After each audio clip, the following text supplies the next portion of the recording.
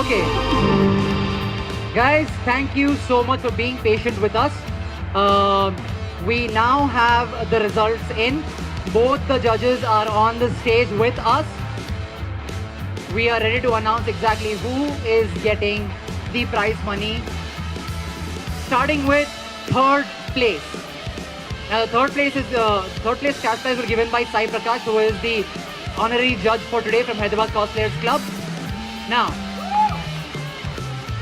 the winner for third place, and I'm actually kind of proud to announce this, is Sid Razvi, cosplaying as Clive from Final Fantasy 16. Woo!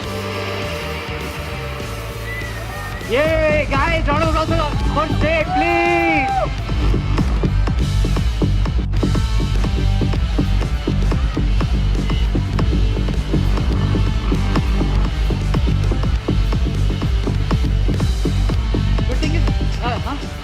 Good thing is I actually get a share of this prize money. I'll share it with you. Okay, fine. I'll share it with you too. Okay, great. Thank you so much, Sid. Okay.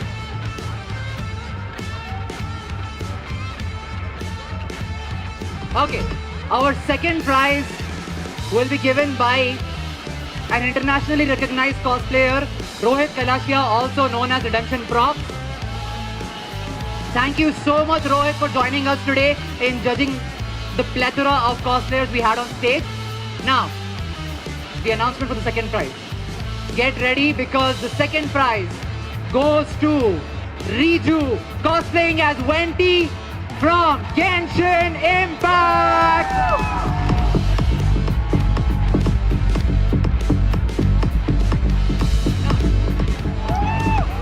Guys, round of applause for Riju!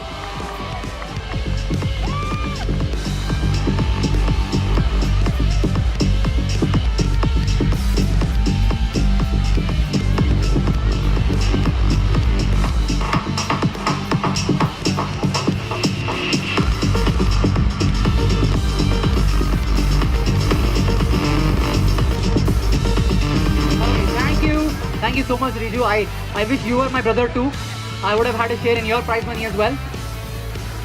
Okay, first of all, I'd like to call upon stage Tejaswini, please,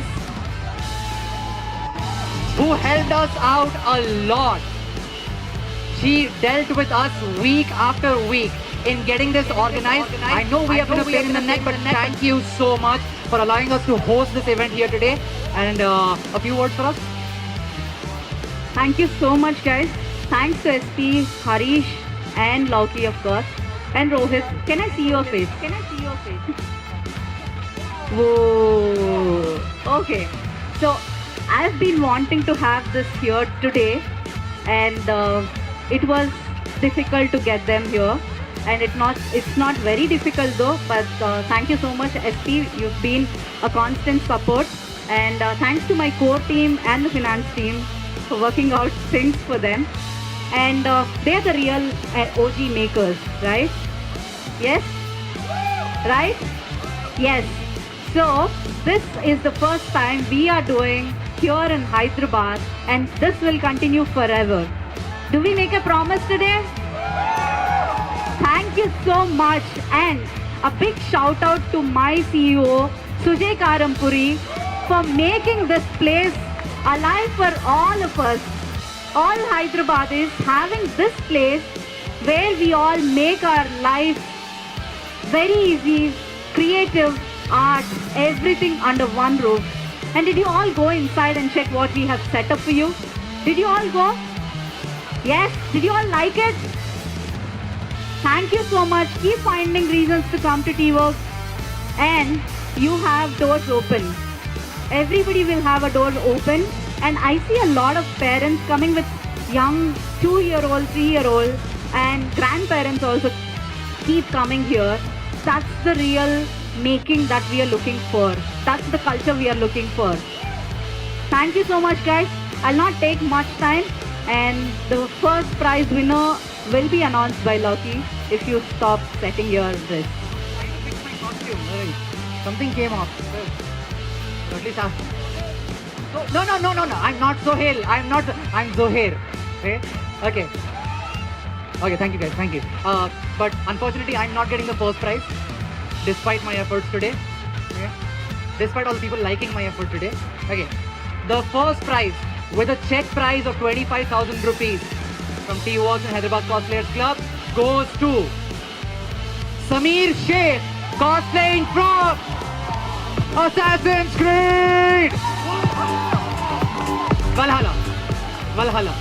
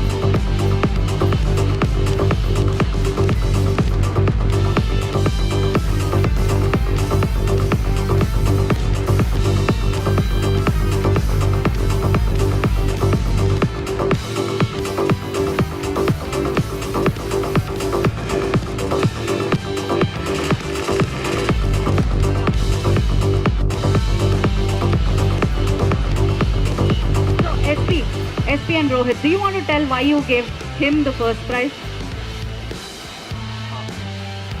So do you, Rohit, do you want to take this one? I think I will let him because he has international prominence. So I would rather let him tell why we chose Sameer as the first place winner. Okay, so Sameer, as our host already said, that he's one of the veterans in the community in cosplay, and I've been following this particular costume that he's been working on for many months in past months. And this cosplay doesn't just show like one skill, not just sewing, not just props, not just leather, but it has like everything. He's been putting so much passion into it for so long. There's engravings, there's leather work, there's stitching, and there's so much inner garment that he's made that you guys cannot even see.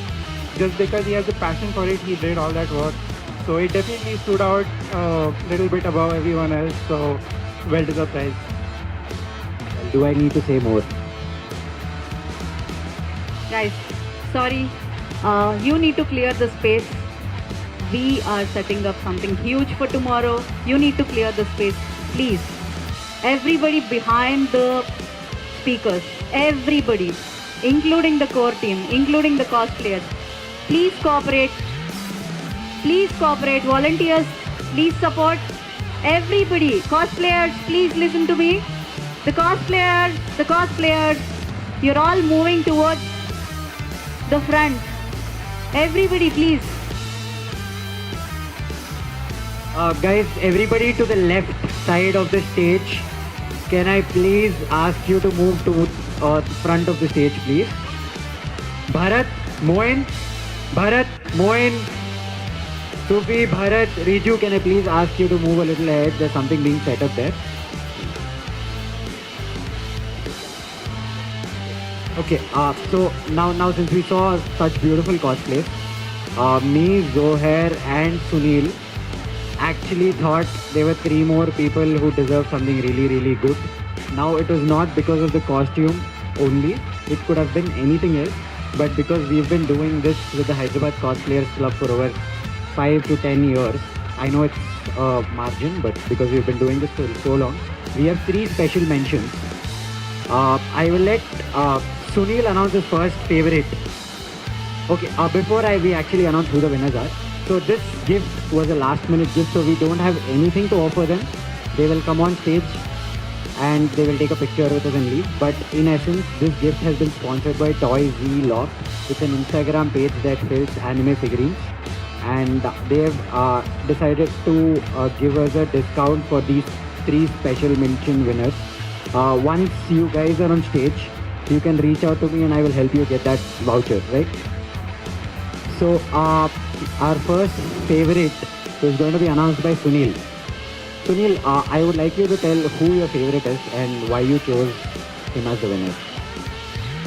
It would be Gautam, who made the Chainsaw Man cosplay. Can I have Gautam? I mean, so see, he completed his cosplay within very few days, right? And it's very accurate also. That's one of the reason, and you know, he made it pretty accurate, and also it done those poses which is from the anime. So that's the reason I've chose his cosplay.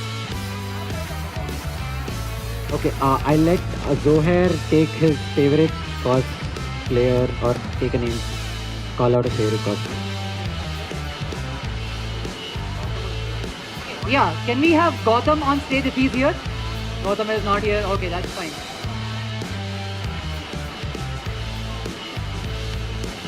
Okay, guys. So I'm gonna pick one favorite cosplayer out of all the cosplayers today because सारे पुट्टा पुट्टियाँ पिघल गए. Okay, I know that for sure. So if they're here, I'd like to call Komal on stage, who cosplayed as Boa Hancock. Okay, वो भी नहीं है यहाँ पे, ठीक है. Now you also know. Okay, while my favorite was the little kid who was Moana, I had my heart melt and I know this voucher won't work for her, so we'll find something else for her. But my favorite goes to, oh, is the Moana here? Hi, she's my favorite cosplayer. Can I have her on stage, please? With the parents, of course.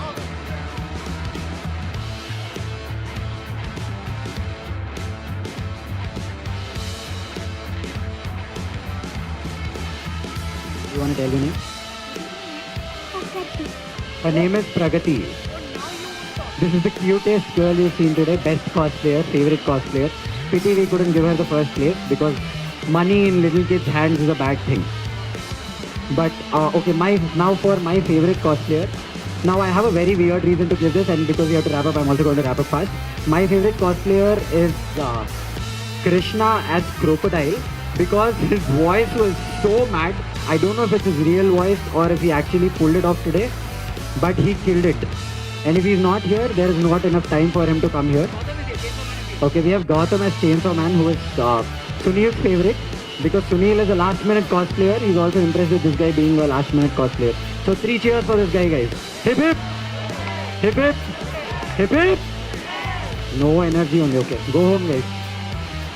Nobody else is here. Okay, these are your favorites. Only one favorite. The other two are inside. We'll give them the prize later. And may I have TJ on stage? Because I think we also... Okay, while TJ is here, I think one shout out to Hyderabad Cosplayers Club. Especially Sunil and Zohair for putting up with me the last 3 weeks. Me being behind their lives. Bhai ye kar do, bhai wo kar do. Please get this done. Please get that done. Then again me following up with TJ. Like... hell, I called her 3 times every day and she never got my call. I never got her call back and this was never ending, right? Special mention to TJ, and I think I have to give a shout out to Harish, who actually called me over, got in touch, and okay, so my favorite cosplayer also here. Always the wrong timing Crocodile.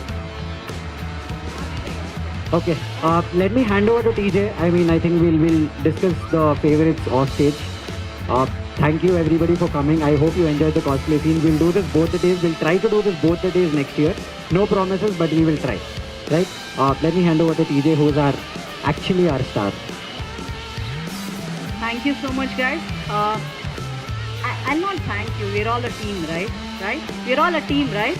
The whole Hyderabad makers are here today, and we are all a team, and we'll continue to do such activities.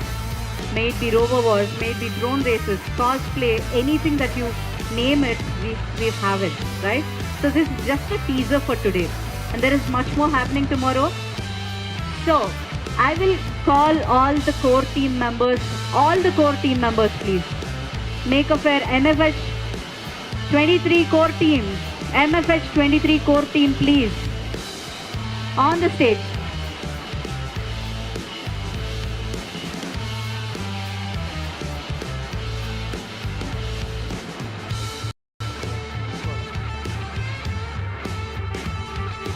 Core team! The core team is really big. The stage isn't enough maybe. Alright guys.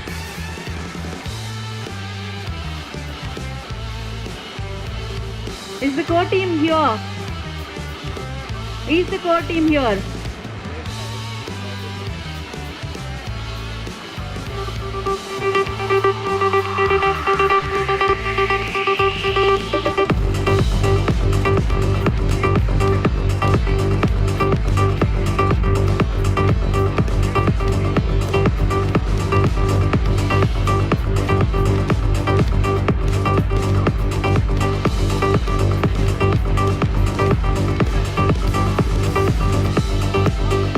Alright guys, so the core team is here. Ashwini, you're part of the team. Urja, Padmini, Meera, Veera, Anand, Shanavas.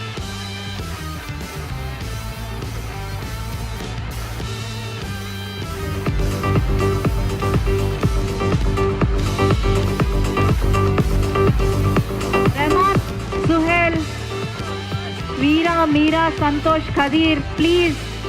I don't want to take names because we are all a team. You know you are the part of core team. If you're not here today, we are just insulting ourselves because we have put so much of effort, a lot of sleepless nights, a lot of fighting, and it's not easy to pull such a huge community event. And guys, yes, I see that Sujay is also here. I really wish if Sujay is here, please come over. Sujay, if you are here, please come over. So, alright guys, hip hip! Hip hip! The core team rocks! MFH 23. We will continue to do these kind of activities, not maybe MFH, but a lot of activities MFH will happen every year guys. It's a promise. Okay, one picture please.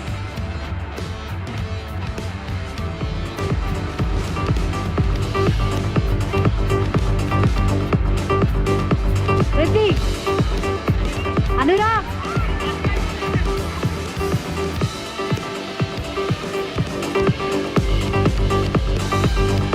Is Kreya around? Kreya?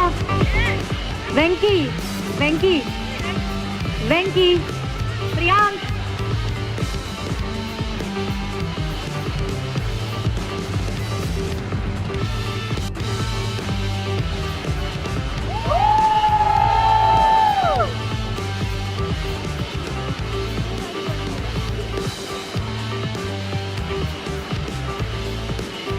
So beautiful, so elegant, just looking like a wow. Looking like a wow. Looking like a wow. Looking like a wow. Looking like a wow. अरे लड़की beautiful कर गई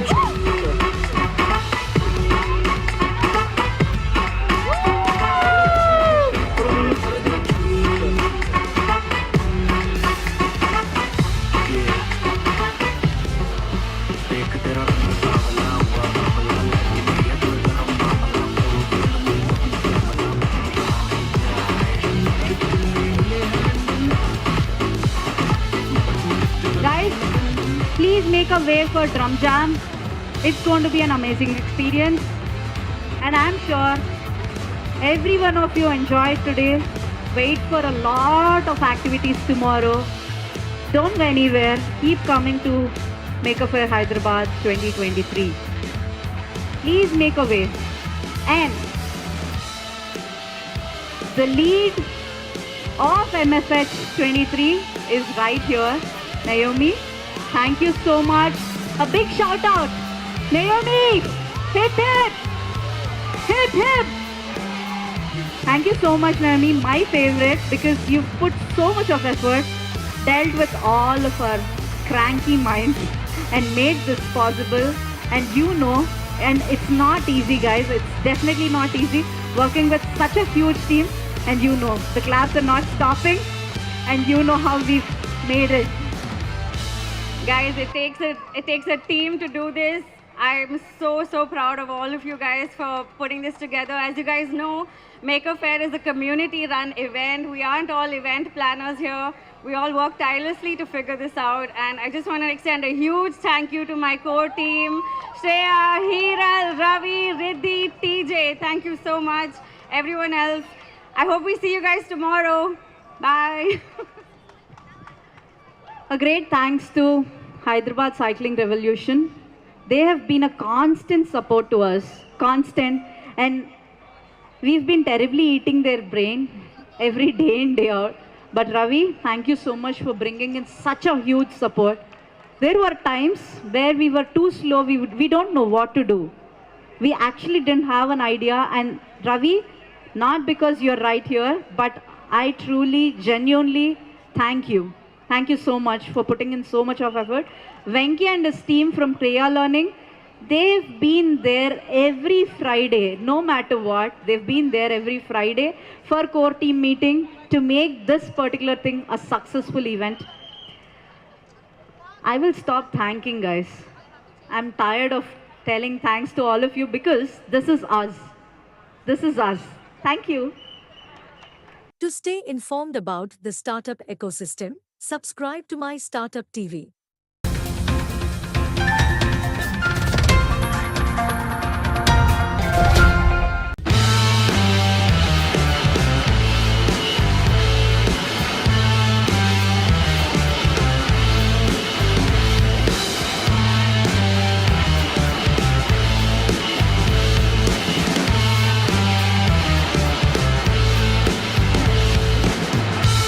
Dinesh, what is going to happen here? Can you explain to the audience who is assembled here? Hello, we are organizing an indoor drone race.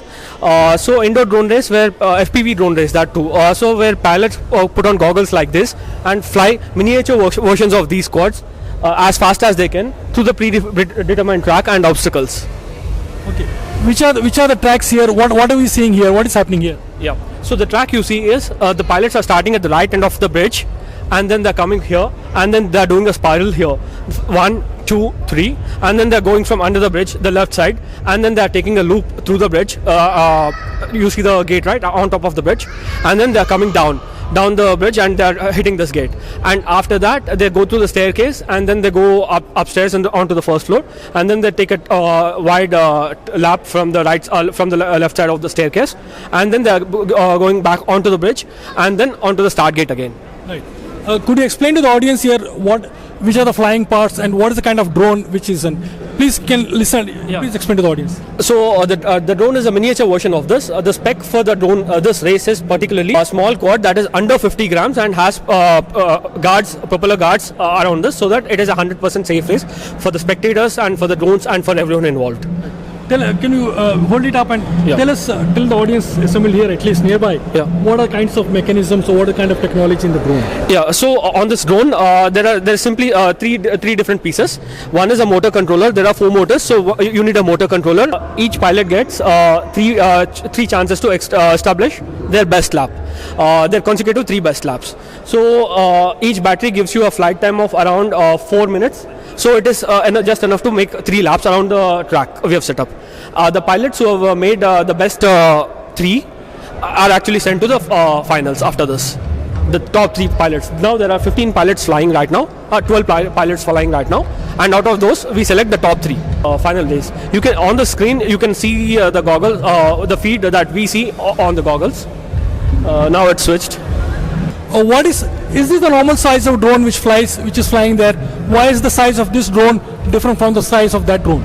So we wanted to organize an indoor drone. This is a much more powerful quad. The power of it is it can go from 0 to 200 in under 2 seconds kind of speed. So that is the level of speed you are looking at. And as you can see, that is a very little quad, and that's a tiny little quad, and it doesn't harm anyone, even if it directly runs into someone. Are the pilots having fun here? Yes, as you can see, the pilots are actually trying to do little maneuvers, like dive from the top to bottom and like do flips and rolls and stuff. So even the pilots are having fun along with whoever is watching. So what are different kinds of maneuvers which drones have? Do they fly just vertically or horizontally, or the different kind of maneuvers which they usually accomplish? They fly any way you want in the 3D space. So the basic maneuvers is like pitch, as in pitch forward, roll, yaw. These three. So you can do any moves like this, anything. There's a whole sport that is just for the types of maneuvers people can do. Maneuvers as in fly through those gaps. You see the gaps between those railings, right? Fly through those gaps. Fly, do loops through these things. Do a splitters. There's an entire sport for just the maneuvers, the kind of maneuver. But to fly through those areas, the drones need to be vertical. Like Yes, they have they have to be totally vertical, and they have to not hit any of those items. It depends on the pilot skill and the move they are trying to make. If I'm trying to hit a narrow gap of this high, even if it is slow, it's still fun for me. But like but there are some pilots who can actually take a loop from that. They time it with such a precision that from the loop from that they'll directly go from there, and they can do multiple loops like that. And at what speed will they be traveling when they're crossing those small gaps? They are free falling. No, so it's like 40-50 kilometers or something like that. Right. And normally, what is the speed at which the drones which are being shown here, what speed they're flying at? Is this normal speed at which they fly in competitive racing, or they can race it at any speed within the premises and the kind of hurdles it is allowed? So it is a spec race. So these quads are going at 40 to 50 kilometers per hour maximum, and that is because like their battery is limited, their weight is limited, etc. These ones they go at like 200 kilometers per hour if you are going.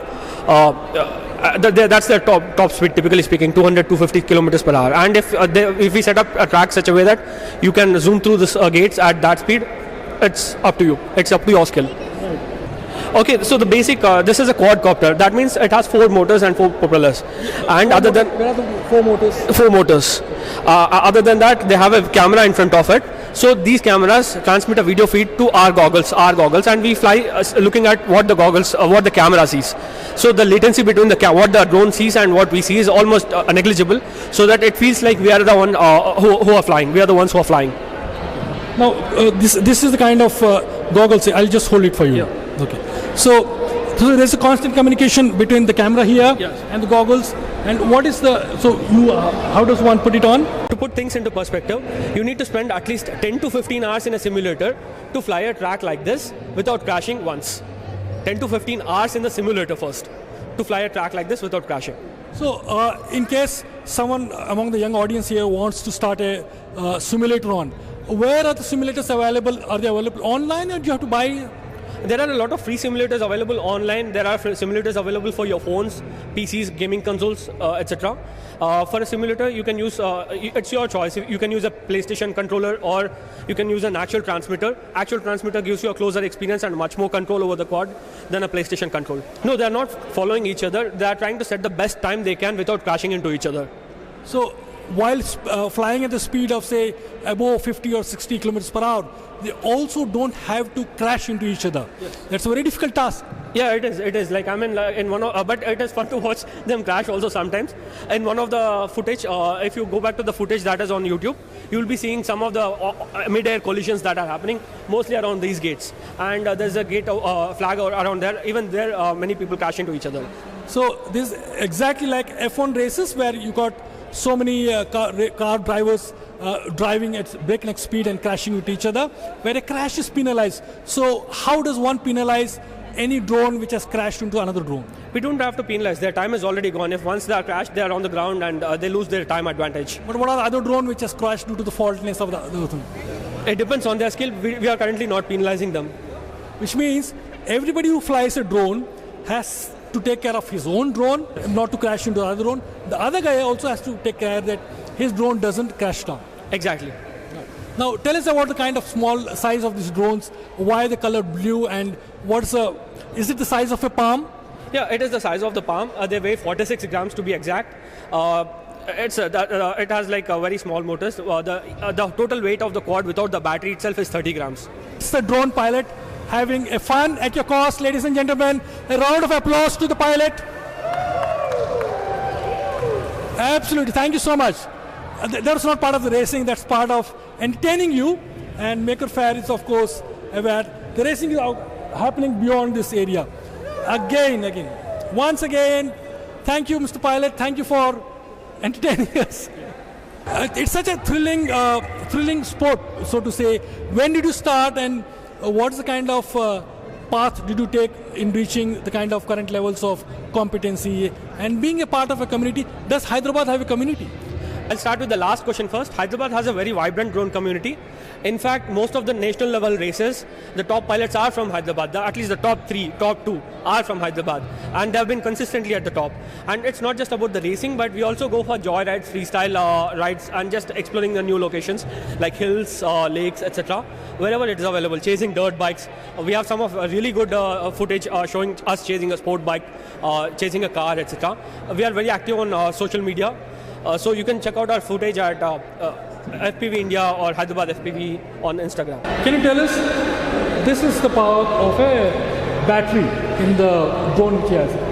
Where is this battery from? How much power does this battery have so that you can fly a drone at such speed and also deliver camera output? This battery is rated at 450 mAh.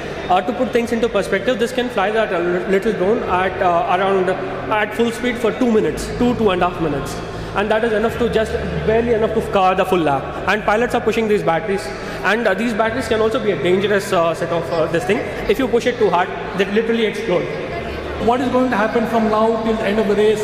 What stage are we in, and what can the audience assembled here look forward to, either here or on the big screens outside? We are at the semi-finals right now. That means we were 22 pilots, out of which we selected the fastest 12 pilots. They will be trying to set their best time in the semi-finals, out of which 3 pilots will go to the finals. In the finals, it is a different thing. In the finals, a person has to win two races to win the race. How many more rounds are pending then?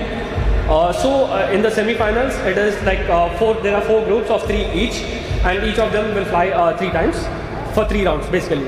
So that is a 40-minute semi-finals, and then the finals typically last for 15 to 20 minutes. Thank you, Dinesh, so much. To stay informed about the startup ecosystem, subscribe to My Startup TV.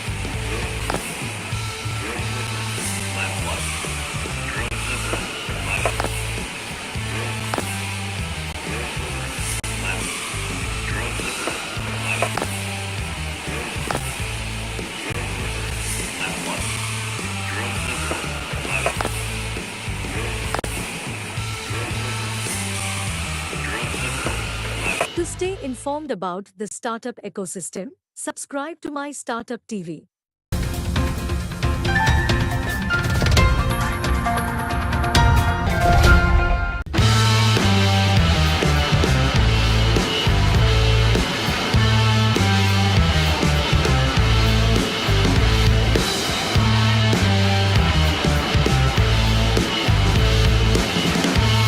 and welcome back. With us is a celebrity from Tollywood. Hello and welcome. What brings you here? Hi everybody, this is Kiriti Damaraju. I hope everybody is doing fantastic. Inspiration everywhere, in that too my city, my culture, my people.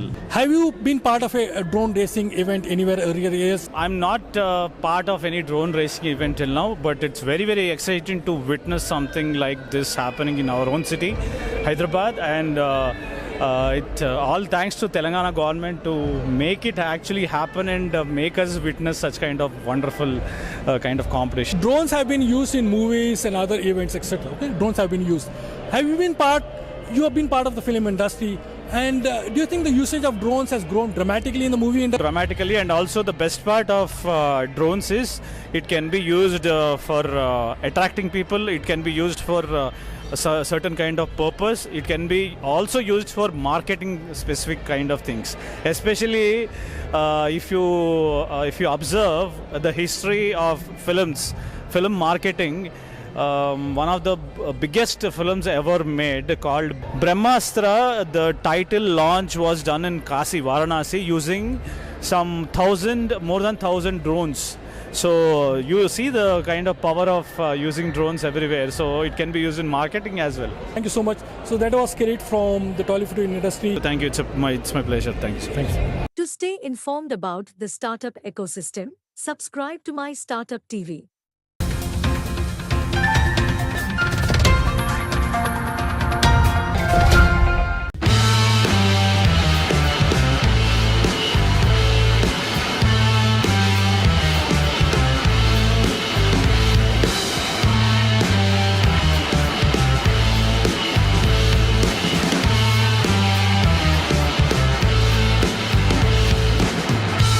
Hello and welcome back to Maker Fair Day 2 in Hyderabad at the Tea Works in Hyderabad. With us is a group of is a family from South Korea who have lived here in Hyderabad for 2 years. And let's speak to Sujin's family. Sujin has been with her son and daughter. They arrived this morning. They participated in a competition in an experience zone, and they are learning new things. Let's find out what's happening. Hi Sujin. Hi, hello. So what brings you here? How did you learn about Maker Fair? In Hyderabad, when I come here during the 2 years, I didn't come this exhibition. It's not here, but I enjoyed this. Yes, this time. Thank you so much. And what did Soo-hyung and your daughter participate in? 3D printed, they like it. Yes, they make their surface not 2D, it's 3D. Yeah, enjoy. Soo-hyung, what did you like about 3D printing and how did it go? It went very well. I liked it. I liked it pretty much. I made things that I liked, such as animals, some characters. Right. Yeah. What did you create in the 3D print? Did you actually work on the machine? We worked on a thing called a 3D pen. It's a pen. It's a pen that injects a material that has been melted through the pen, and we can draw with it on a special kind of paper called sandpaper. We draw on it.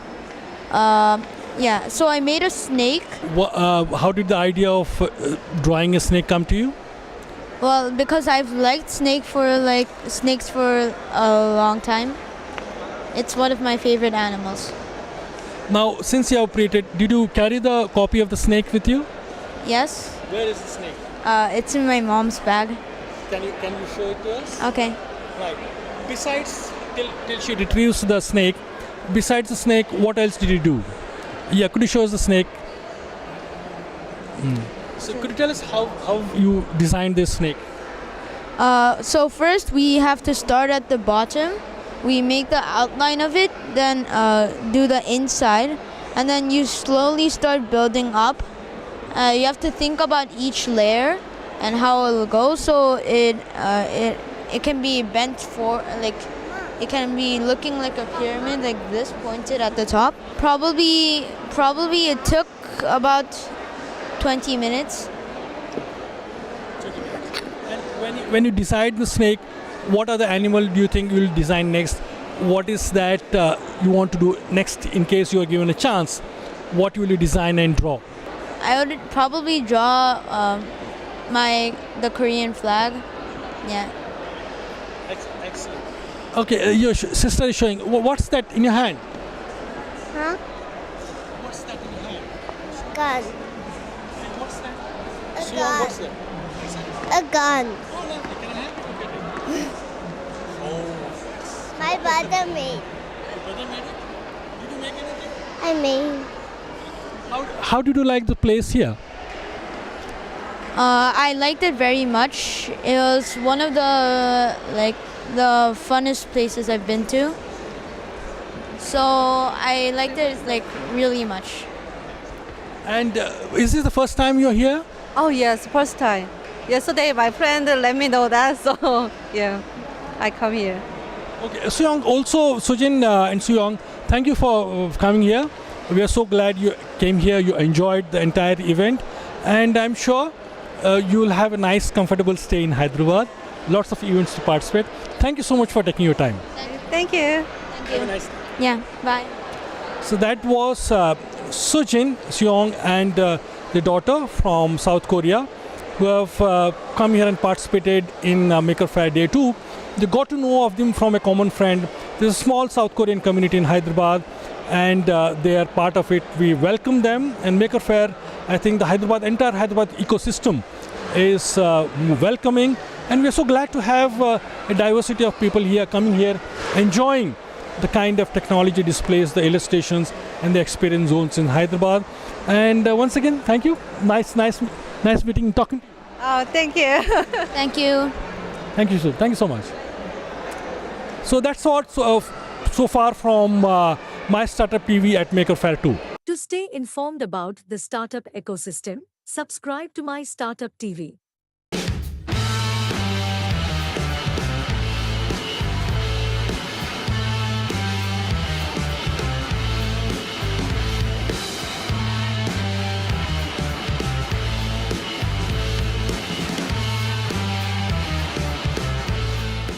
So basically Maker Faire is a global celebration of creativity, technology and the maker culture. If you're making something or innovating something, you're already a maker. You can be creative at any age because like he said, there's a huge variety. You have 8th graders, you have people over the age of 60 attending it. Inspiring the young generation, anybody from 8 to 80 years, they can come, they can learn and be successful. For any startup that wants to create a product, they can come to us, we will help them. We have all the advanced machines. Send us a request online at tworks.in.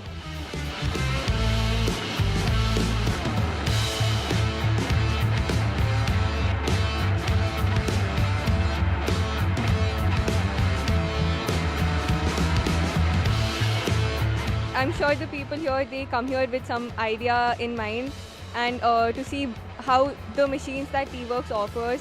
No, it's not just the robotics. Basically, we encourage everybody to create things that at a young age, how to make something, how to add some electronics to it, how to program. We promote MSMEs across the various sectors. We have been invited to participate in this show. Very much astonishing that so many young youth, unemployed students all are here. There are more than 150 stalls which covers 45 startups, 15 to 20 MSMEs and other existing industries. Today we got an opportunity to visit this T-Work. It's a very excellent and built very nicely for the benefit of the young student and child who are visit here. They get some information and basic technology they can develop here.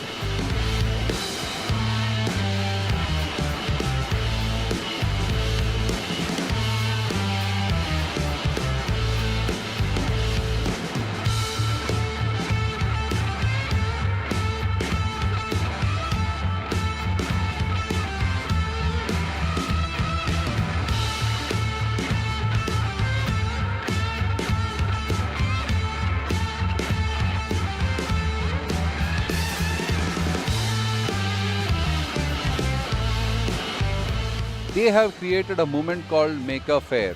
So there is a Make magazine also and Make entity. They create a philosophy of getting the makers, innovators, startups, everybody together to celebrate the culture of making to Hyderabad in 2018 and 2019 from all over the world.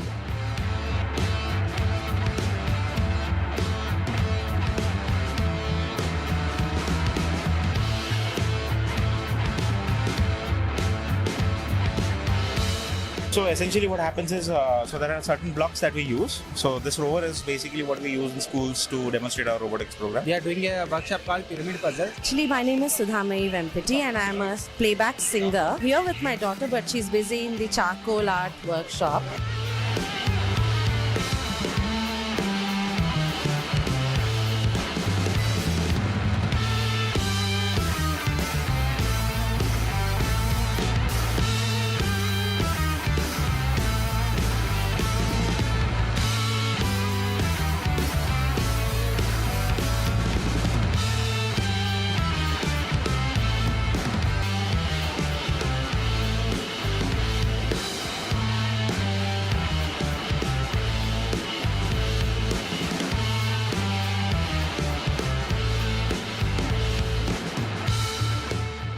Rhythm is the first element of music and you all are 50% musicians.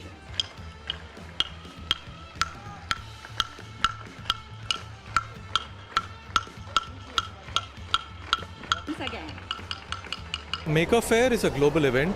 It happens across the world in Tokyo, Shenzhen, Shanghai, Paris, Rome, and all over the United States. We started in 2018.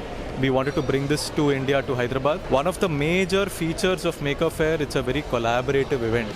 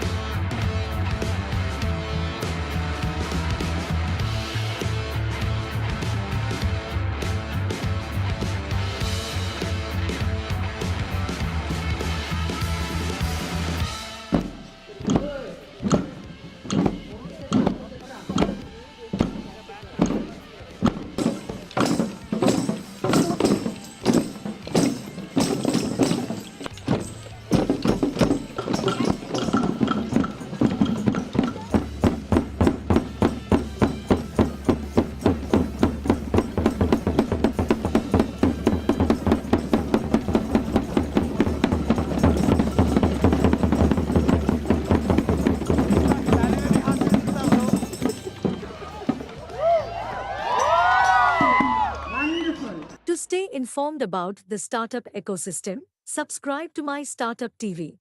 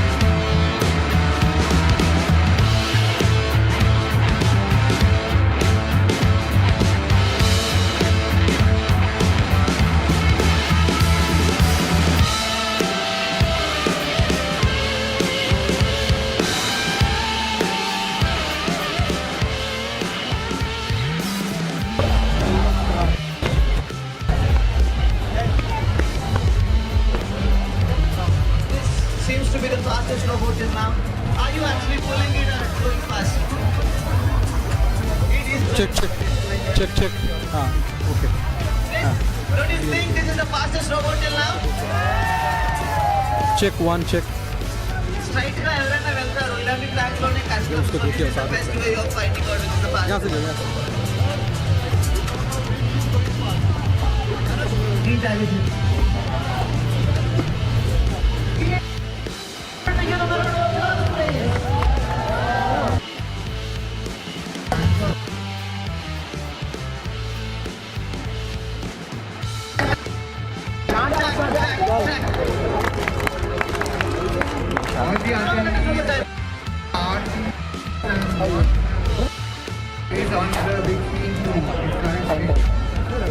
When you're speaking, you just hold this also closely along with the mouth. Both audio. School has recorded 1 minute 28 Okay. DPS. Yes.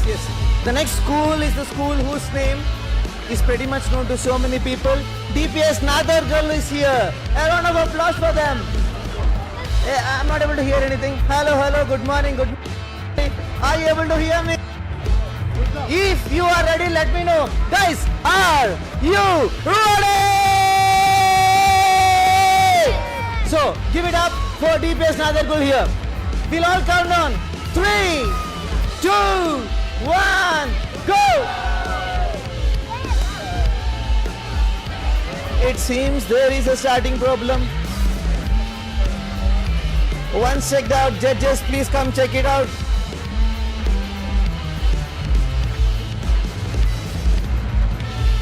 Meanwhile, while it is happening, do any one of you have any comments for what's happening here? Battery, there was a battery problem. Any other maker here who wants to say something? Wire problem, okay. Remember, you are in a place called T-Works where all the makers are there. And this is maker, you have to think. Any other thoughts why it is not moving ahead? Oh, it's working. You okay to restart?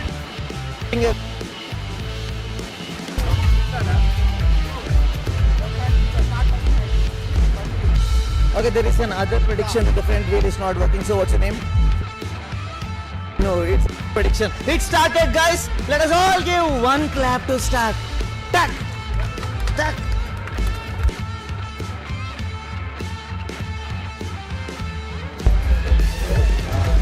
Dear judges, please help us to understand what's going on.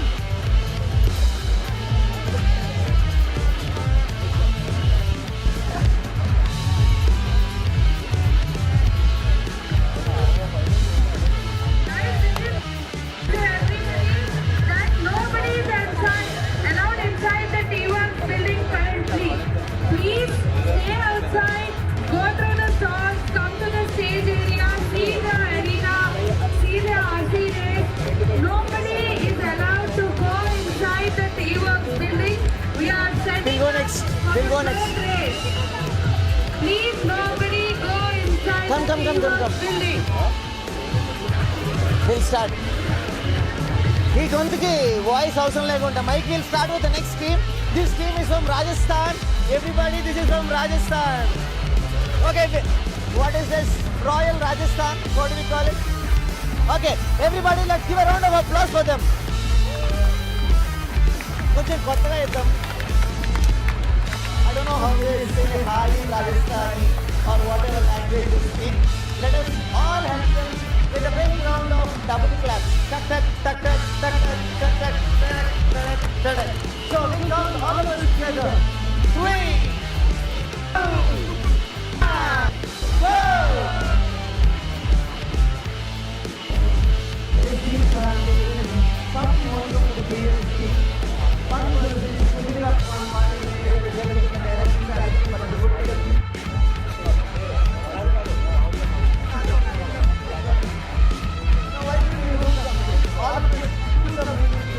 Along with that, so that they begin full.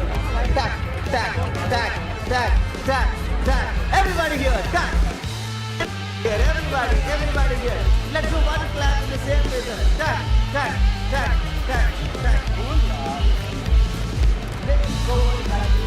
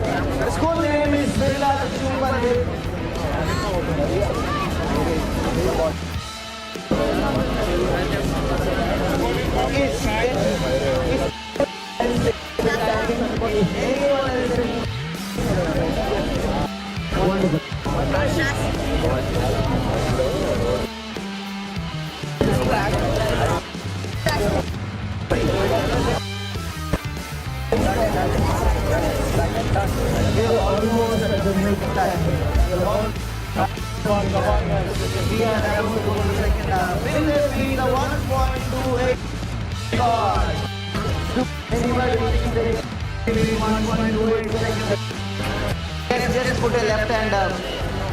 Ah, yes.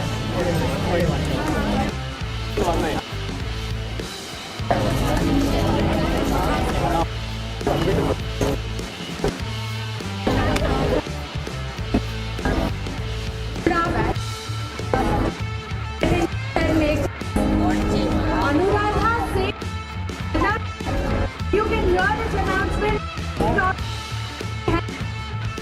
Your husband's looking for you, ma'am. Yes, they can just not a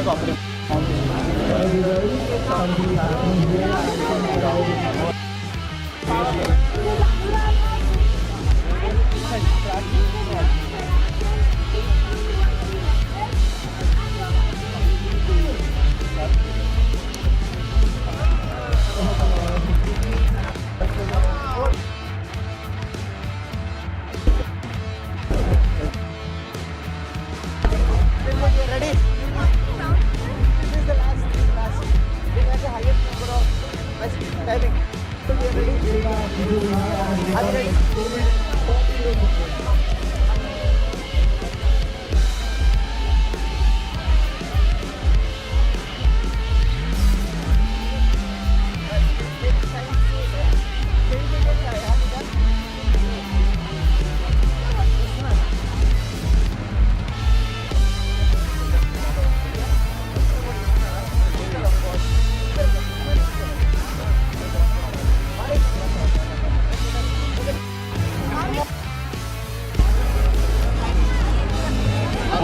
Are you ready? This time is to announce, as I told so many other bots, these guys are actual assassins of other bots. Let's see if they can actually race as fast as they have killed someone else. Introducing St. Peter's School team. I don't know applause for it. I'm not going to hear it. I'm not going to hear it applause. These are the things that I have ever. St. Peter's.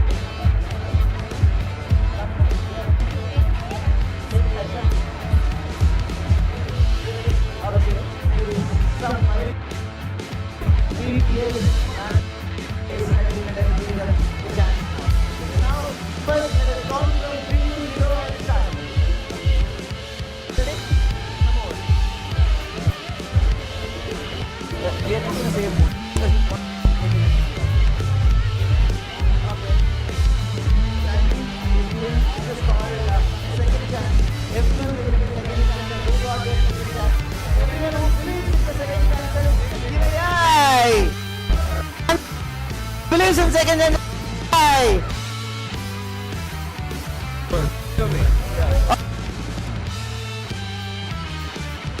go.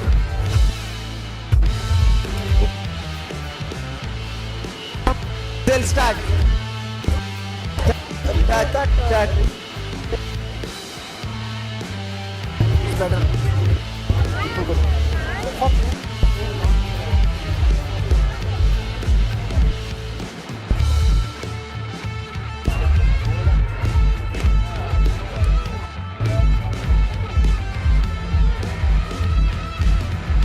Last round kada.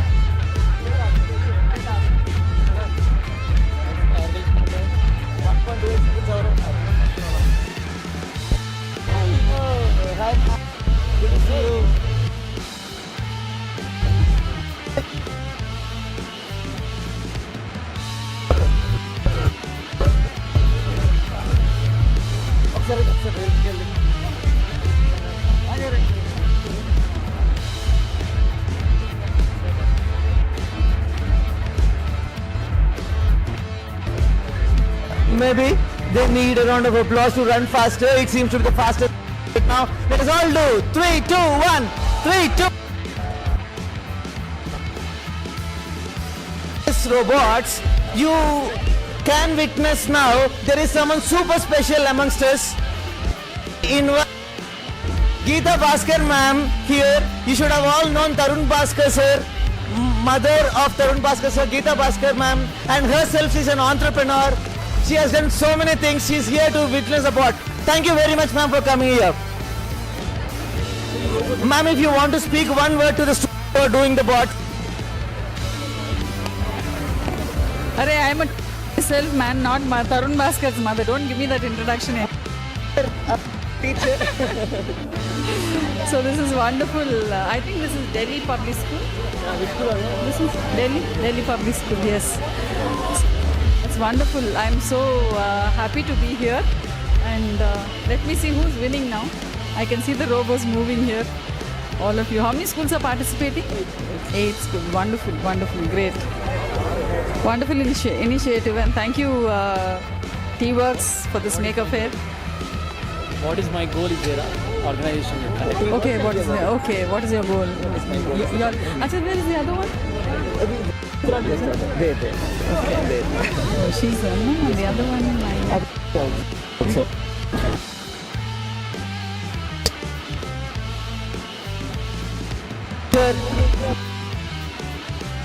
Give a round of applause to the robot who is running across. They are trying their best. It is pretty much like what we do. Best to win, trying their best. Why don't we all of us give a round of applause for them? 3, 2, 1. 3, 2, 1. 3, 1. We're at the end. We love. Okay.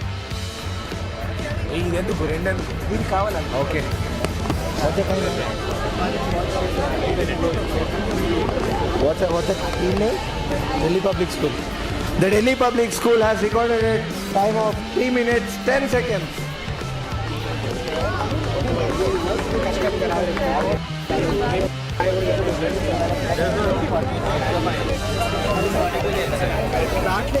Guys, please take your phone.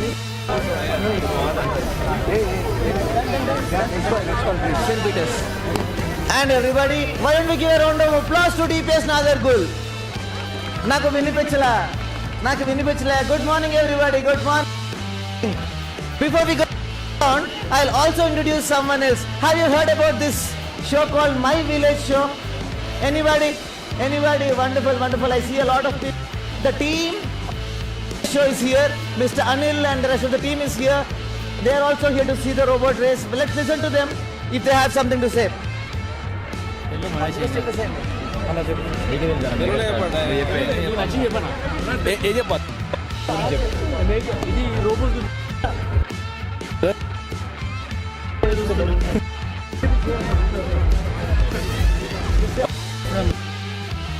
చలో అందరికీ all the best. దీని నుంచి మీరు నేర్చుకొని తర్వాత మళ్ళీ మీరు అందరూ కూడా ప్రదర్శించాలి. ఇక్కడ చిన్నపిల్లలు చూస్తున్నారు అందరూ స్క్రీన్ మీద మీరే వీళ్ళు ఎట్లా ఉన్నారో చేస్తారని కొత్తగా ఇన్వెన్షన్ చేయాలి.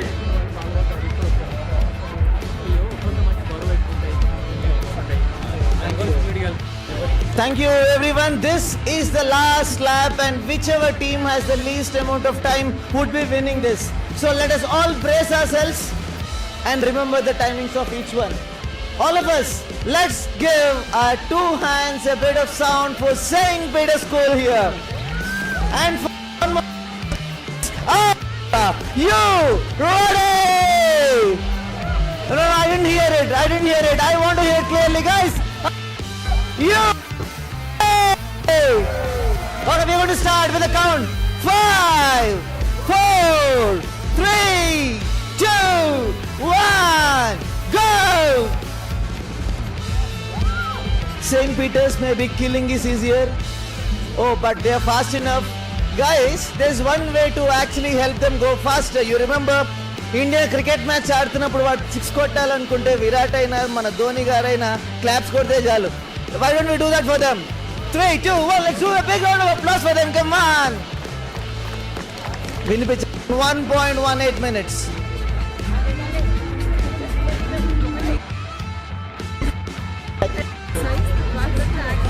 If it touches the track, minus 2 points.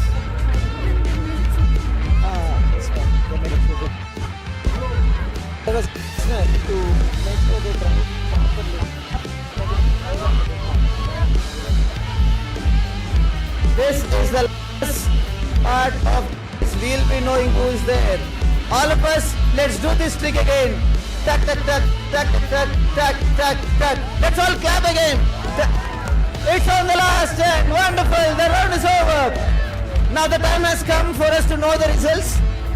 Once we'll give a round of applause for our teacher Geeta Bhaskar ma'am. All of us together. 3, 2, 1. A round of applause for ma'am, please. Thank you very much, ma'am, for coming. And to the team of My Village Show. A round of applause for them, please. Thank you. The time has come for the results here. Oh, you have one more board. Tappul chestunta. Yeah? We have to tell the timing for this. We'll tell the timing once.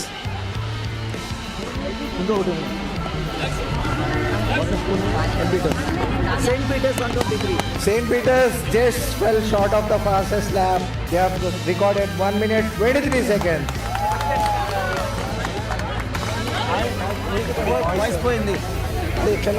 The last team, again announcement, the last team is Time School here.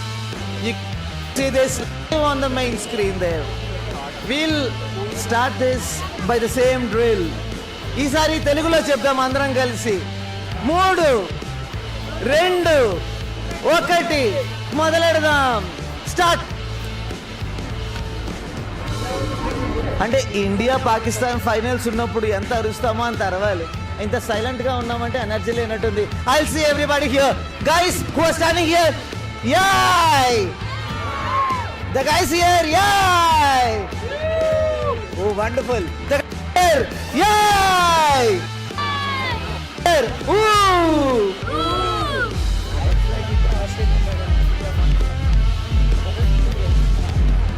Okay, this is actually an India final.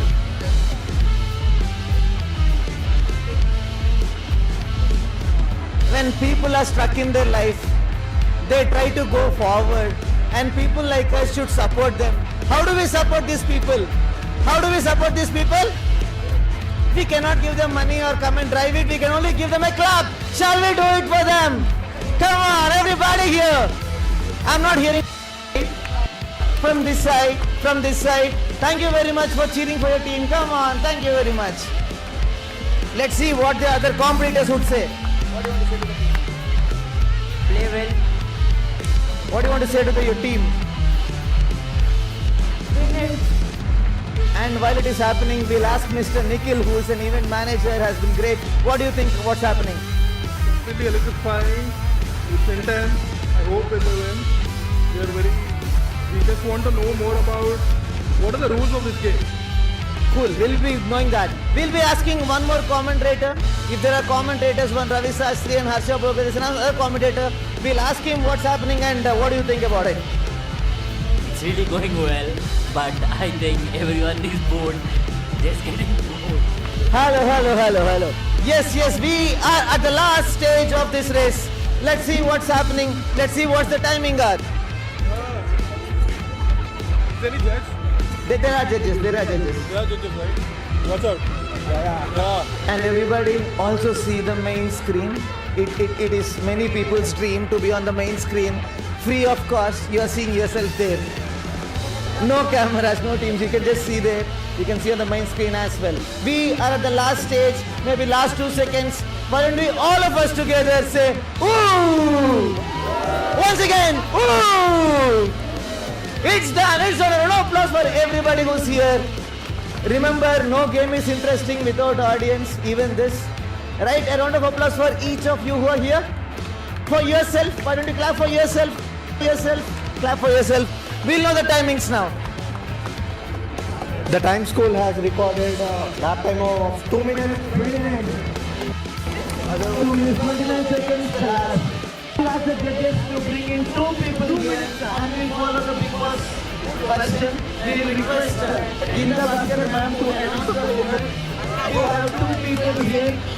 Ma'am in green because ma'am is a teacher. She will be acting Nagarjuna side, holding two people like this and announcing the winner. Are you ready for that? Request Ginda Bhaskar ma'am to come and we request the judges to help ma'am. Two finalists, the best teams are the best public school and 10 meters. While the two teams are here, public school and 10 meters, who are rooting for their experience, give me a yay! Who are rooting for 10 meters, give me a woo! Okay, nice, here.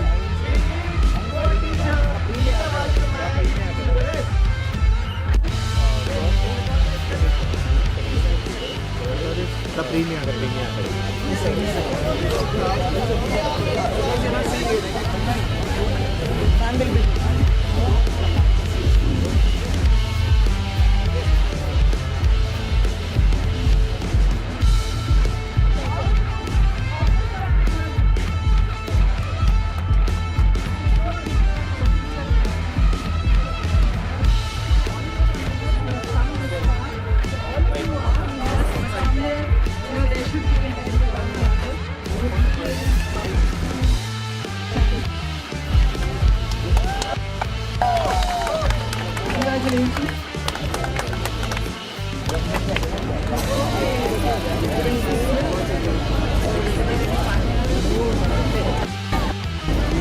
Second goes to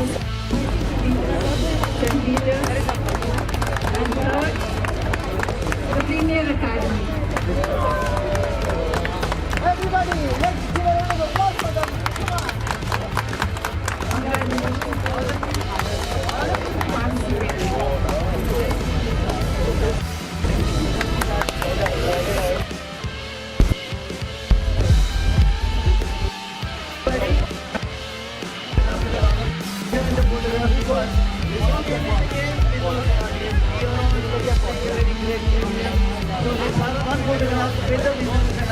All of us let's celebrate us together.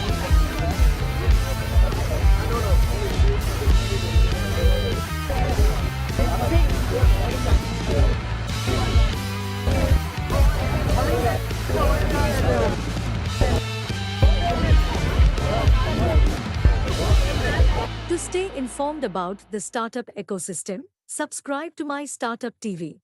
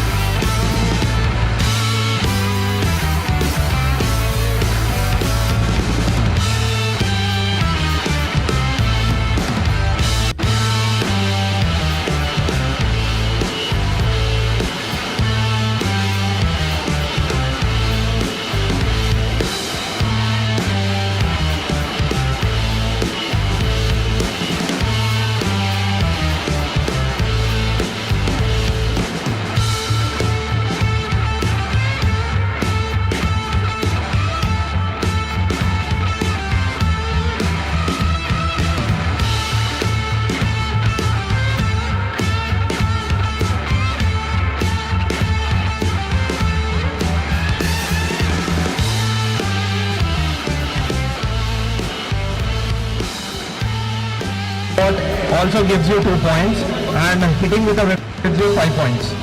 You can't cut another team's wiring, which will lead to disqualification directly. And if you immobilize the team, other team, you will be winning for 20 seconds. You will be winning the. Yeah, and.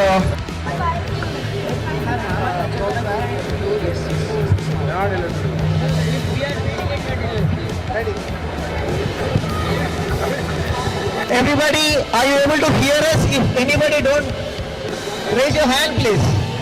Everyone able to hear us? Someone in second floor, please say hi. You able to hear? Able to hear?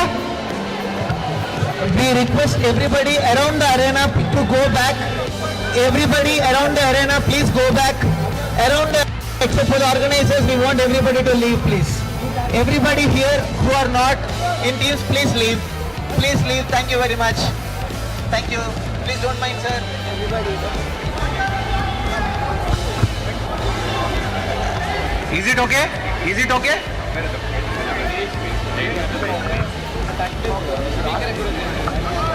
Everybody here, please kindly move. Okay. Everybody on the side. Yeah, move the speaker. Except for the players, we want everybody to leave here, please. Everybody except for the players, please leave. We request everybody to leave here. Thank you very much. Thank you very much. Even that side, please leave. Okay, quick announcement. People who are not able to view, you can go to the second floor through the fire exit. There's quite a lot of space there. Those who are not able to view to the sides, you can go upstairs, second floor.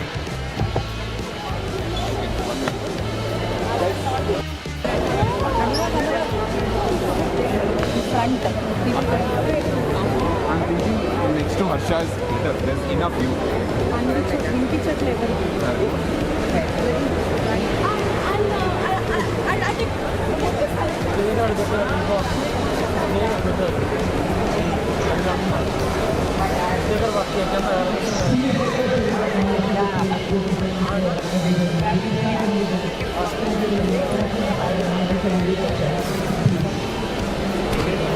Safety.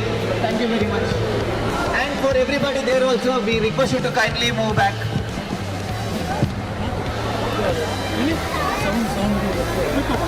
Check, check, check, check, check.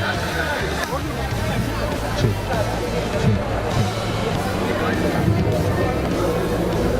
Okay. Whenever we announce, come in the center, say hi. Tell your names. Guys, let us all start this robo war with a countdown. We'll first do the introductions of each of their teams, and all of you know the rules, but we'll repeat the rules. You'll know the names of the person, you can root for them. Root for one team. Root for one team. Right? Team number 1, give a round of applause. Even more? Myself Rishikesh, and I belong to St. Peter's High School.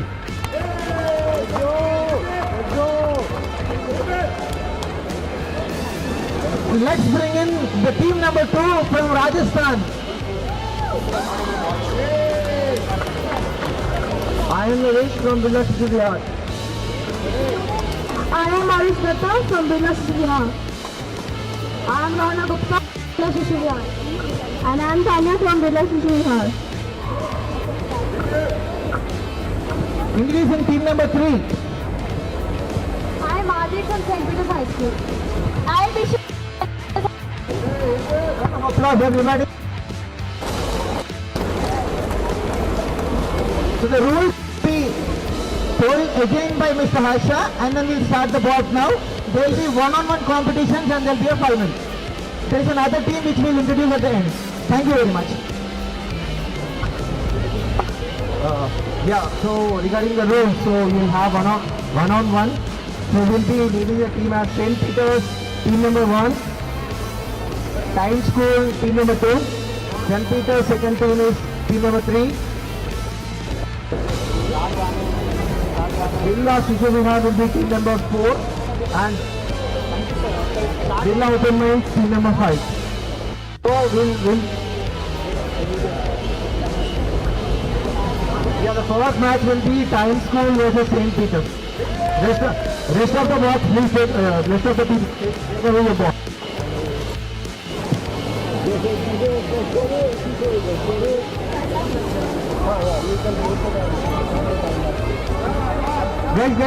Guys. Yeah, please go to other side. Rest of the people, please move on. Take away your box,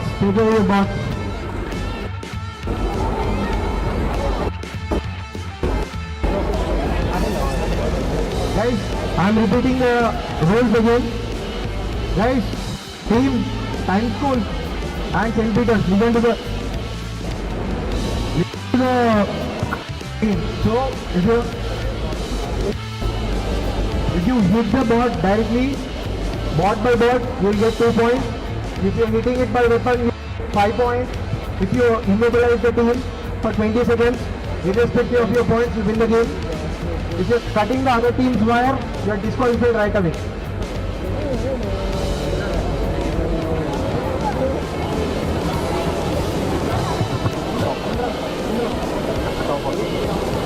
So,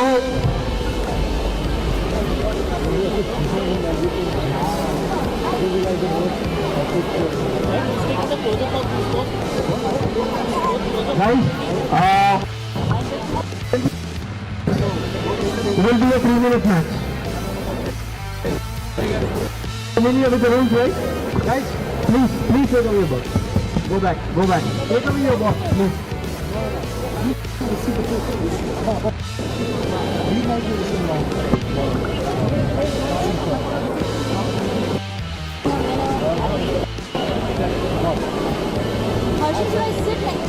Guys, are you ready? Yes? Are you ready? Let's start. Let's all start with a common countdown. We'll go from 3, 2, 1 and go and then start the race. Ready? All of us together. 3, 2, 1. Go!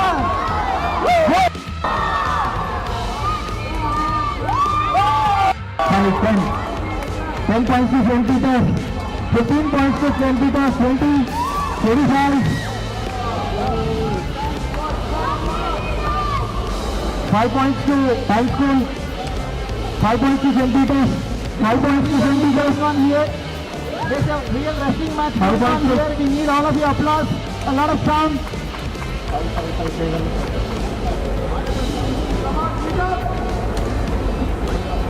Come on, the timer. 20, 19. You want. Another 5. Come on. Count down it. You have 20 seconds to go. Time School. 20 seconds to come out. 15.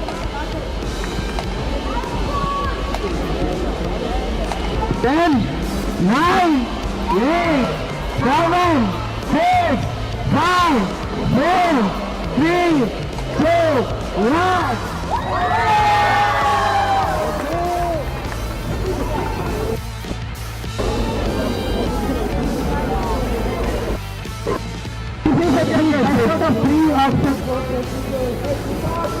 Guys, how did you enjoy this? There's one more, there's 2 more rounds. Guys, how did you enjoy this? If you are enjoying, tell me how to judge. If the judge is less, we'll stop the race. How to judge? Round number 2 now. It will start after you give a big round of applause again.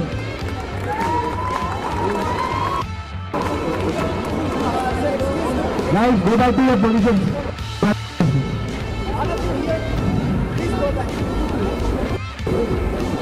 Everybody across here, please go back a bit.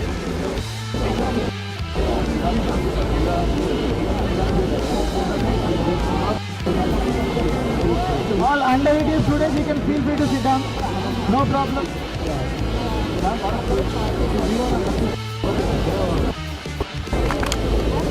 It's very long. India versus Pakistan. Now India versus India. So let's look for both. We'll start again from 3, 2, 1. All We'll count again. 3, 2, 1. Stop. 5 points to St. Peter's. First floor. 12, 15, 20, 25. We'll stop it. Come back, come back. Go back.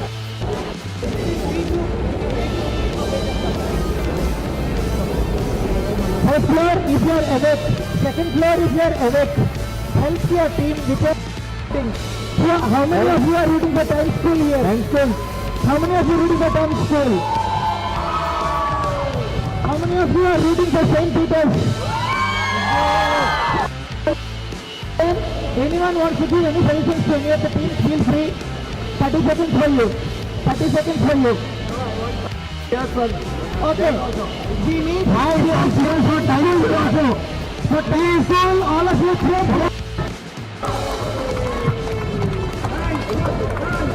Time school. Let's do it for the here St. Peter's School and round of applause for St. Peter's School. Now we will the common count again. 3, 2, 1, 0.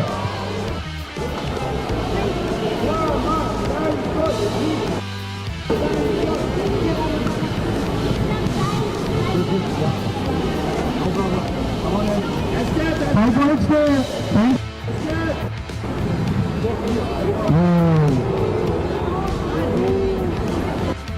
Heavy, blow by St. Peter's School. Normal thing also. Come on. Go.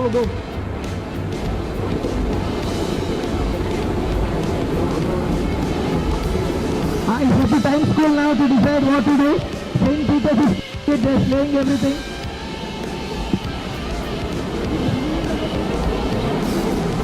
And as per the jury here, the judges, the St. Peter's School has emerged victor because they have both the winners of St. Peter's. A round of applause for everybody. And here we'll also give a round of applause to time school in every. Well played time school. Can you once raise your hands? Everybody here. A big round of applause for time school. Round. Is everybody able to hear me?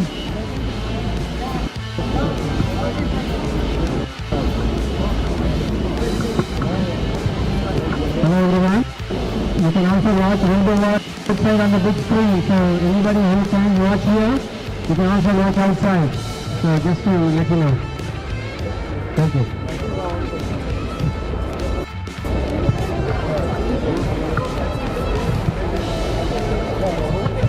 The ceremony where both the teams will be shaking their hands with their boards in the air. And a photographer here, please. Both of you there, please. Both of you.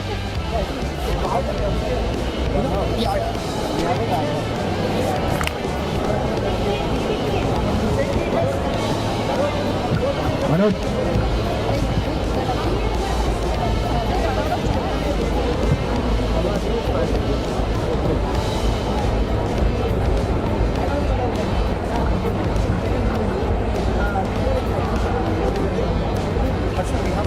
And for everybody, round of applause for both the teams. We'll have a photograph between the teams. Thank you very much. We'll start the next round in the next 5 minutes between the next two schools. They are ready here, but there's an announcement.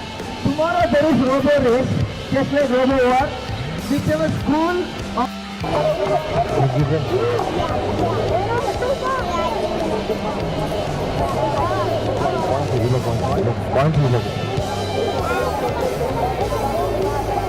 any parliamentary language is definitely encouraged here. You can support your teams here. Parliamentary, please. Guys, stop. There's a pit stop again. The judge, Mr. Harsha, is setting things up. Meanwhile, you can root for your particular teams. Any parliamentary support is completely okay.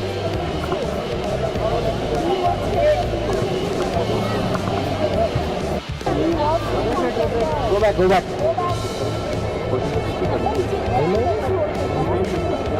Guys, 1 minute and 50 points to St. Peter's. 29 points to Birla Shishuvihar. Come on guys, serious for him.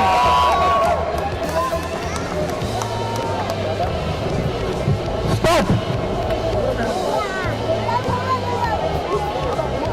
Everybody on the first floor, everybody on the steps. Are you having fun? 11 point, point 5, listen.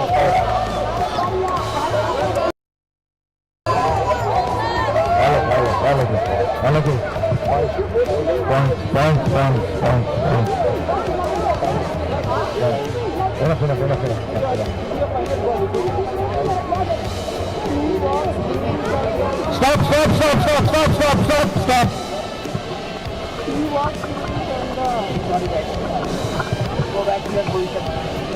We are waiting for the points, Mr. Harsha. We are waiting for the points. For anybody here, we don't know whether you know the rules or not. Can anybody say how many points did St. Peter's get till now? Rayas? 18. How about Birla Shishuvandar? Oh, very good. We'll wait for Mr. Harsha to get the results of the town.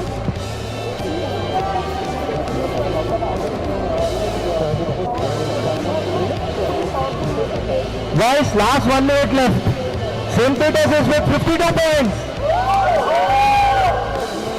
Birla Shishuvihar is with 79 points. Last 1 minute. Start. 2 points, 5 points. This is the last 50 seconds here. You can address your teams. 5. Stop.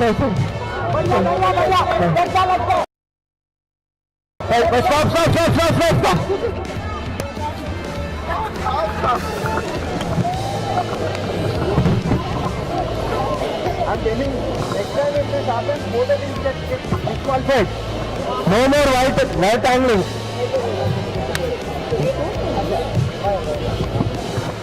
This is the last warning to both the teams. If you're doing this again, both the teams get disqualified. No white angling. Before we start, everybody, let's give a round of applause for both the teams, please. Last 30 seconds. Start. 5. 1, 2, 3, 4, 5, 6, 7, 8, 9.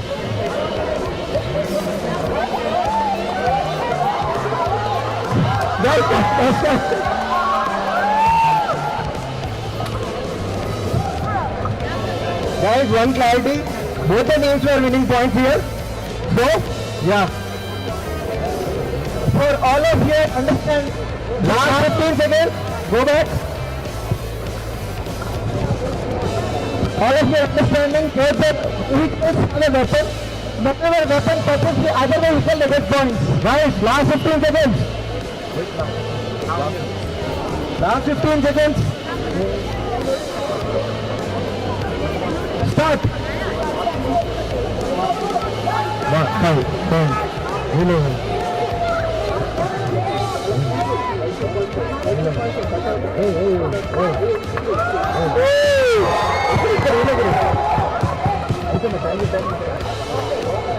Stop. You're done. Give us 2 minutes to clear the ball. Okay.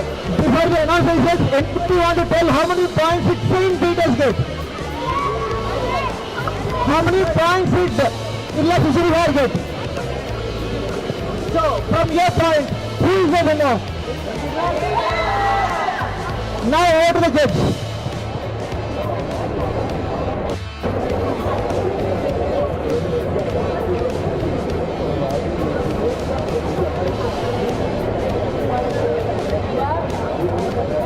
Guys, St. Peter's 204 points.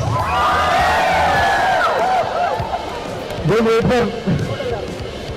It's time for a photograph with players. We haven't announced the result. Okay. What?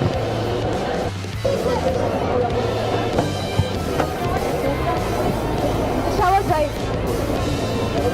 Shower guide.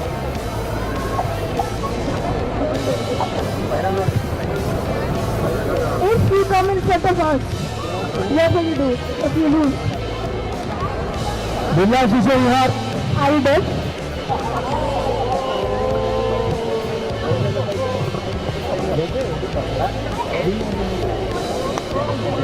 So I'm not going to tell a point. And the winners are St. Peter's.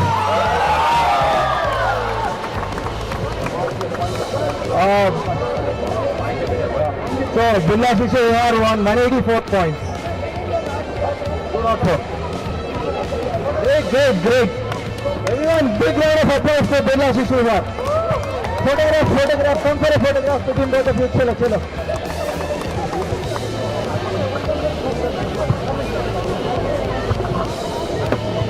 Another announcement, we are going to have a semi-finals in the next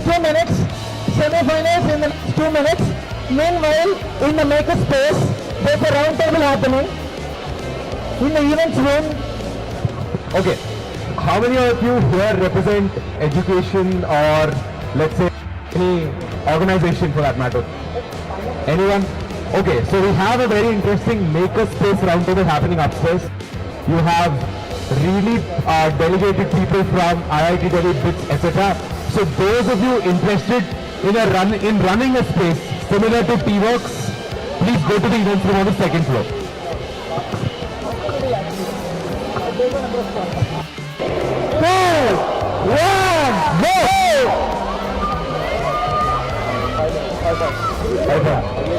That's 3 points.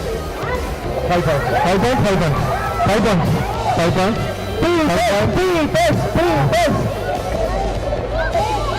Bring it up. I will do.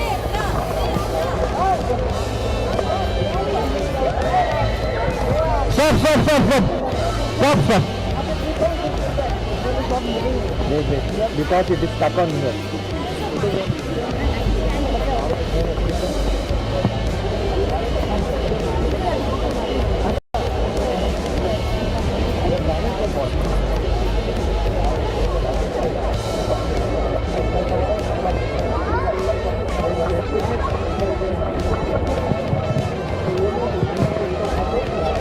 Guys, go back to your position. Come on. Guys, stop. 5, 10, 15, 20, 25. Guys, stop.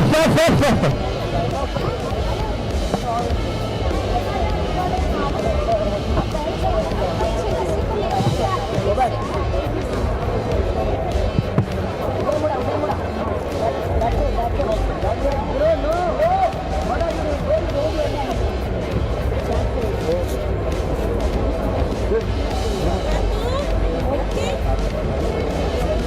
Yeah, come on folks, let's pick our sides. It's already semi-finals.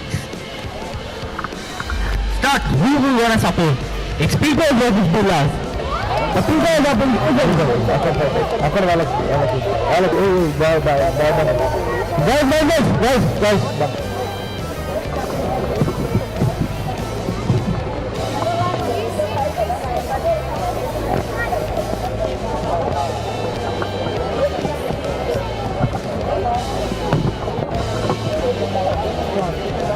Everyone, आप लोग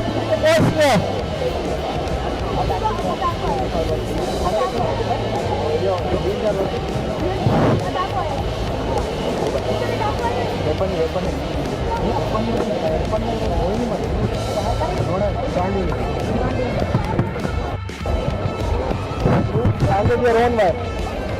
Just handle your own man. You don't need to touch your weapon. Yeah, that's all. Go back. Guys, it's half. Like 2.5 minutes in the semi-final, and we have.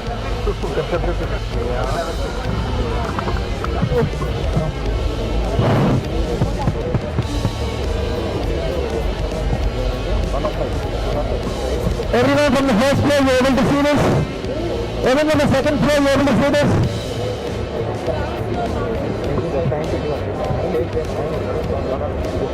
Guys, it's 2.5 minutes into the semi-final and we have 110 points for St. Peters. And we have 110 points for Billa Sishayar as well. Very, very tight fight. All of you can see. Whoever are supporting St. Peters, give 2 claps. Whoever are supporting Billa, 3 claps. Now start again. Guys, last 1 minute. Last 1 minute. And we won't be stopping for this 1 minute unless wires are tangled. So we won't be stopping even if it gets stuck. So last 60 seconds for the semi-final. Go!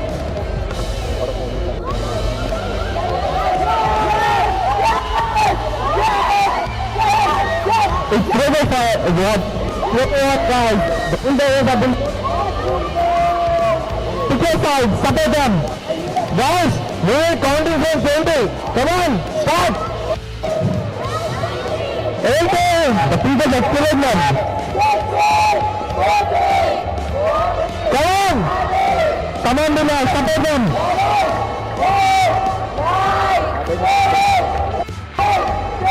Guys, come on. 2, 3, 2, 1. Great job, great job.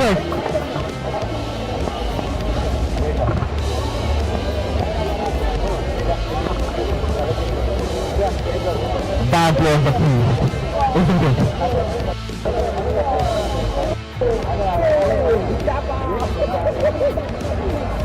Guys, we'll have final in next 5 minutes.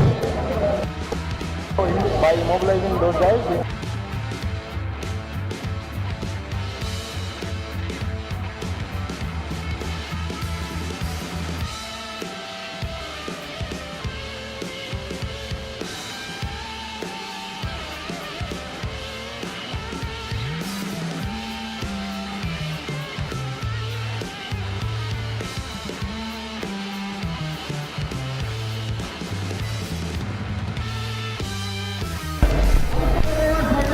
This doesn't happen in 1 second moment. There's a pit stop. There's a pit stop here. Everything is fair in love and war. Now they are ready to fight again. Let's support it. It's not time that girls versus boys now. Who gonna grind? Who gonna bulldoze? Let's see. Come on, guys.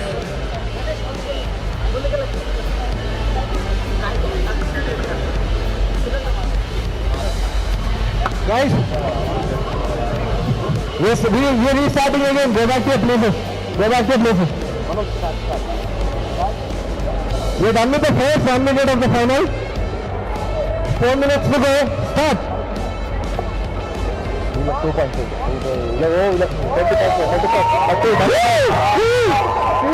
Come on, guys. Yes, guys. I'm telling you. Come back. Stop. Yeah. Yeah. Start.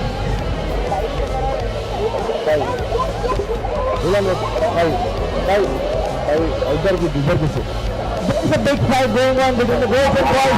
They are hammering each other. It's hard. They are going both teams. They're hammering. Guys, I can't give that as a point. That's not a point. That's not a point. That's not a point. 2 points. 5 points.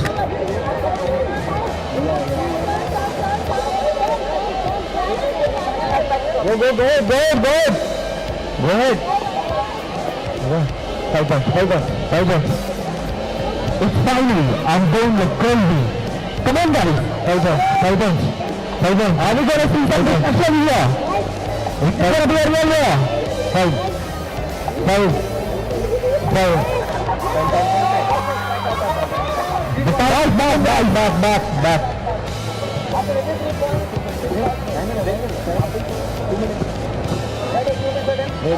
Back. Go back. Last 2 minutes. Back to the position. It's back to the position, not the Williams goal.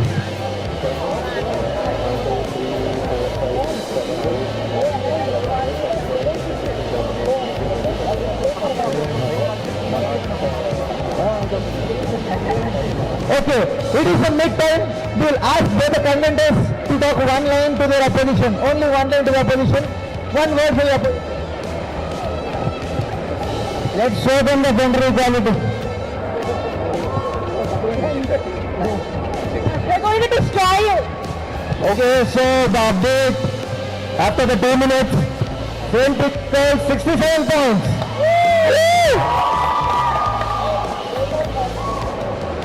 St. Peter boys, 109 points. The match isn't one-sided yet. It's going to happen more. Guys, everyone, please cheer for us. Come on, guys. Are you going to distract them? Guys, last 2 minutes. Last 2 minutes of the final. All supporting girls here. Round of applause. Start. 2 points. 5, 3, 4, 5, 5.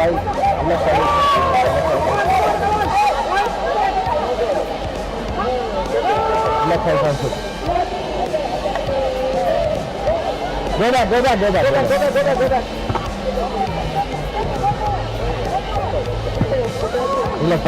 pointing. 2 points. 2 points. 3, 1 point. This is a very big war happening between St. Peter's boys and St. Peter's girls. Girls are right now on upper hand. Boys are coming back. They are doing it by themselves. No one's leading. This is real war between St. Peter's boys and St. Peter's girls. You should see this happening live. Doesn't matter. You have to. Time for pit stop. Get it, go back. Hey, we'll understand the position right now. How much more time is there and how many points are there, we'll understand the judges.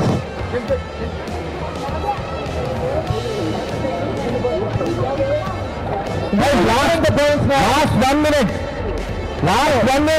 The last 1 minute will start, but we'll have one more vote between the two players. One more verbal vote. हम पहले भी मचा रहे थे और अभी भी मचा रहे हैं और आगे भी मचाते रहेंगे। जीतेंगे तो हम ही। This is the last 1 minute. Guys, after 3 minutes, St. Peter boys 129 points. Woo! St. Peter boys 159 points.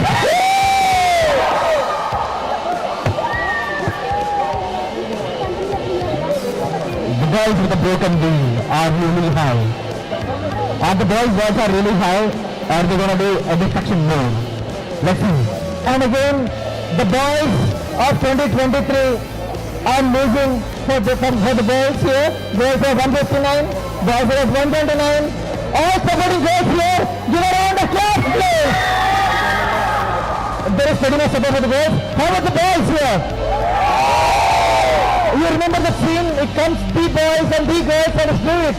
How many are supporting B boys here? Okay, how many are supporting the girls here?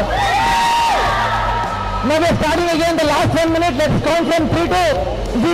3, 2, 1, go! 5 points. 10 points, 15. Oh, the guns are making it holy.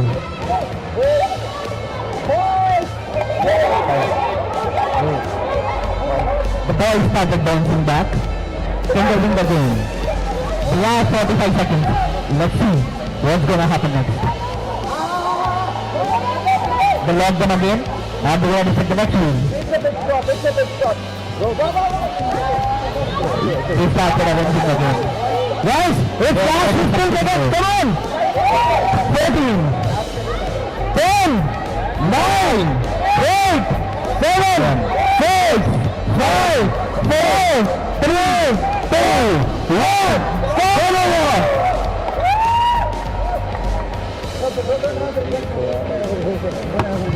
Okay, now everybody saw, we would ask one of the persons in the audience to talk who won, whether St. Peter's girls or the boys. Who want to give the answer? Okay. We'll call upon 2 rockstars here. Come here, sir. Come here, come here, come here, come here. All of you, pay attention to him. What's your name, sir? What's your name? Who won? Sir, girls. Okay, Kanta, round of applause for this Kanta. Boys. Boys. Okay, one more person. Come here, come here, come here. Come. Yes. Come here. Come. What's your name? Mega. Tell everybody. A round of applause for Mega, please. Mega, who won? I know. Whom do you think you won? Guys. Loud. Guys. Anyone from the audience, an elder who is more than 18 years? Come, please. And we'll ask Chitrali Sharma, the Chief Election Commissioner, to come and tell your name and name. Myself, Mohammad Yusuf, and I think हार के जीतने वाले को बाजीगर कहते हैं, the boys will win. Chitrali Sharma, before we announce the results, last 3 persons, you can give your opinion. Chitrali Sharma, the Chief Election Commissioner of Under 18 World is here. She would be telling who and from her opinion, boys or girls of St. Peters. May the best team win. All the best. You already can announce the results. Very soon. But we want your opinion, please. The girls? Anyone else from there who want to tell your opinion? Come, sir. Yes, sir. What's your name, sir? Vedant. Vedant, who won? Boys! The last opinion? Yeah, by the fighting spirit, I think girls will give the cup. I think because they outrun the big monster which are created by boys, but end of the day, girls are the queens. A big shout out to all the under 18 world who have worked very hard to build their own bots. Few schools were not able to come here. Few schools came here. Tomorrow in the rover race we'll see more. Congratulations to whoever won. And we'll have one last opinion from HCR, Mr. Ravi, to suggest who won. Mr. Ravi, who do you think have won? The boys or the girls? The girls. The time has come to understand who is the winner of the awards here.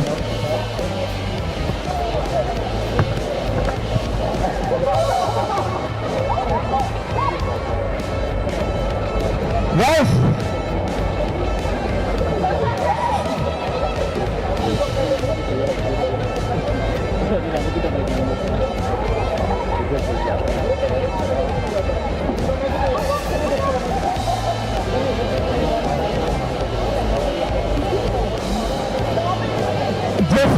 Recently we came to know who is the winner of the previous round.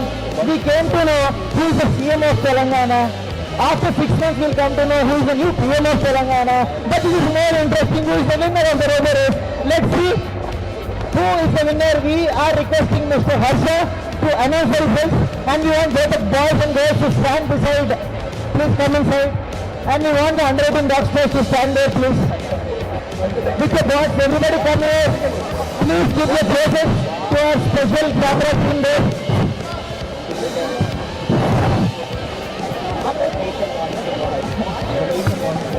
The nation wants to know.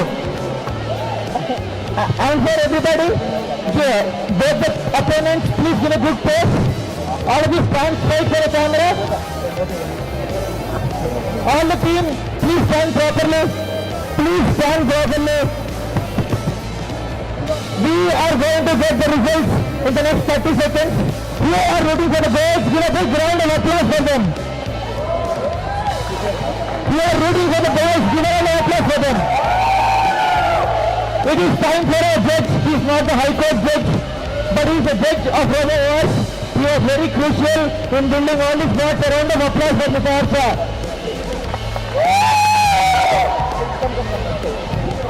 Okay, the time for the results. Before we announce the results, all of us give a clap of 3 times, okay? Tuck, tuck, tuck, tuck, tuck, tuck, tuck, tuck, tuck. Okay, we'll do that 3 times. 1, 2, 3, let's start.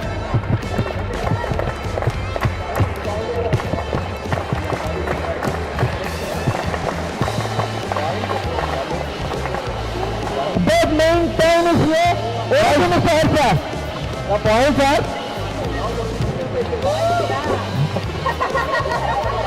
184 and 164. Now we will know who is 184 and who is 164. I'm gonna raise their hand. Okay, this is 1 second show. This is Mr. Omkar there. If you have ever seen that show, we want Mr. Harsha to raise both of their hands. Who got 184? Who got 164? Let there be some music there, right there, please. The winners are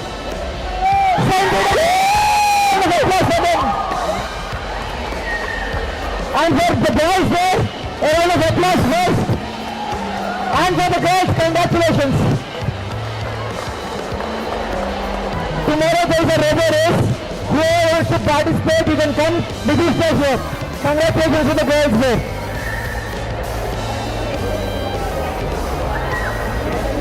The World Cup from St. Petersburg is coming there.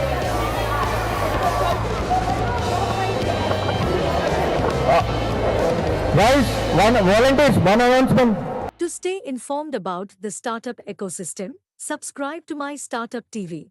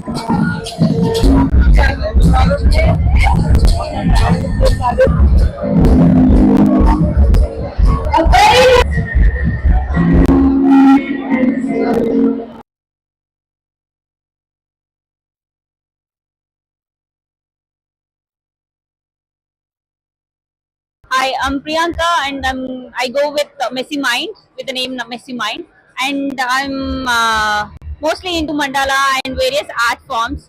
And I'm first time putting up a stall here, and I'm so excited. I'm looking forward to sell more and make money more.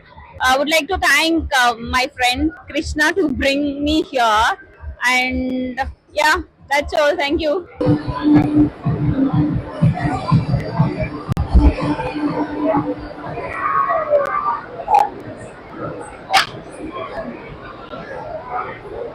Hi, I'm Swati. I'm a UX designer, artist, illustrator, and this is my stall, Art and Mandalas. So I specialize in mandalas, geometric art, watercolors, acrylics, and basically anything I can lay my hands on. The Maker Faire experience has been great. This is my first stall ever, and it has been lovely interacting with people, talking to them, enjoying the vibe here. So it's my first time. It's tiring, it's exhausting. I'm super happy. Yeah. Hi, I'm Natasha. I'm co-founder of Bibli Innovations. So Bibli is an early stage language literacy program for young children from grade kindergarten to grade 4.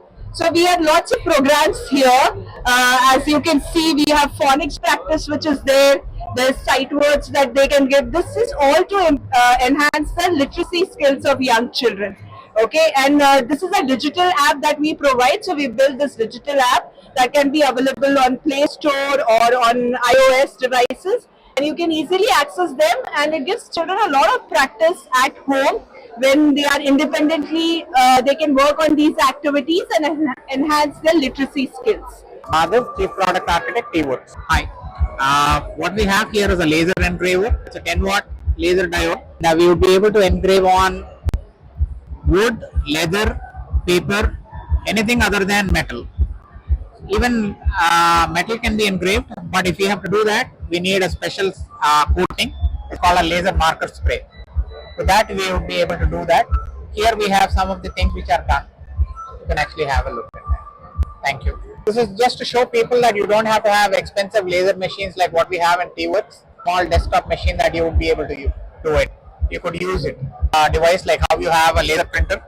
So the same way you could have, how you have a laser printer at home, you could have a laser engraver too. A 3D printer nowadays at home can actually get you a lot of creative stuff done. For example, you could paint canvases, you could actually engrave, you could build different materials.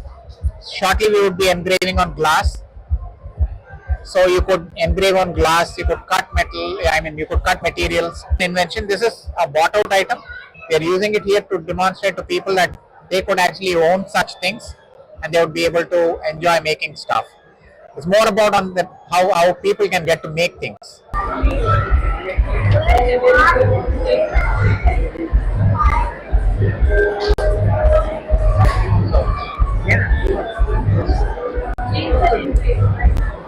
On the shop.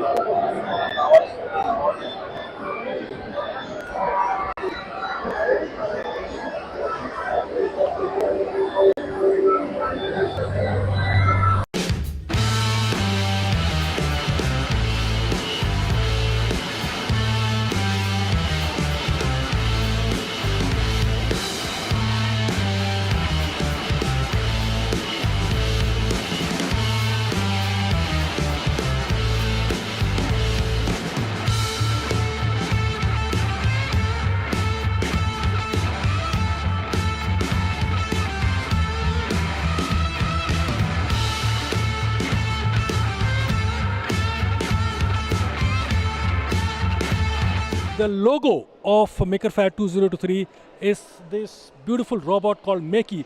Tell us about how this, the idea of Makey came about? Make is an entity. It is there in all across the globe. They have created a movement called Maker Fair. So there is a Make magazine also and Make entity. So they franchise the license to anybody who wants. And they create a philosophy of getting the makers, innovators, startups, everybody together to celebrate the culture of making. So art installations. We got this to Hyderabad in 2018 and 2019. So now we have matured. So the kind of a guidance we get from there is from all over the world. Because here in India it is happening for third time, but only with the T-Works. We have more experience. So they give us guidance in terms of how it is happening across the globe. We reflect it. The logo is theirs, everything. We customize it for ourselves, like Hyderabad Maker Fair. Like if you have it in Canada, it is Canada Maker Fair. I think you need to have a visionary leadership, political will, administrative will, and passionate people getting together, making this to a next level. So if other cities have to adopt this Makey movement, I think now we have done thrice, so we can guide anybody. But we as T-Works wanted to host this every year as a flagship event. Every year it is growing. Last year it was about the first time when we did it in 2018, it is 10,000 footfall. Second time it is 20,000 plus. Now we are expecting 50,000 in our own campus. Now, other cities, if they want to hold similar events, what are the kind of lessons or inputs you want to give them? No, I think involving community is very important aspect. Knowing about what to do as a fair is very important, because people get confused with the normal trade fair, maker fairs and different, because people don't have that mindset. You need to create a movement of making and innovation getting together under one platform. That is where is a key differentiator. So what we got a feedback is everyone were excited. Because this is India's largest prototyping center, T-Works, we wanted to conduct here and showcase. After you do an ideation, come back to this place under one roof, you can realize your dreams, make a product here. So that's a very important, and the feedback what we have taken is we are more organized now. Earlier we have done it, we have pulled it off, but now we are able to create more bigger impact across the country. There are stalls that they have installed here. What do you think the audience here should be looking forward to, and what do you think the audience on live should be looking forward to? Okay, it's an exciting thing. For all the ages, there is something here happening. In terms of workshops, in terms of experience zones. Like workshops, you have laser cutting, 3D printing, the drone wars, also welding, soldering that is happening. The other side, you have a cry-cut, a machine, small packaging machine, stickering machines, and different MSMEs also participated. Government institutions, they offer certain courses, like MSME is supporting us. So we have given one stall for them. They are giving lot of funding. So now you are getting a funding, experience zones, gaming zones, music, dance, innovative ideas, and whatever sophisticated products that have been done by themselves in the areas, they are showcasing it here, so that you get inspiration and then you make one. What's the age group which you hope to attract to this event? That's a great question. So we are witnessing right from 3 years kid to 8 years old people. So it is, I would say that it is very diverse. All ages, all categories of students, makers, innovators, everybody can walk in, and everyone will have something to take away. Almost about today, you can witness about 300 volunteers. Past 1 week, about 100 to 150 volunteers have been there. They are involved in logistics, event management, workshop management, food and beverages, you name it, they are like on-ground soldiers for us. To stay informed about the startup ecosystem, subscribe to MyStartuptv.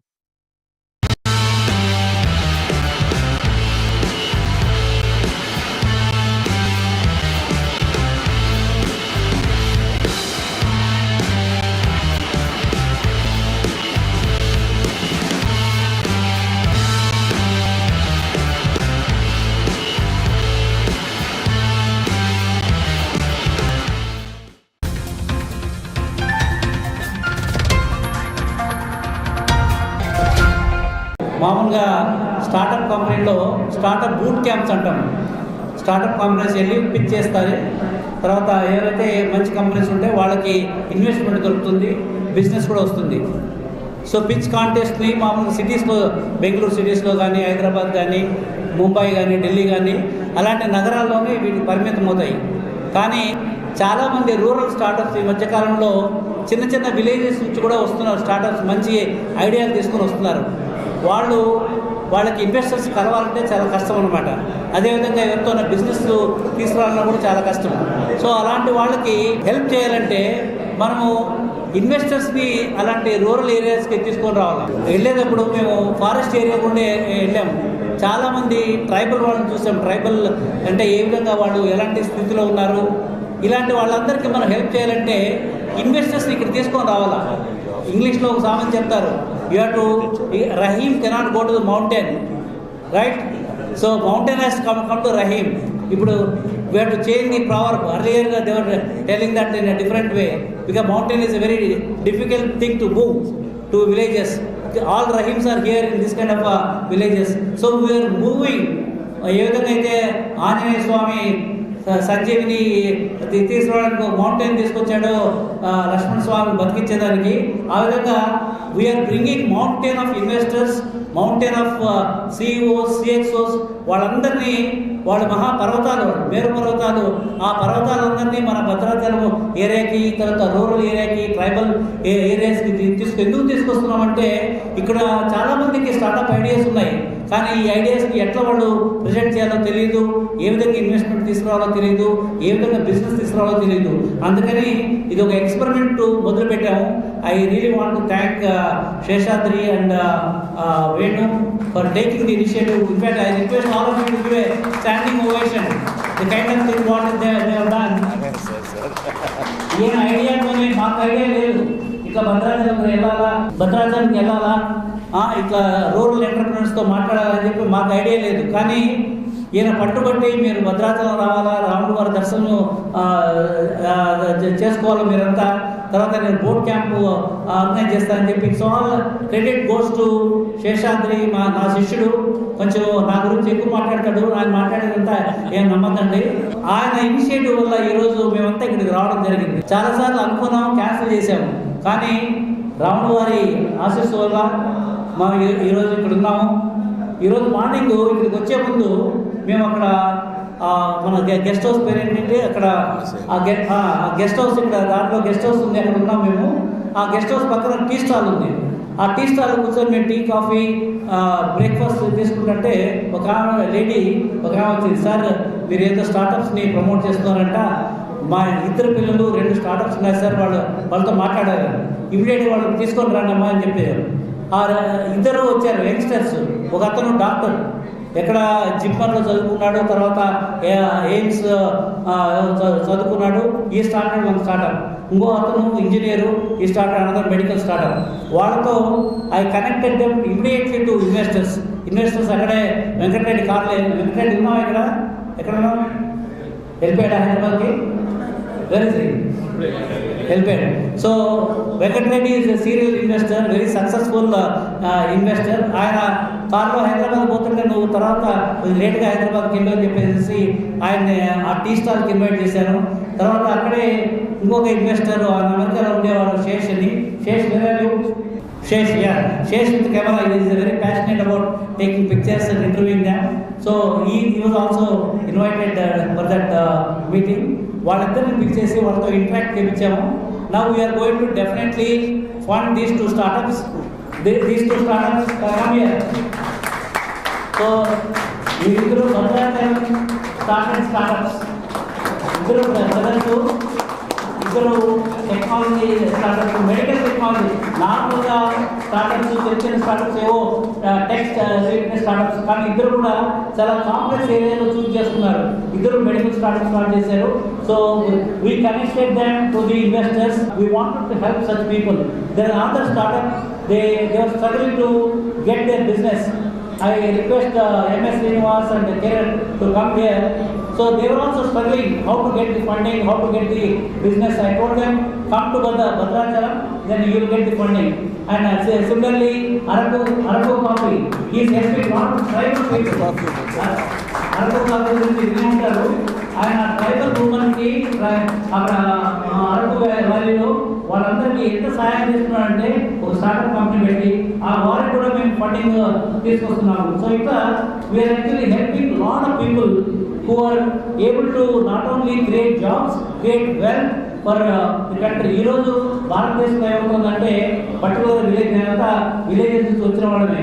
ఇప్పుడు విలేజెస్లో agriculture అంతా పాడైపోతుంది. ఎందుకంటే అక్కడ labour దొరకడం లేదు, తర్వాత వాళ్ళు పండించేదంతా వాళ్ళు అమ్ముకోవడానికి వీలు కావడం లేదు. వాళ్ళని మనం సక్సెస్ చేయాలంటే ఇలాంటి ఎంటర్ప్రినర్స్కి ఐడియాస్ ఇస్తే they will find out solution. ఆ సొల్యూషన్తో definitely Indian agriculture will be again.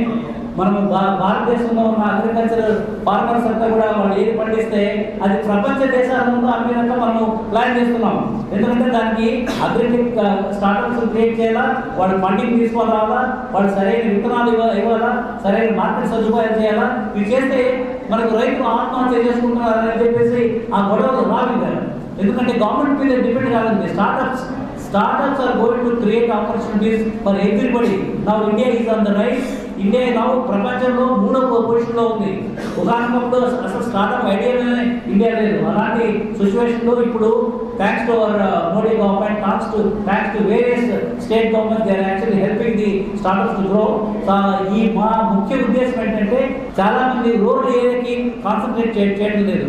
We want to go to the rural area and see that these startups are going to be enabled with connections and all that.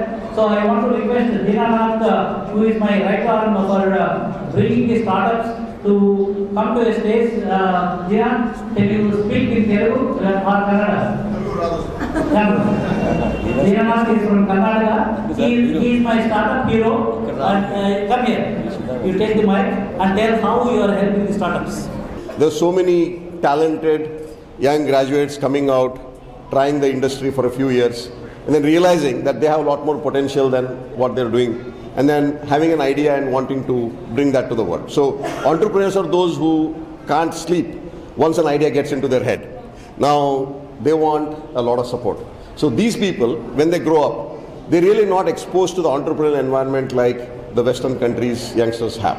So they're not seeing people coming out, putting a business plan, going to people, asking for funding, asking for investment, running a business. The qualities that people learn during their young age in India, because they're all from middle class families. You know, their parents are working somewhere, they're not from business families. So they actually have what the world's best entrepreneurs have, the core. But they don't have the surrounding facilities of going and finding an investor, or going and finding a critical customer, and I'll tell you what these are, and finding a mentor most importantly. If a person can find these three things, a mentor who can guide them a little bit here and there, maybe 1 hour of conversation can change their life, and I'm assuming for some of you guys, I think 10 minutes with Jay probably change the course of your career, right? So you need a mentor like that.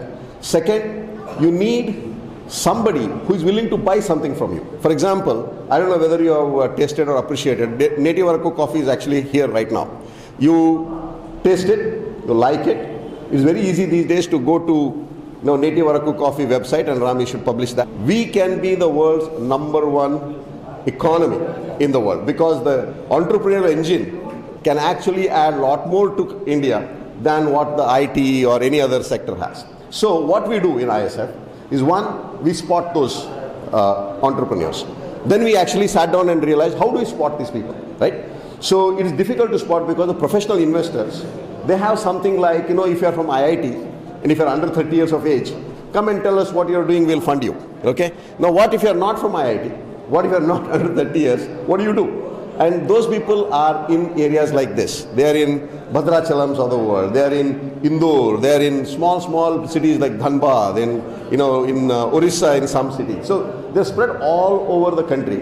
So with Jay's leadership, what ISF has taken up now is we will go there, like you said. We will spot. So now at least we got that entrepreneur who has the core strength. Then we will find them critical customers. We found all of our entrepreneurs, one or the other person who can buy something. You bring a good entrepreneur putting a good product, we will find a customer for them, right? And once we have those two, we will find an investment. In the last 3 months, we have raised a commitment of upwards of 200 crores from people. Thank you.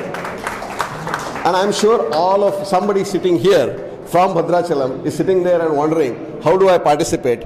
Please talk to any of us, we'll tell you. Okay, it doesn't take much money to support a startup. You become one of those what they call as angel investors. That will change the life of not just one entrepreneur, but the entire nature of the economy in this country. Okay, so we will find those entrepreneurs, we will nurture them, we will find them critical customers, and in the same last 3 months, we are not just talking, we have deployed 40 crores out of those 200 crores into these startups.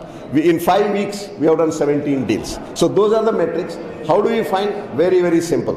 Go to ISF, Mahesh, what would be the right domain for them? isfnetwork.org. Go there, I am sure there's an email address there, send an email. That is good enough. If you know any of us, come talk to us, that is good enough. We will do the rest. And then the only thing we ask from every entrepreneur is come with a lot of sincerity. Okay, now I know these guys here are very happy that they found somebody who will really help them. Absolutely, will help you. But it requires the dedication, the commitment. Your next days of your life are going to be 10 times busier than the previous days of your life. But when you do that, we'll help you. Thank you very much. ఈరోజు ముఖ్యంగా భద్రాచలంలో 2 Bhadrachalam startups ఒక tea స్టాల్లో కలిసాము. ఈ ఇద్దరిని ఫౌండర్స్ని వాళ్ళ experience as a startup founder, what is important for them, how now they are getting connected to the investors and to the business. So my experience, what International Startup Foundation is doing, so I think from their words, because we just met them about half an hour back or 45 minutes back on a roadside tea stall. So they are called tea stall startups from Bhadrachalam.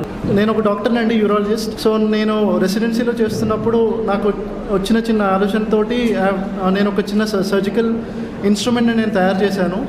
So that will be helpful in multiple surgeries. చాలా రకాల సర్జరీస్లో complications తగ్గించి, surgery cost తగ్గించి పనిచేసే విధంగా ఒక surgical రిట్రాక్టర్ని తయారు చేశాను. ఐఐటి హైదరాబాద్ హెల్త్ తోటి ఒక కంపెనీ స్టార్ట్ చేసి దాన్ని ముందుకు తీసుకెళ్దామని చూస్తున్నాను. సో స్టార్టప్ అనేది ఏంటంటే, ఇండియన్ సిస్టమ్ ఎలా ఉంటుందంటే, ఒక క్వశ్చన్ పేపర్ ఇస్తారు, ఆన్సర్ రాయమంటారు. స్టార్టప్ అనేది ఏంటంటే, ఒక వైట్ పేపర్ ఇస్తారు, క్వశ్చన్ మనమే రాసుకోవాలి, ఆన్సర్ మనమే రాసుకోవాలి. సో దాని తర్వాత దాని మార్కులు వేసేది కస్టమర్. ఆయనకి క్వశ్చన్ నచ్చాలి, ఆన్సర్ నచ్చాలి, హ్యాండ్ రైటింగ్ నచ్చాలి, టైంలో రాయాలి. సో ఎప్పుడు దాన్ని కరెక్ట్ చేస్తారో తెలియదు. కంపెనీ స్టార్ట్ చేసే అరౌండ్ 2021. ఎక్కడ స్టార్ట్ చేసామో ద ప్రోగ్రెస్, ఒక కరిక్యులంలో ఉండే ప్రోగ్రెస్లో పోల్చుకుంటే యాజ్ అ స్టార్టప్ ప్రోగ్రెస్ కొంచెం తక్కువ ఉంటుంది. మాకు ఇంకా చాలా తక్కువగానే ఉంది. So with the help of this great people, literally మా అమ్మగారు అక్కడ కూర్చొని షీ వాస్ లైక్, నేను వెళ్ళి పరిచయం చేస్తాను, మాకు చాలా సిగ్గు. సో మేము వెళ్ళి మాట్లాడలేకపోయాము.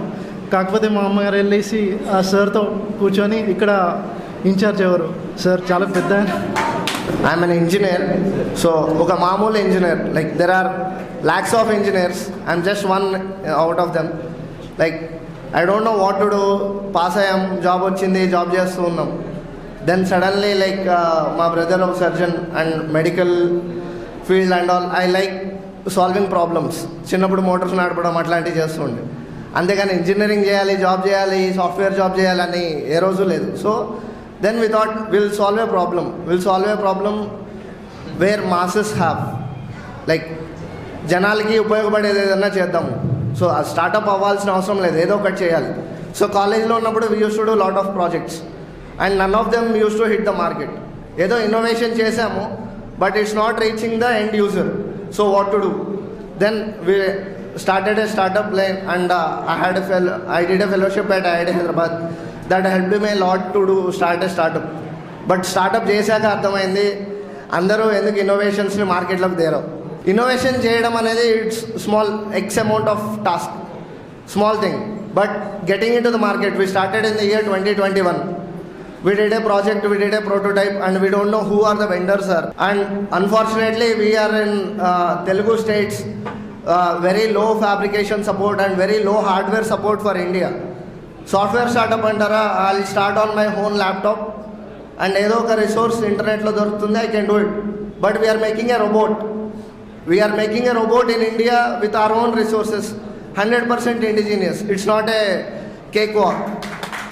So then we started the struggles. Yeah, motor ekkada konali. You know what? None of the motors are coming from India.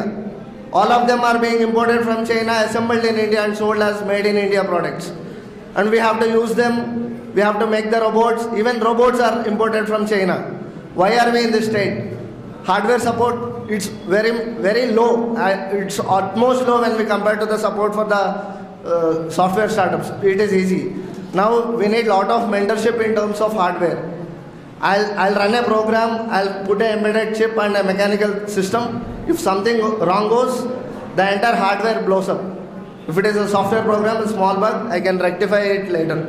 Now we need lot of experience and expertise mentors in terms of vendors, hardware support, technology support, and in terms of customers. Now we are making a robot for the ultrasound scans. So if you look at towns like Bhadrachalam, they don't have ultrasonography centers.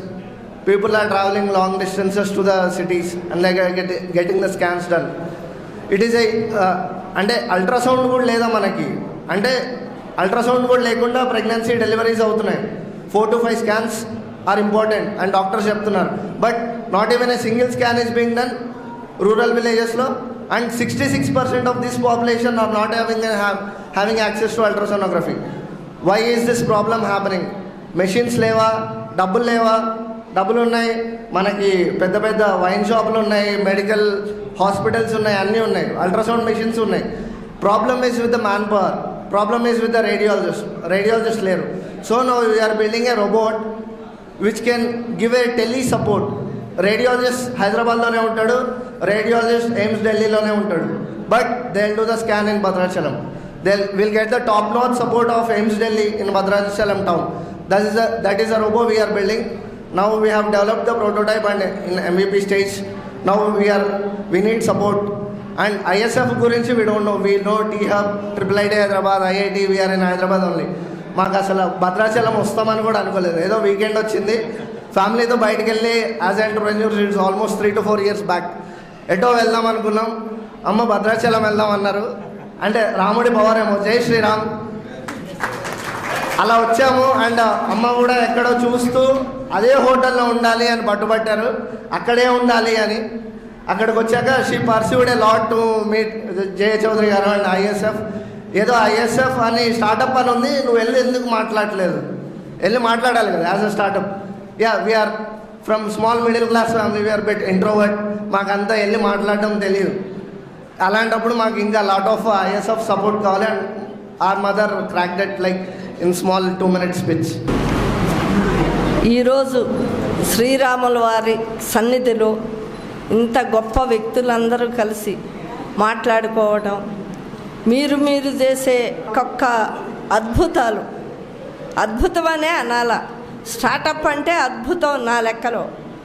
ఉన్నదాన్ని లేనిదాన్ని కూడా వాళ్ళు identify చేసి దానికి ఒక మంచి సొసైటీకి అందించాలి అని పడే తపన నేను ప్రతినిత్యం చూస్తూ ఉన్నాను. కానీ వెలుగులోకి వచ్చేది చాలా తక్కువ, కొందరే వస్తున్నారు.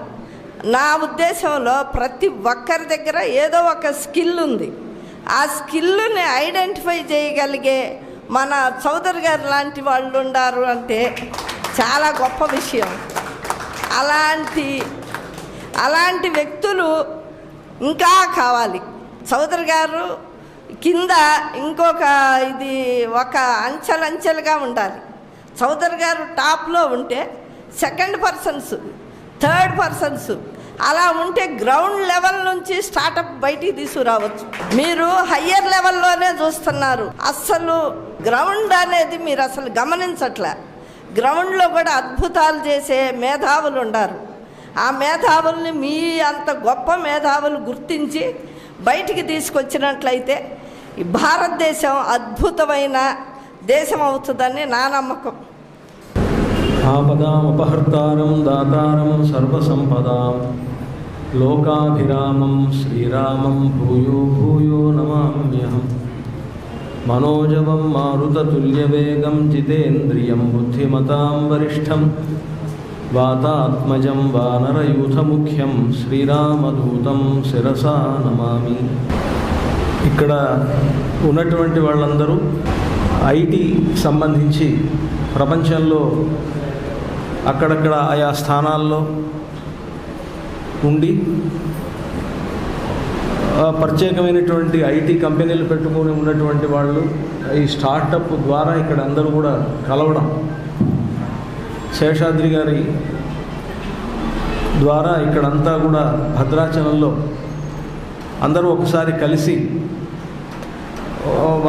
వారింతవరకు చేసినటువంటి దాన్ని సమీక్ష చేసుకోవడం, అలాగే తర్వాత చేయవలసినటువంటి దానికి సంబంధించినటువంటి ఏం చేస్తే బాగుంటుంది, దీని యొక్క అభివృద్ధికి ఏం చేస్తే బాగుంటుంది అనేటువంటి దాని మీద ఇక్కడంతా కూడా సమావేశం అయ్యారు. చాలా కాలంగా శేషాద్రి గారు తెలుసు.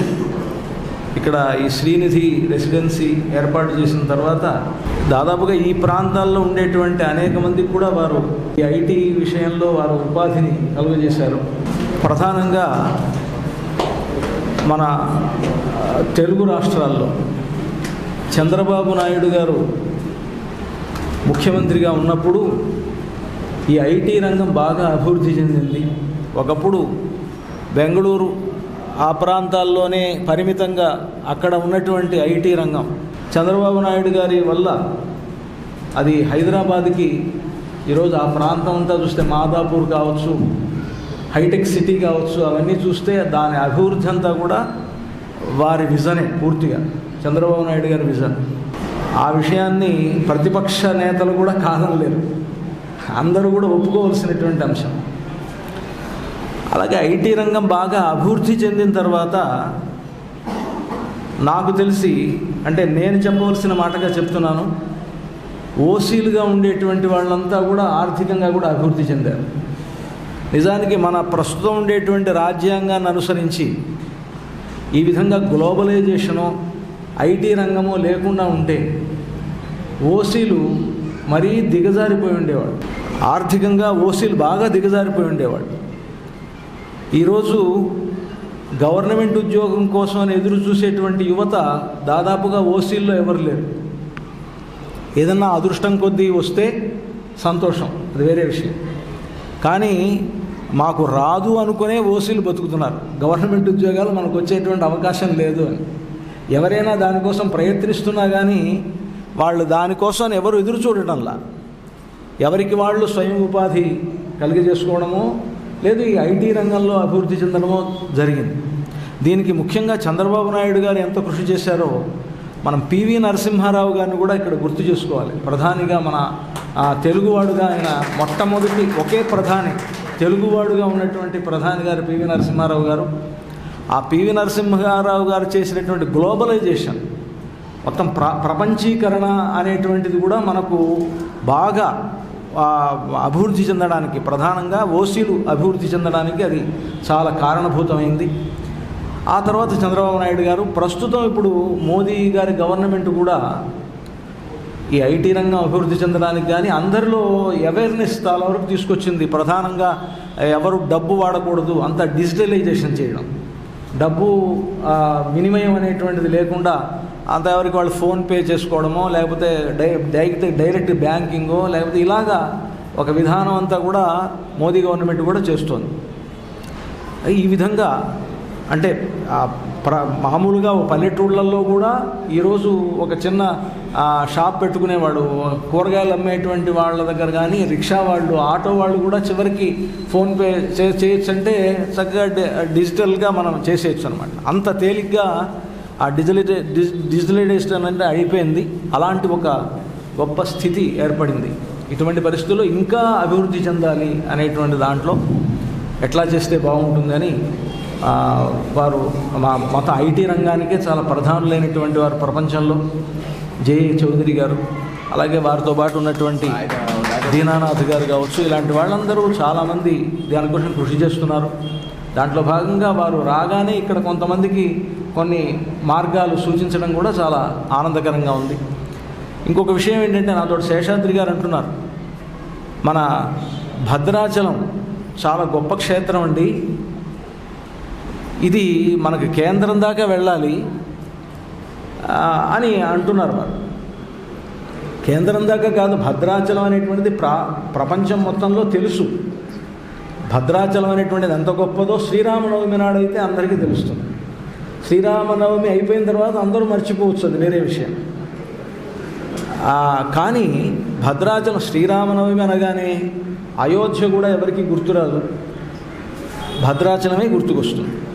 కారణం ఆ రోజు భద్రాచలంలో సీతారాముల కళ్యాణం జరగడం. రాముడి అవతార ఉత్సవాన్నో జన్మోత్సవాన్నో అన్ని చోట్ల చేసుకుంటారు, కానీ కళ్యాణం చేసేటువంటి ఒక విధానం భద్రాచల క్షేత్రంలోనే ఏర్పడింది.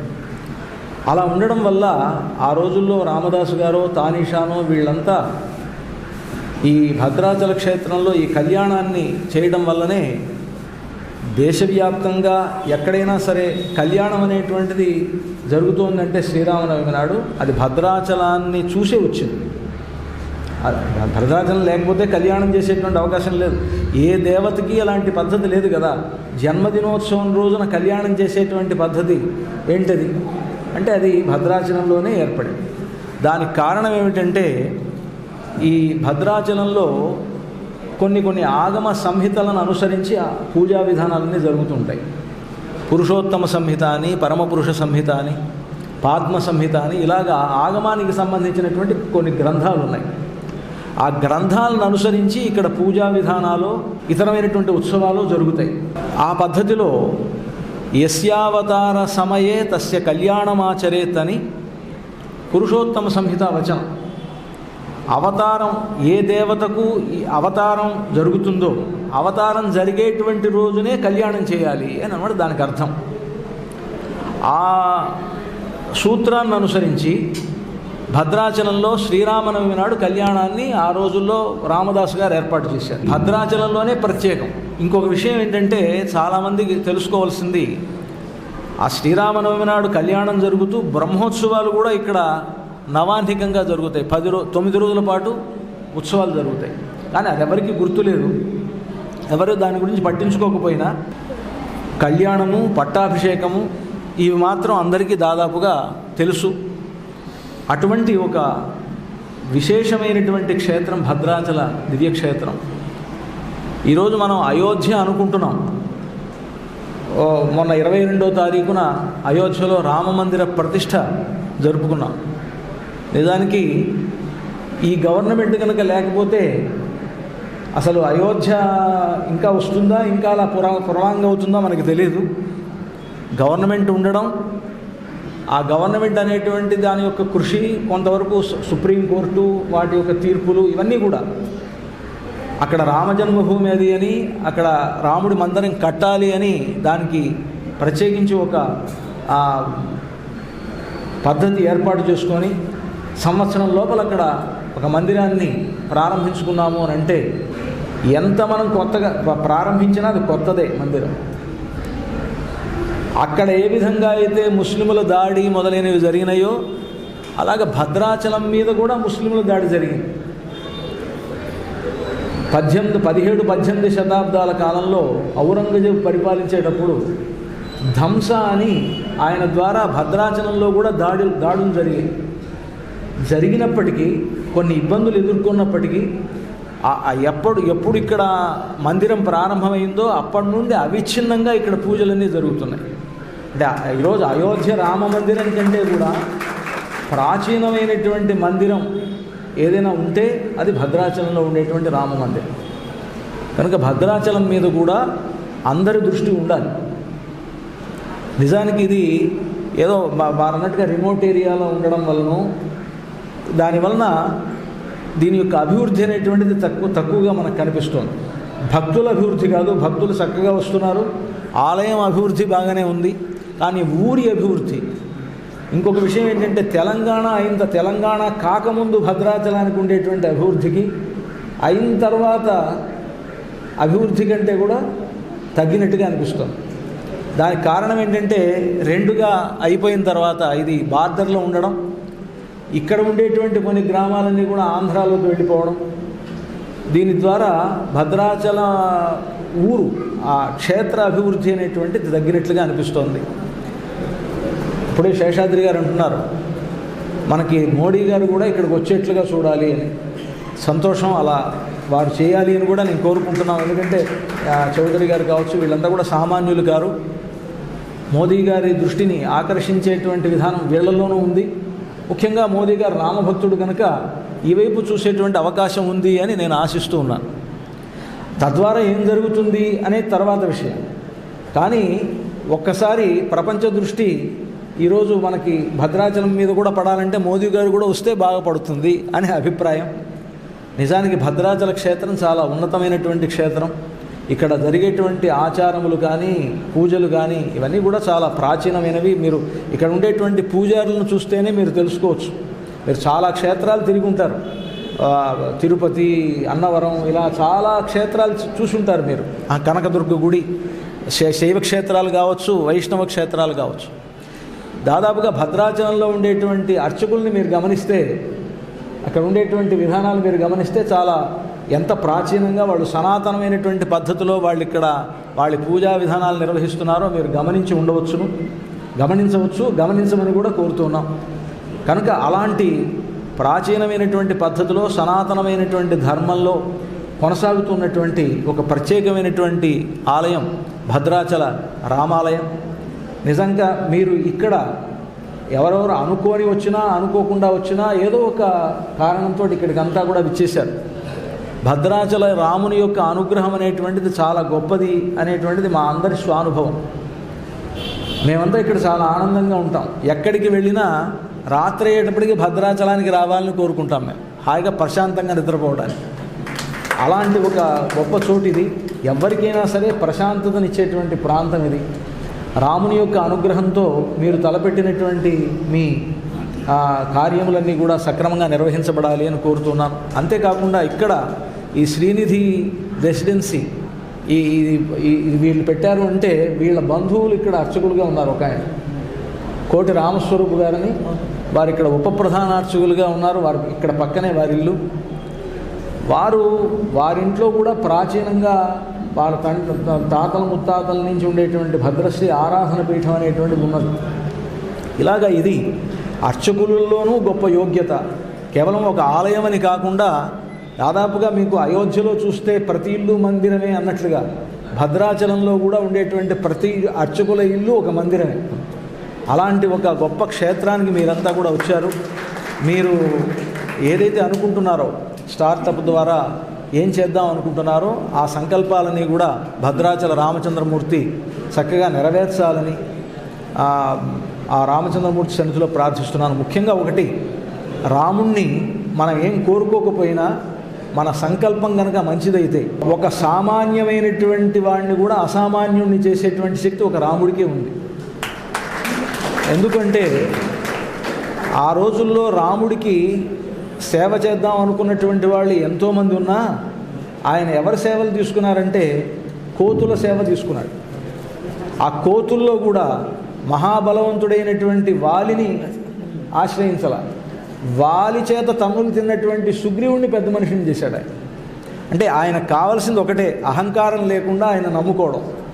అది నమ్ముకున్నటువంటి వాళ్ళని రాముడు చిన్నవాడిని కూడా పెద్దవాడిని చేస్తాడు. అందుకనే చేస్తారు అస్త్రామాస తృణం ప్రియాద్రిహి తృణామాస స్మరారేర్ధను అని. రాముడు తలుచుకుంటే ఆయనకు పెద్ద పెద్ద అస్త్రాలు అవసరంలా. ఒక గడ్డిపోచను చూసి గడ్డిపోచను ఇలా విసిరేస్తే అదే అస్త్రం అయిపోతుంది. ఆయనకి మామూలుగా అంటారు బ్రహ్మాస్త్రం అని, ఆ అస్త్రం అని, అవేం అవసరంలా. ఒక గడ్డిపోచని ఇదే బ్రహ్మాస్త్రం కావాలనుకొని విడిచిపెడితే అది బ్రహ్మాస్త్రం అయిపోతుంది. అస్త్రామాస తృణం ప్రియాద్రిహి తృణామాస స్మరారేర్ధను. అదే అందరూ శివధనుస్సు అనుకుంటున్నారు, చాలా గొప్పది. ఆ శివధనుస్సును ఆయన పట్టుకోగానే అది గడ్డిపోచ అయిపోయింది. అది రాముడి గొప్పతనం. అంటే ఎవరైతే గొప్పవాళ్ళు అనుకుంటారో గొప్పవాళ్ళని చిన్నవాళ్ళని చేసేస్తారు. అనుకుంటే ఎవరైతే నేను చాలా గొప్పవాడిని అని వెర్రవిగి రాముడి దగ్గరికి వెళ్తాడో వాడిని గడ్డిపోచలాగా తీసేస్తాడు. ఒక గడ్డిపోచ నేను గడ్డిపోచని నా దగ్గర ఏం లేదు అని రాముడి దగ్గరికి వెళితే అది బ్రహ్మాస్త్రమే కూర్చుంటుంది. అది రాముడి దగ్గర ఉండేటువంటి గొప్పతనం. కనుక మీరందరూ ఇక్కడికి వచ్చారు. వారి సంకల్పం శేషాద్రి గారు, చౌదరి గారు ఇలాంటి పెద్దలంతా కూడా ఇక్కడికి వచ్చి ఈ స్టార్టప్ ద్వారా ఇంకా దీన్ని అభివృద్ధి చేయాలి అని, గ్రామ ప్రాంతాల్లో కూడా ఐటీకి సంబంధించినటువంటి ఇది బాగా పెరగాలి, దాని యొక్క అవేర్నెస్ పెరగాలి అని వీరంతా అనుకుంటున్నది రామచంద్రమూర్తి వారి యొక్క సత్సంకల్పాన్ని నెరవేర్చాలి అని కోరుకుంటూ జై Sriram.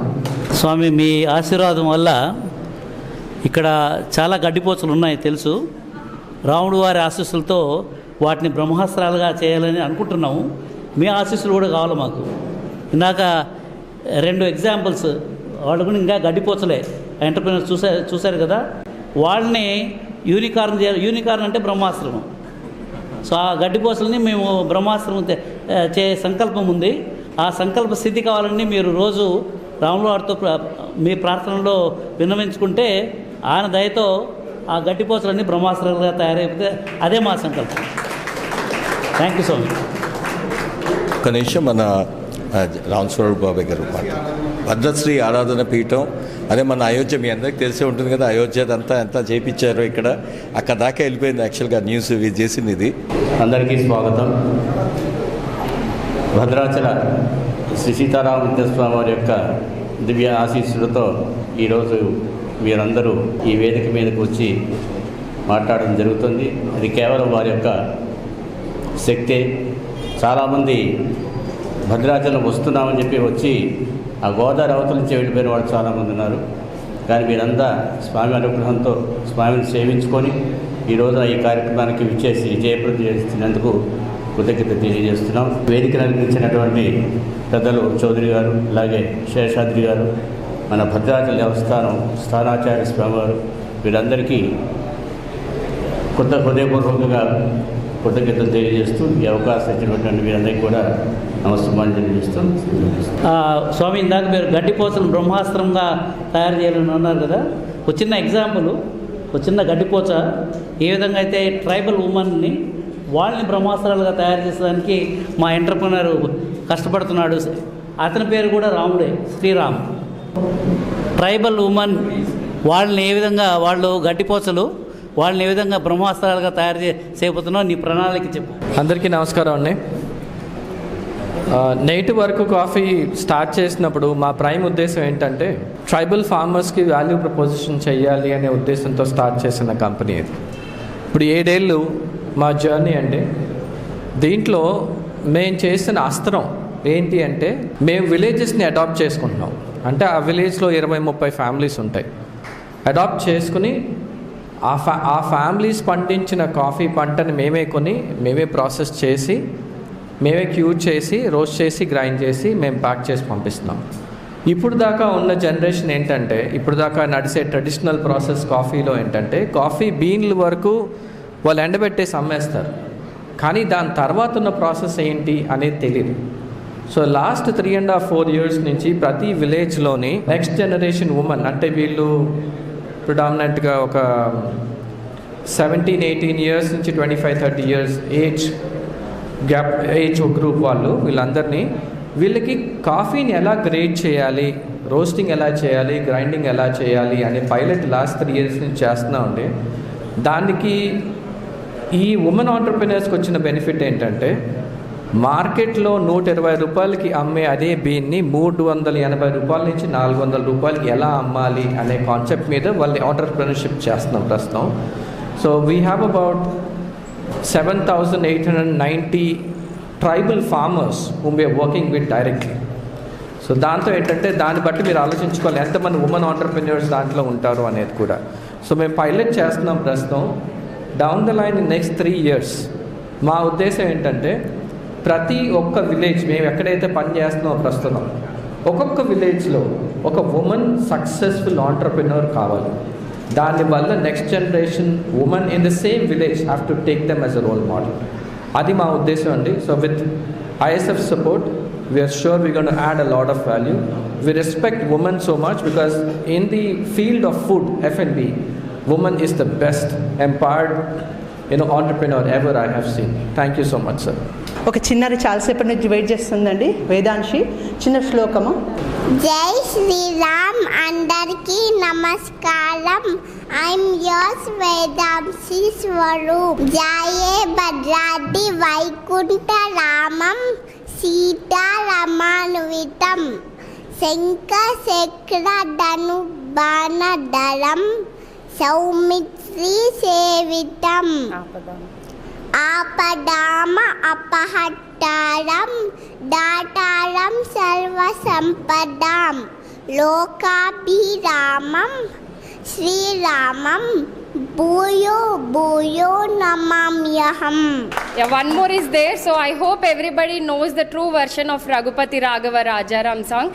So now she is going to sing that. Raghupati Raghava Rajaram Patita Pavana Sitaram Sundar Vigraha Meghasyam Ganga Tulasi Shalagram Bhadragirishwara Sitaram Bhagat Janapriya Sitaram Janaki Ramana Sitaram Jaya Jaya Raghava Sitaram Sri Rama Rama Rameti Rame Rame Manorame Sahasra Nama Tatulyam Rama Nama Varanane. Jai Shri Ram. Jai Shri Ram. Jai Jai Shri Ram. Jai Jai Shri Ram. Jai Shri Ram. Thank you so much. Now we are going to have memento distribution. I request Sheshadri garu to please announce the names. First మా గురువుగారు జయ సార్కి స్వామి మీ నుంచి వారికి ఆశీస్సులు ఇవ్వాలని.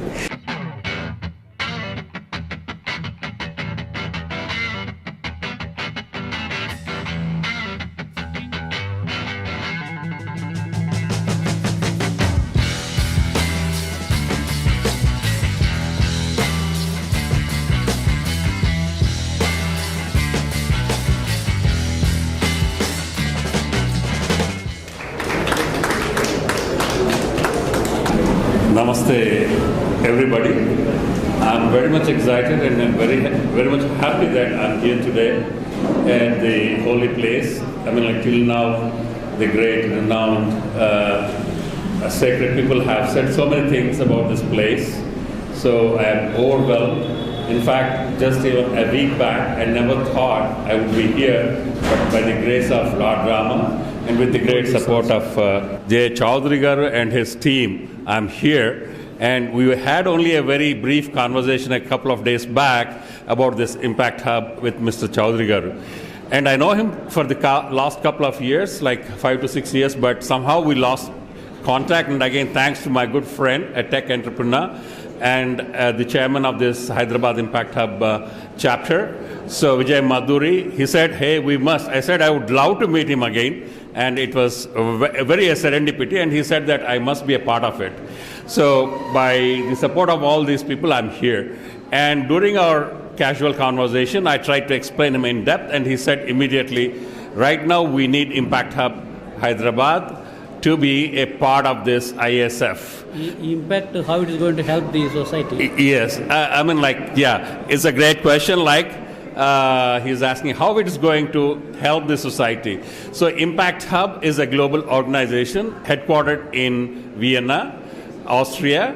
So here the main intention of this hub is to create an impact not just in Europe, not just in the advanced countries, but throughout the globe. So they are a torchbearer for the social entrepreneurship. They work across different verticals, especially in the entrepreneurship, social entrepreneurship.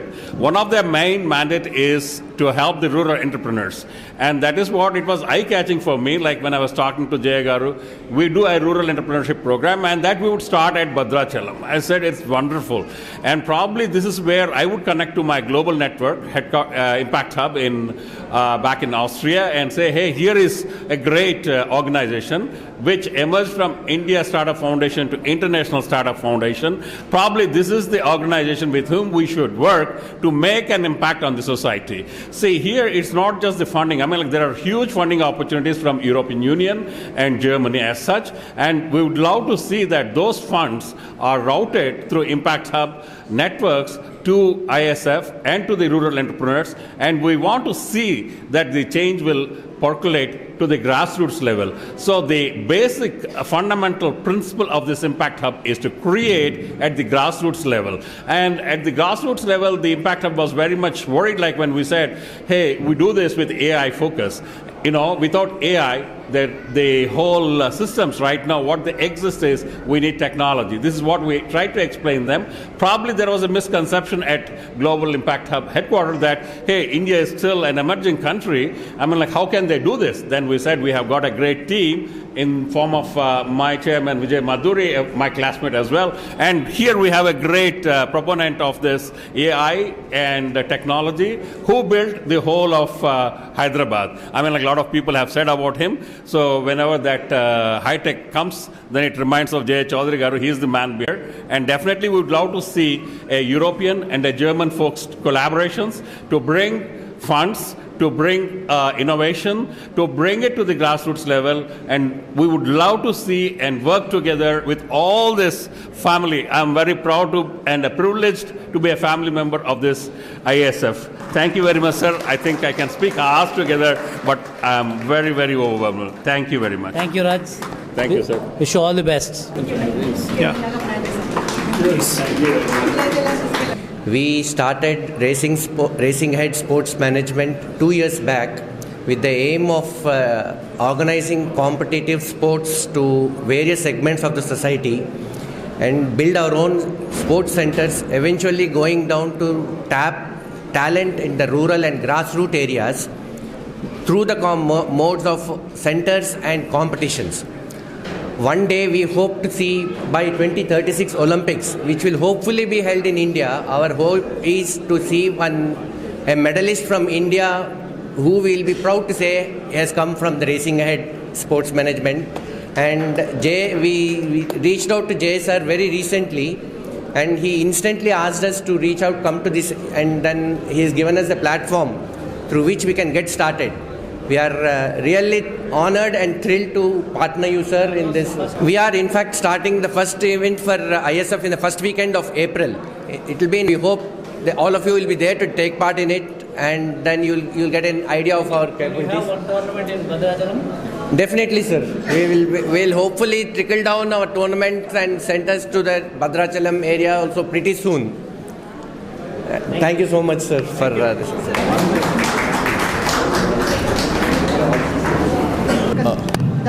Vedansh ఇన్స్టాలో మొత్తం నువ్వే ఉండాలి. ఇన్స్టాలో 1 lakh కాదు, ఇప్పుడు దీన్ని గోదాదేవిని పెట్టేస్తారు శ్రీరంగం వాళ్ళు. with her mother. You accept her volunteer? I accept it. I accept it. That's good. మాకు యాక్చువల్గా మా మామగారు ఇక్కడ ఇదండి, మా మామగారు ఉన్నారా? అయ్యో లేరా? అత్తగారు మీరు ఒకసారి రావాలి. ఆవిడ రాదు జనరల్గా. ఈరోజు యాక్చువల్గా సింపుల్గా వాళ్ళు ఇక్కడే ఉండి చేయడం వల్ల నాకు వాళ్ళతో పాటు ఈ భద్రాచలం ఇది అనుసంధానం అంటారు కదా, అట్లా అయింది.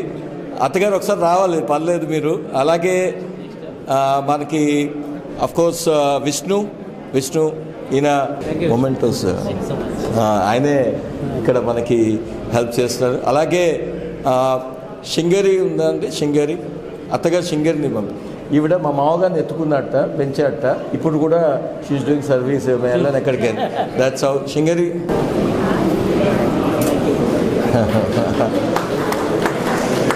ఇప్పుడు విష్ణు కూడా దుబాయ్లో కూడా 10,000 మందికి కళ్యాణం చేస్తే ఈయన చేయించాడు దుబాయ్లో. 10,000 people కళ్యాణం. Vishnu is there. He is a spokesperson for our Bhadrachalam, all the movies and all that promotion. Sringeri Ram రండి.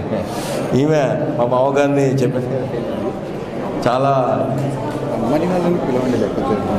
అత్తగారు ఎక్కడున్నా రావాలి.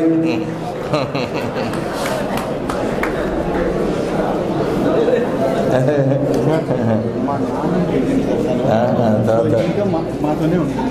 మా అమ్మని పెంచింది, మా నాన్నని పెంచింది, మా అమ్మని కూడా పెంచింది. అమ్మని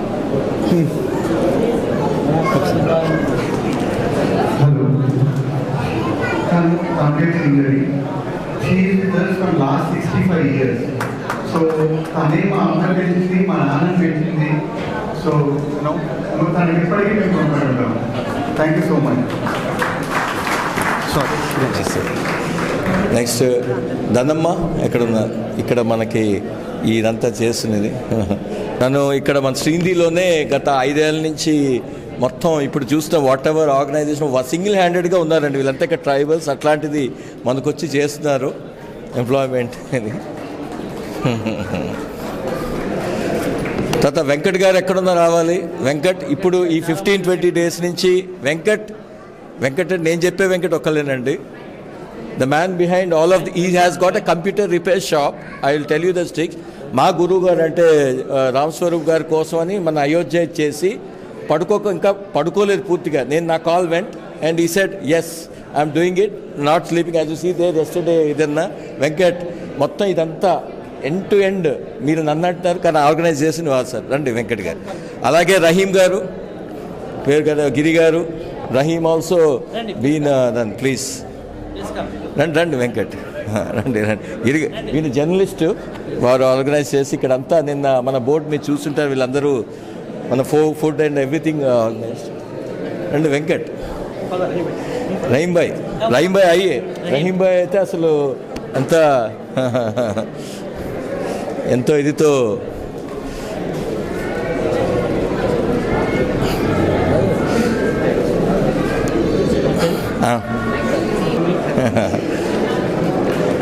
అలాగే మనకి అకామిడేషన్ ఇచ్చి గురుగారు అంతా ఉంది చక్కగా ఏర్పాట్లు చేశారు.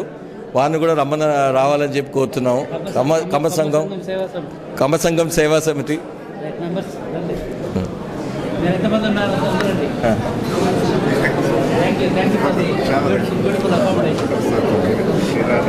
స్వామి రామస్వరూప్ గారు స్టేజ్ పైకి రావాల్సిందిగా కోరుచున్నాం. రామస్వరూప్ ఇక్కడే ఉండాలి. పిలవమంటారా? రామస్వరూప్ స్వామి గారు.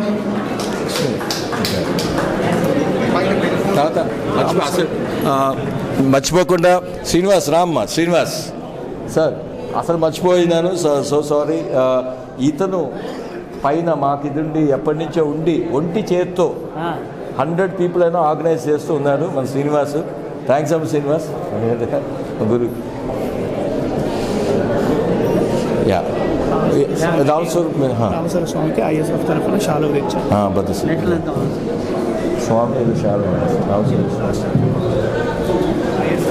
అలాగే I want to thank Vijay. Can you stand up? Vijay and all of them. Ram కిషోర్కి డాప్లర్ ఇది తర్వాత Naresh. Thank you all. Anju, everybody here, thank you all for showing there.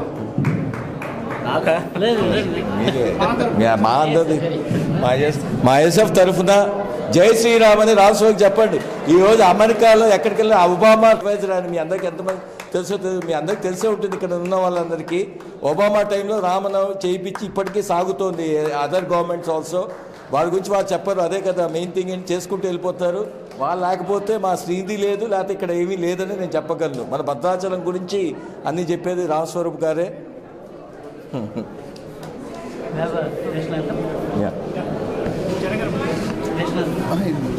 ఇప్పుడు మనం మూమెంట్ వస్తుంది అందరికి తెచ్చాం కదా, అందరికి అక్కడ కూర్చున్నప్పుడు ఇచ్చేద్దాం. ఇచ్చేసి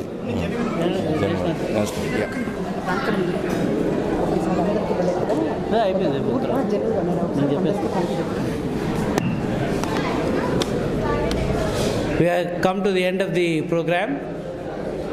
Before we close the program, I want to thank all the people who traveled from different countries, different cities in India to come and spare their valuable time here. I also want to thank all the volunteers from Bhadrachalam area. They provided excellent arrangements for us to stay here, and also all the arrangements, whether food or the boat ride, everything, I mean, very meticulously they planned and executed. I want to thank all of them. So this is only beginning. As our Sheshadri was telling, this is only Bahubali teaser, not even a trailer. So the main story will come, and after seeing the success of the tribal Bhadrachalam area startup boot camp, this is the beginning of new era in the startup ecosystem in the world. So why not we create a strong startup ecosystem in the rural areas like Bhadrachalam? I think this is the test case for us. With Swamiji's blessings, definitely we'll be able to make it a grand success. I want to thank all of you to make this a grand success. Thank you. First of all, I should apologize. Shekhar garu, ISF అక్కడ కూర్చున్నారు. Please, Shekhar. చాలా మంది ఉన్నారు. Shekhar is our core. Shekhar Dikshit, sir. I'm calling you only. Please, he's a core volunteer. Please. So our volunteers have to be more aggressive. They should come onto the stage without calling. Yeah.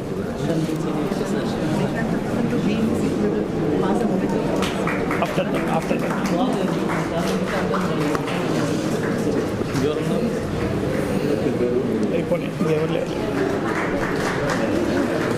I request everybody to stand up for the national anthem, and after that please be seated in your seats. Some mementos would be coming to pick up.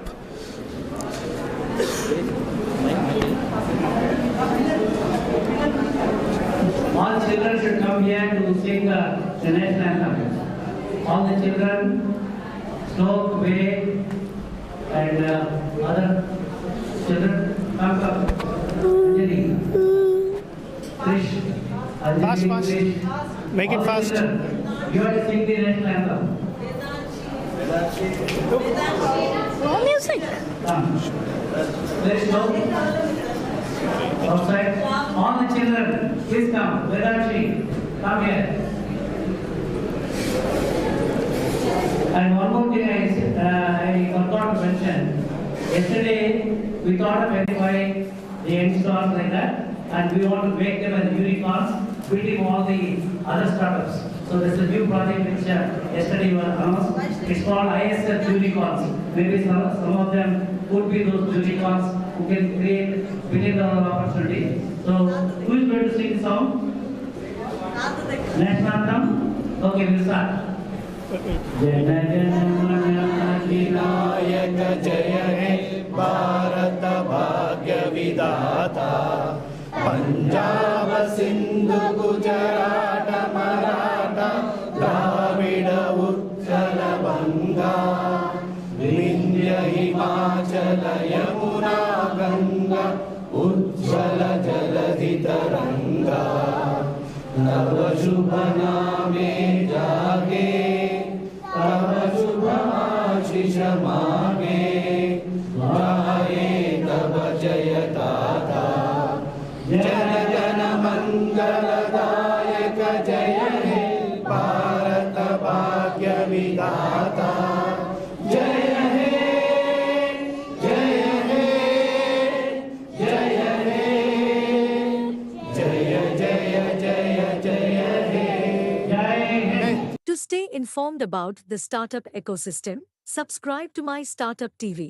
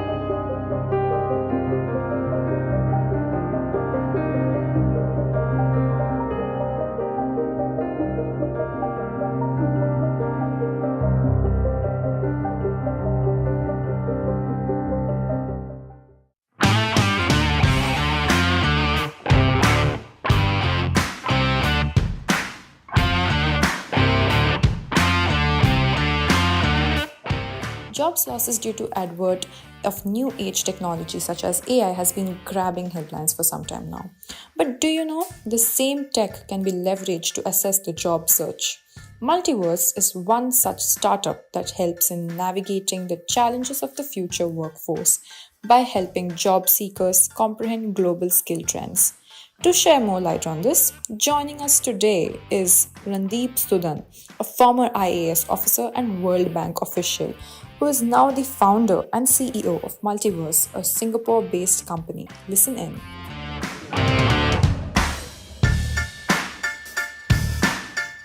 The name multiverse is actually a word which is related to quantum physics. And there's a many worlds hypothesis in quantum physics, which talks about the possibility of there being infinite possibilities, you know. So I thought that what we are trying to do, we are trying to expand possibilities for a large number of people across the world. And there is an opportunity to afford infinite possibilities for people in terms of their career paths, in terms of their lives. And that's what inspired us to go for the word multiverse.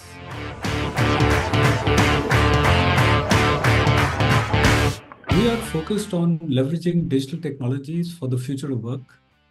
And we find that this space is rapidly shifting. If you look at what's happening on artificial intelligence, on automation, in robotics, there will be a lot of disruption in labor markets going forward, and India will be no exception. So we need to find ways how to anticipate where the future is heading and prepare individuals and organizations for that emerging future. And this is a big challenge. It is a challenge on a global scale. It can be very disruptive in terms of society, in terms of the economy, and of course, in terms of the future of countries and individuals and organizations. So we feel that the work we are doing can have a huge societal impact. And that's why we are focusing on this particular part of connecting technology with impact.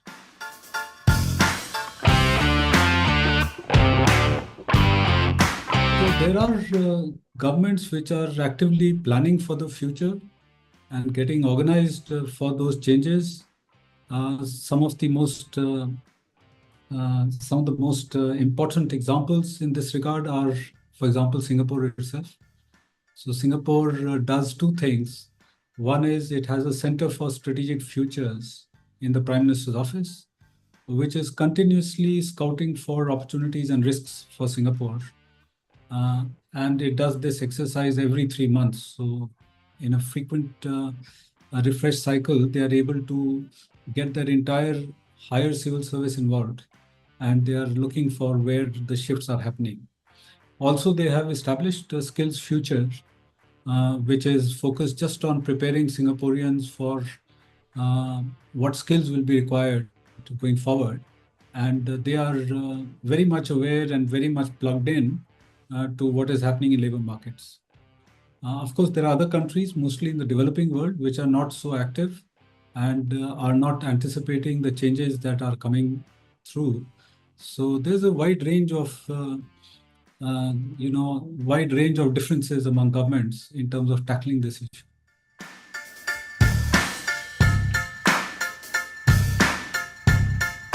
There is a need for having a dedicated organization on thinking about the future, which should, of course, thinking about the future is something which should be across the government and across the academic institutions, but somebody has to be able to organize and orchestrate this.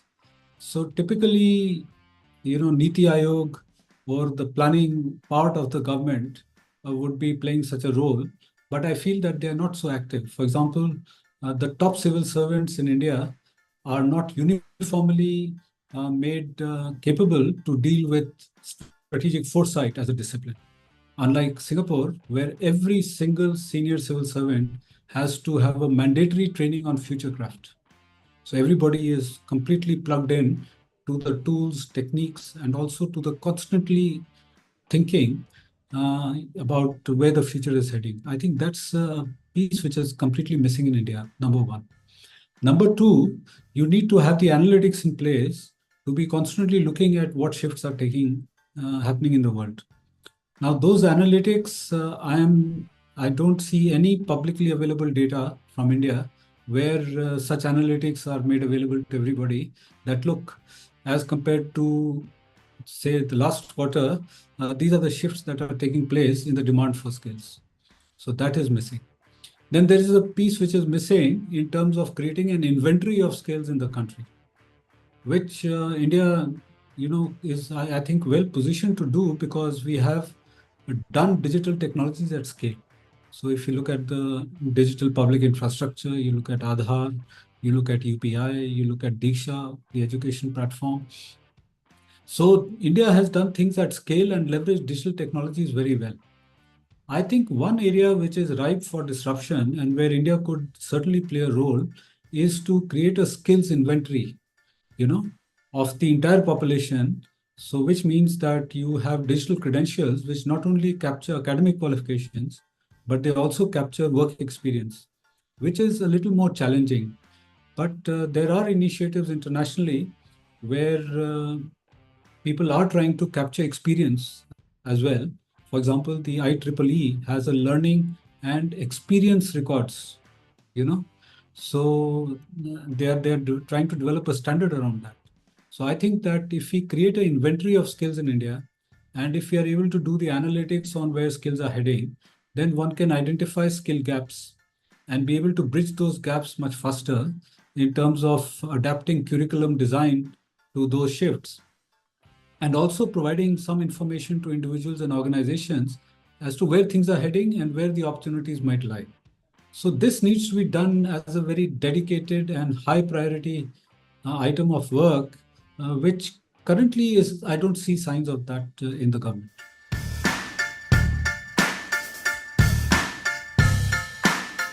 Precisely this point, that you have to deal with this emerging future of work in a holistic way. It cannot be dealt in silos. So number one is you need to understand where skills are going. So you need to have the capability to analyze on global scale what is the demand for skills and how those skills are trending. That's one capability. But when you are preparing people for the future, there is a lag between the future and what you are preparing, because you cannot completely anticipate what's going to happen, say, 3 years down the line. And you are preparing a student who's spending 3 years, say, in a graduation program. And how do you align your education system to be completely plugged into where the future is heading? So that's a challenge, for which you need to do two things. One is you need to have a better track of technologies. Where are those technologies going? What are the patents being filed? What are the VC investments in which technologies are they going? What are the science and technology publications talking about?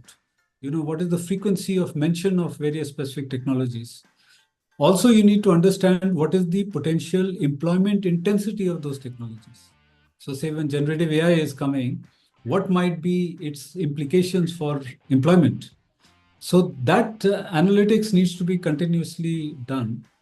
And in addition to this, you need to reorient the education system completely in a way that is more future focused in terms of giving enduring skills to students rather than just focusing on technical skills or on a particular domain. And secondly, you also need to give more work-based learning, or work-integrated learning has to be a much bigger piece of our education system. And it has to be in areas which are emergent areas so that the population is well prepared for those areas. So I feel there's a need for a major overhaul on education. There's a major overhaul required in terms of a strategic foresight. And there's a major overhaul required in terms of doing analytics on a global scale rather than just, focused on India.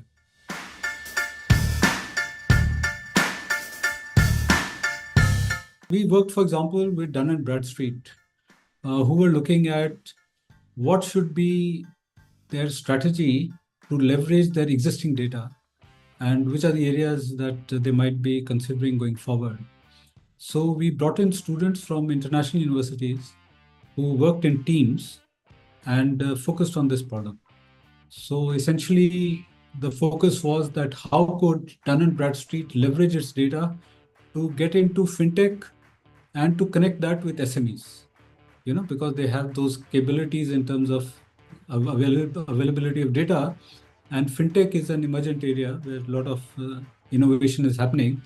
And because we have a societal impact dimension hardwired into our company, so we were looking at how this might make a difference to small and medium enterprises. So we brought in these teams of students. We trained them rapidly on something called the actionable futures process, which we have designed, which is how do you systematically think about the future and then focus on this problem and then offer recommendations to Dun & Bradstreet. So our feedback from Dun & Bradstreet is that they were surprised that when they were doing a similar exercise within the company, and there were people who understand that company inside out, they've been spent years in that company. If they came up with 100 suggestions, this team of students were able to reach a level of 70 without any, exposure to the company and come up with some excellent ideas. So Dun & Bradstreet thought that, yes, these people are able to bring innovation, are able to bring cutting edge thinking and come up with new ideas, which were difficult even for the, those people who were very much part of the company. So that is a proof that this is something which is important. Also, if you look at the US itself, if you look at computer science graduates, only 6% are able to get internships. So obviously there's a need for a different model where internships have to be scaled up. And that is possible only if you do internships on a virtual sort of approach using remote internships.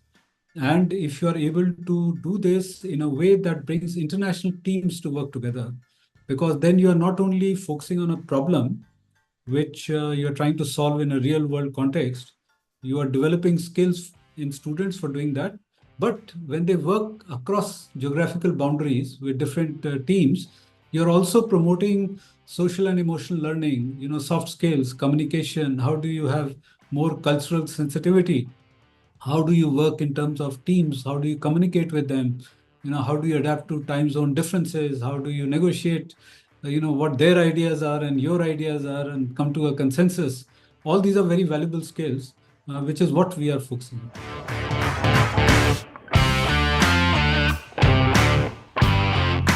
Yeah, so we typically work with, of course, organizations, because that's the starting point. The starting point is a problem that you're trying to solve. And then we work with students from different universities. So we worked with students from Ivy League, for example, Princeton, from Berkeley, from University of Michigan. We worked with Boston University students. We have worked with students from a university called Lund in Sweden. We worked with the students from Tilburg University in the Netherlands, ESCP, which is a business school in Paris. We worked with Durham in UK and with the University of Queensland in Australia. And as part of our own development of solutions, we have worked with students from the IIIT Hyderabad. So they have also worked with us, and they developed 2 MVPs for us, which itself is a test case of what value these students can bring to companies and to startups.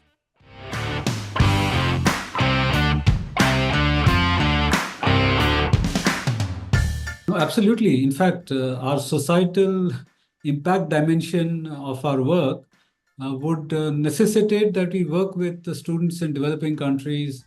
We work with tier 2, tier 3 type of institutions.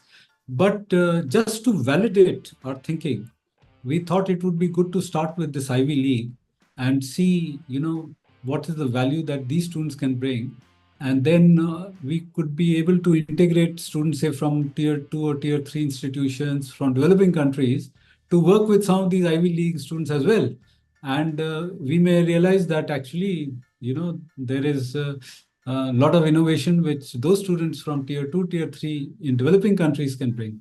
So this is just a phase in our development, but our ultimate objective is to work with students across the world.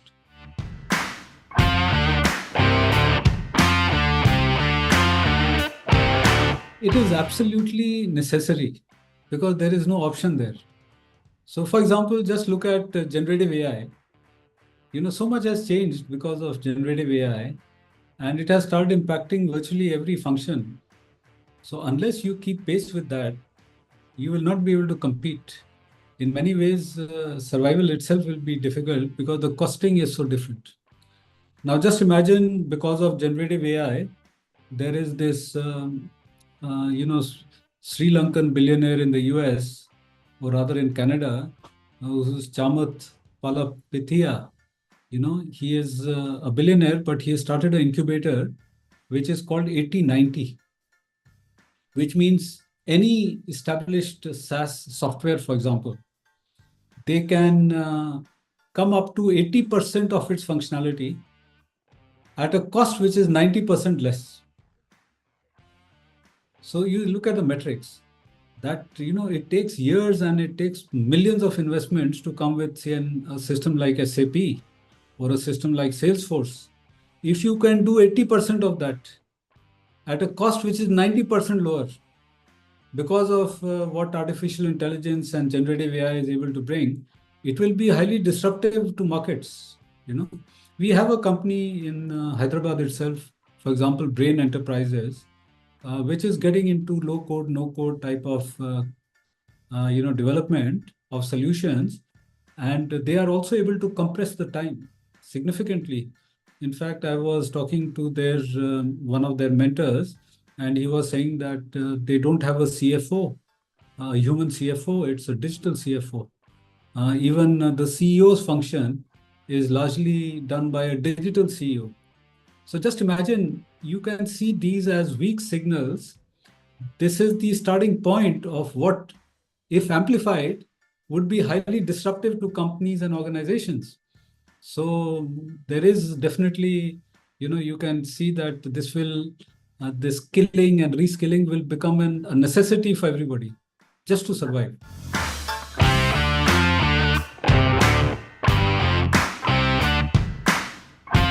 Exactly. So you have to constantly track what is changing. You have to understand where that change is heading, and you have to extrapolate what might be the future if that change gets amplified, right? So it's a leap of imagination as well, which is, in other words, called as scenario planning. You create the scenarios that, look, if this continues on this path, or if the path shifts in a particular direction, what might that scenario look like in the future? And then you backcast from preferable scenarios and see what you need to do today. But you're absolutely right. This idea about having a degree and that is being your sort of claim to fame for the rest of your life is gone. You have to be constantly on the learning curve, constantly. So the ability to learn and unlearn becomes a critical capability which needs to be acquired and systematically practiced through your life journey. That's a big change.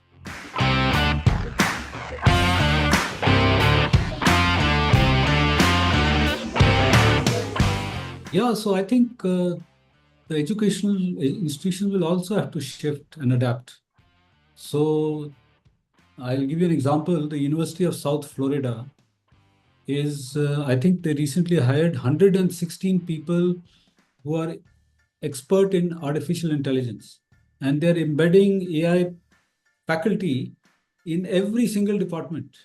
So AI across the curriculum, is what they are trying to do. So they're adapting. They realize that AI is going to make a profound shift in education.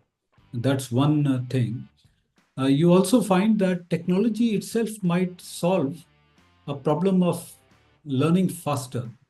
Because if you look at immersive technologies, it has been established that people can learn much faster as compared to classroom-based approaches. So if I give you the example of Walmart, it was running a program using virtual reality where it could train its workers in 15 minutes what it would take workers 8 hours to be trained on. So you see the difference in terms of accelerated learning. Similarly, I think it was Verizon, which was a training call center staff to handle irate customers. And that, using immersive learning, could be done much, much faster as compared to normal learning. I will give you a personal example. I visited one of the centers of excellence in Singapore, and they gave me augmented vision glasses, and they say, "Can you repair this oil rig?" I have not had any experience of oil rigs. That's the first time in my life that I'm seeing oil rig, sitting there on the floor. But with the help of glasses, it tells you what part I need to look at, what tool I need to use, in what direction I need to use that tool, and how I need to replace that particular part. Now, all that I could do without any guidance except the augmented glasses that I had. And so just imagine that there may be somebody who's a cab driver, and tomorrow you have autonomous cars, and you need to retrain that cab driver in some other area. Maybe he has to go and inspect a substation, electric substation. So some basic training, of course. I'm not saying that training is completely gone, but with these type of new technologies, and with Apple coming out with Vision Pro, which is just the starting point. What the iPhone was in 2007 and what it is today is the capability is very different. So just imagine where these technologies will go and how they will get democratized, and the price will come down with the competition. So the learning process itself can be accelerated, and educational institutions, as they are currently organized, will have to adapt. Otherwise, they will become irrelevant.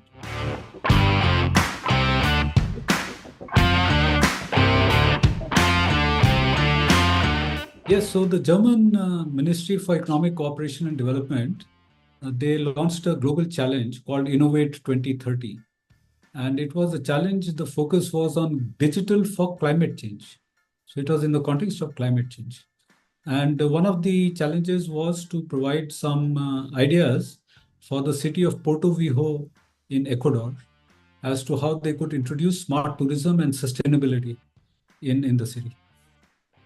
So we proposed some solutions which looked at digital technologies, especially using technologies which are immersive technologies, using the metaverse, as a framing concept, using approaches where high value tourism could come physically to Porto Viejo, but a lot of revenues and a lot of visibility could be generated using smart technologies, especially by creating galleries of climate art, by promoting other assets which are sustainability oriented in the metaverse. So that set of solutions, it won us the global award from Innovate 2030.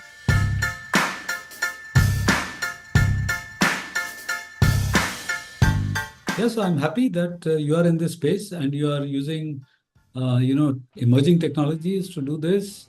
So just imagine if one had to establish a media house earlier, it would be so expensive to do that. And it may not be feasible to have conversations internationally without any boundaries. But today the world is changing, and I'm happy that nimble, agile, startup oriented, highly technology focused groups are coming up like yours to change the space and democratize it, so that startups like us also will, are profiled and have a voice in terms of global reach and global coverage, which is very, very useful. To stay informed about the startup ecosystem, subscribe to MyStartuptv.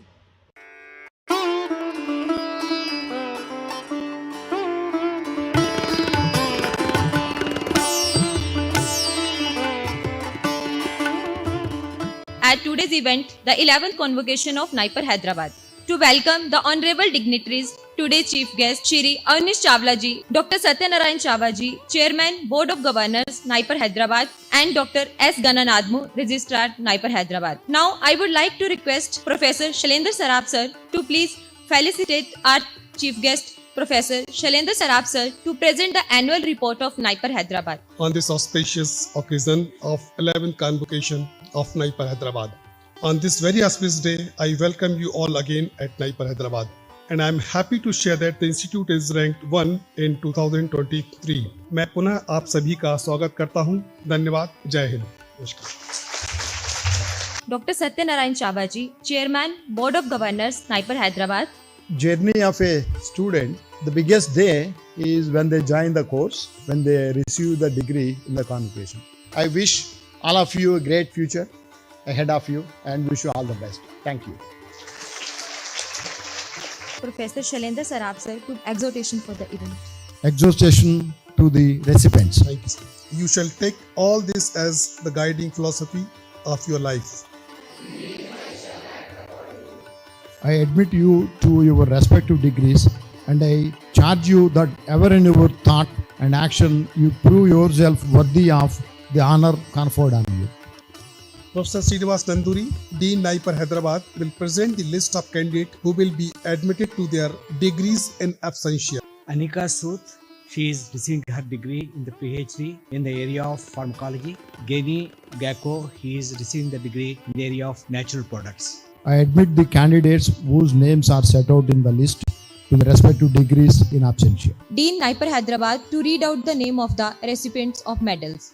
In the area of pharmaceutical analysis, Talari Sesikala.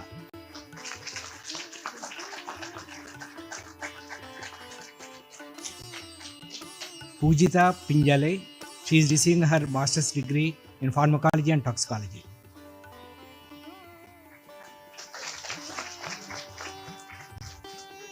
Miss Momin Alfia, she is receiving the degree in the area of regulatory toxicology.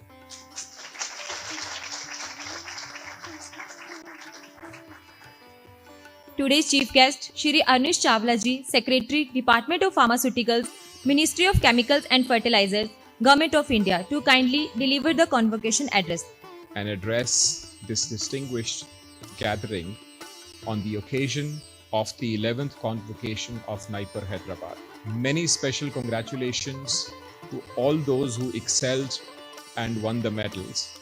As graduates of Naipar, you are well equipped with the knowledge and skills necessary to meet these challenges to the pharmaceutical industry and to the growth of healthcare sector in India as a whole. Thank you, and I wish you all the best in your future endeavors. Professor Srinivas Nanduri, Dean Naipar Hyderabad, to read out the name of the recipients of PhD degree. Announcing the names of the successful PhD graduates of the year 2023. The first one is Miss Mekhal Priyanka Nirapada in the area of medicinal chemistry.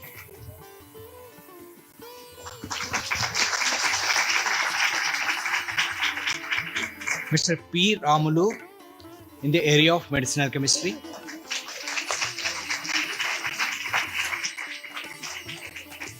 Mr. Pawar Gaurav Bhagwan in the area of medicinal chemistry.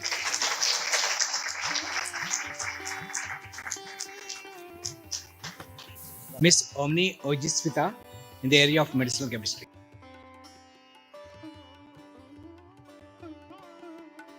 Request Registrar Naipar Hyderabad to call out the name of the recipients of MS, MTech, MBA degree graduate from 2021 to 2023 batch.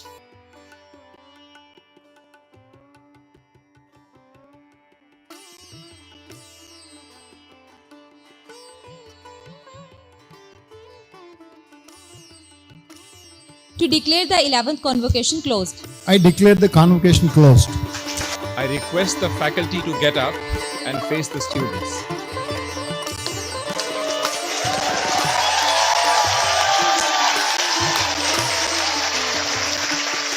And give them a big hand.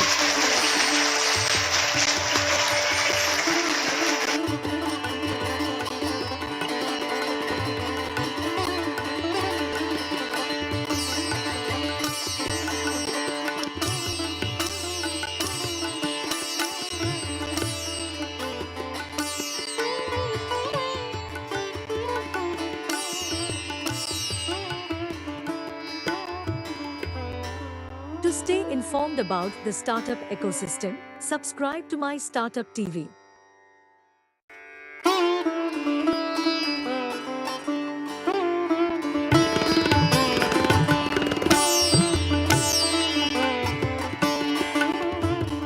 At today's event, the 11th convocation of Naipar Hyderabad. to welcome the honorable dignitaries, today's chief guest, Shri Anish Chawla ji, Secretary, Department of Pharmaceuticals, Ministry of Chemical and Fertilizers, Government of India. Dr. Satyanarayan Chava ji, Chairman, Board of Governors, NIPER Hyderabad and CEO, Laurus Lab at Hyderabad. Director, NIPER Hyderabad, Professor Shailendra Saraf sir, Professor Srinivas Nanduri, Dean, NIPER Hyderabad, and Dr. S. Gananadmu, Registrar, NIPER Hyderabad. Now, I would like to request Professor Shailendra Saraf sir to please felicitate our chief guest, Shri Anish Chawla ji and Dr. Satyanarayan Chava ji with their token of appreciation. Dr. Satyanarayan Chava ji, and declare the 11th convocation open. I declare the convocation open. Professor Shailendra Saraf sir to present the annual report of NIPER Hyderabad. On this auspicious occasion of 11th convocation of NIPER Hyderabad. On this very auspicious day, I welcome you all again at NIPER Hyderabad. Sir, with the kind support, guidance, encouragement, and from the Department of Pharmaceutical, NIPER Hyderabad has been making, and I am happy to share that the institute is ranked 1 in 2023. In past 1 year, मैं पुनः आप सभी का स्वागत करता हूं। धन्यवाद। जय Hind. I would like to invite Dr. Satyanarayan Chava ji, Chairman, Board of Governors, NIPER Hyderabad. Journey of a student, the biggest day is when they join the course, when they receive the degree in the convocation. I will also help the nation in a big way. And at this juncture, I wish all of you a great future ahead of you and wish you all the best. Thank you. Director, NIPER Hyderabad, Professor Shailendra Saraf sir to please administer exhortation for the event. I call upon you to administer the exhortation to the recipients. Thank you. Neglect of prosperity, let there be no neglect of learning and teaching. Should be given with modesty and should be given with sympathy. You shall take all this as the guiding philosophy of your life. I admit you to your respective degrees and I charge you that ever in your thought and action you prove yourself worthy of the honor conferred on you. Professor Srinivas Nanduri, Dean NIPER Hyderabad, will present the list of candidates who will be admitted to their degrees in absentia. Anika Sood, she is receiving her degree in the PhD in the area of pharmacology. Sai Nagajyoti, she is receiving the degree in the area of pharmaceutics. Shiva Nageshwarrao Gajula, he is receiving his PhD degree in the area of pharmaceutical analysis. And Jiaur Rahman, he is receiving PhD degree in the area of pharmacology. Then I read out the names of the master's students. Harsh Dwivedi, he is receiving the degree in the area of medicinal chemistry. Sulai Embark, she is receiving the degree medicinal chemistry area. And Padmashri Naren, she is receiving the degree in the area of pharmacology and toxicology. Harichandar Reddy, so he is receiving the degree in the area of regulatory toxicology. Rachana Yadav, he is receiving the degree in the area of regulatory toxicology. Supriya Behera, she is receiving the degree in the area of regulatory toxicology. And finally, Geni Gacko, he is receiving the degree in the area of natural products. As the Chairman, Board of Governors, NIPER Hyderabad, I admit the candidates whose names are set out in the list to the respective degrees in absentia. Medal distribution ceremony, I request today's chief guest, Shri Anish Chawla ji to confer medal to the meritorious recipients. I also request Professor Srinivas Nanduri, Dean NIPER Hyderabad, to read out the name of the recipients of medals. In the area of pharmaceutical analysis, Talari Sesikala.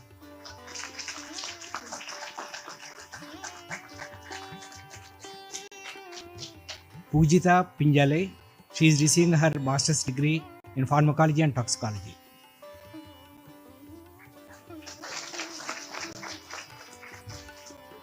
Miss Momin Alfia, she is receiving the degree in the area of regulatory toxicology.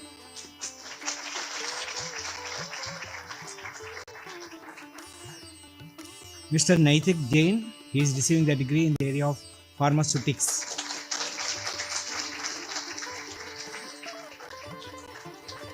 Miss Damare Rutuja in the area of natural products.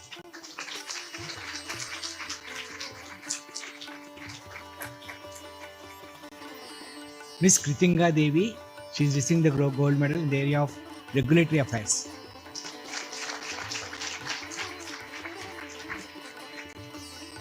Miss Karina Sinha, she is receiving her MTech degree in the pharmaceutical technology process chemistry. Miss Mansi Srivastava, she is receiving her gold medal in pharmaceutical management.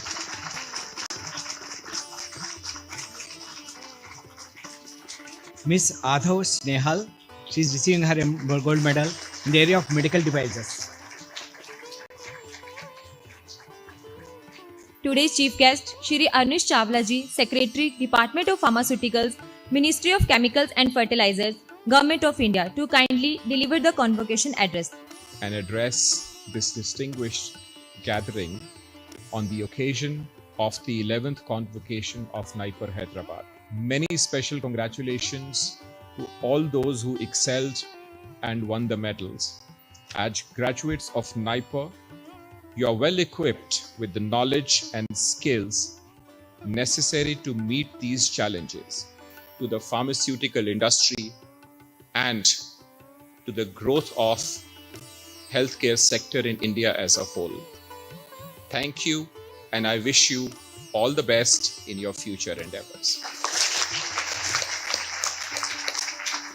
Professor Srinivas Nanduri, Dean NIPER Hyderabad, to read out the name of the recipients of PhD degree. Announcing the names of the successful PhD graduates of the year 2023. The first one is Miss Mekhal Priyanka Nirapada in the area of medicinal chemistry.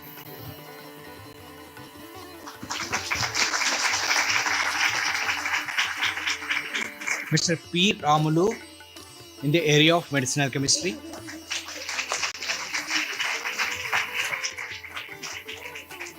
Mr. Pawar Gaurav Bhagwan in the area of medicinal chemistry.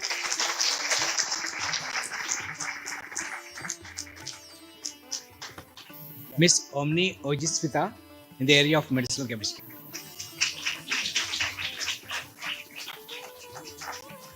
Request Registrar NIPER Hyderabad to call out the name of the recipients of MS, MTech, MBA degree graduate from 2021 to 2023 batch.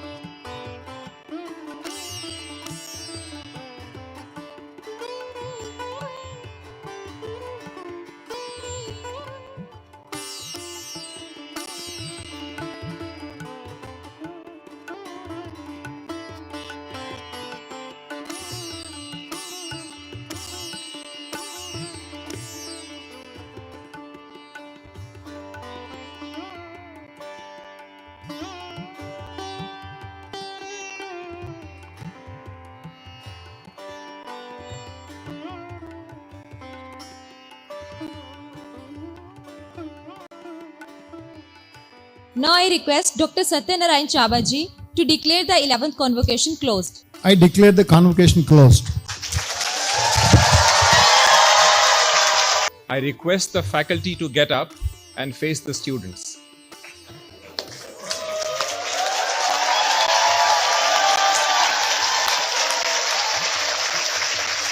And give them a big hand.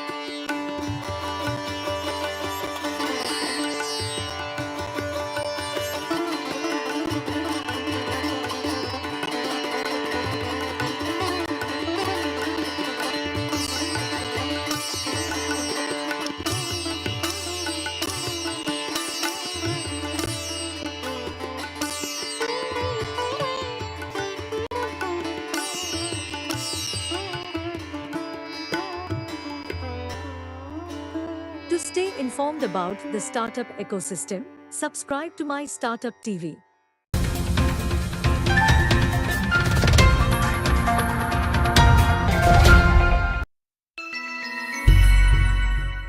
I'm Ganesh. I head marketing for Narwal. It's a great initiative. I've known Vinuta for almost 5 years now. I hope that she would be successful in her venture here. We are also looking at partnering with Vinuta and trying to create some sort of program. So as an organization, as Narwal, we are very happy to be associated with her, and all the best to Vinuta for her future endeavors. To stay informed about the startup ecosystem, subscribe to MyStartup TV.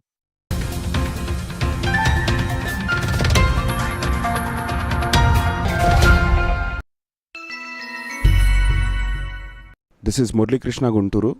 I'm a principal at Inflexor Ventures. I have known Vinita for the past 15 years now. I know that this has been a long-standing dream for her. She thought about this, conceptualized this about 10 years back, but I'm glad that it's finally coming to fruition today. I wish her all the best on the launch of the funding office. I think funding office is a great initiative by Vinita. Her experience over the last 10 years in the ecosystem, working with various kind of organizations, whether it is funds, incubators, accelerators, and in ecosystem will greatly help entrepreneurs who are budding right now and wanting to do something. I know that she'll be able to guide them very well in terms of compliances, which probably are the least focused activity in early stage ventures. And also it will also help early stage investors in helping them source startups, good startups, and also put in place processes for the startups they have already invested in. I wish her all the best for the initiative. To stay informed about the startup ecosystem, subscribe to MyStartup TV.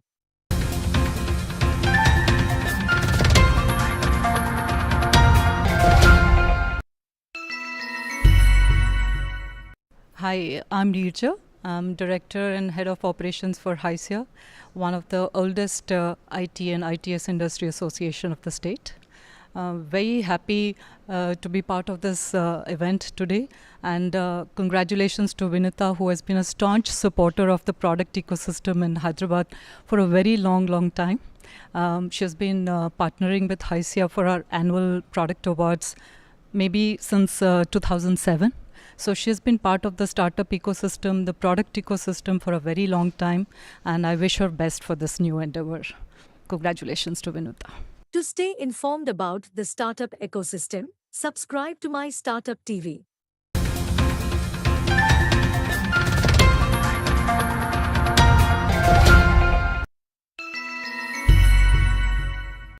By Vinuta Ralapalli. On this day of housewarming of the funding office, I wish Vinutha Ralapalli a grand success, and we would hope, and I'm not having any hesitation to say, that the funding office will do the great job of bringing funders and founders together and enable them with that much lacking preparedness when they do these meetings and finalize their deals. All the best, Vinutha and the funding office. To stay informed about the startup ecosystem, subscribe to My Startup TV.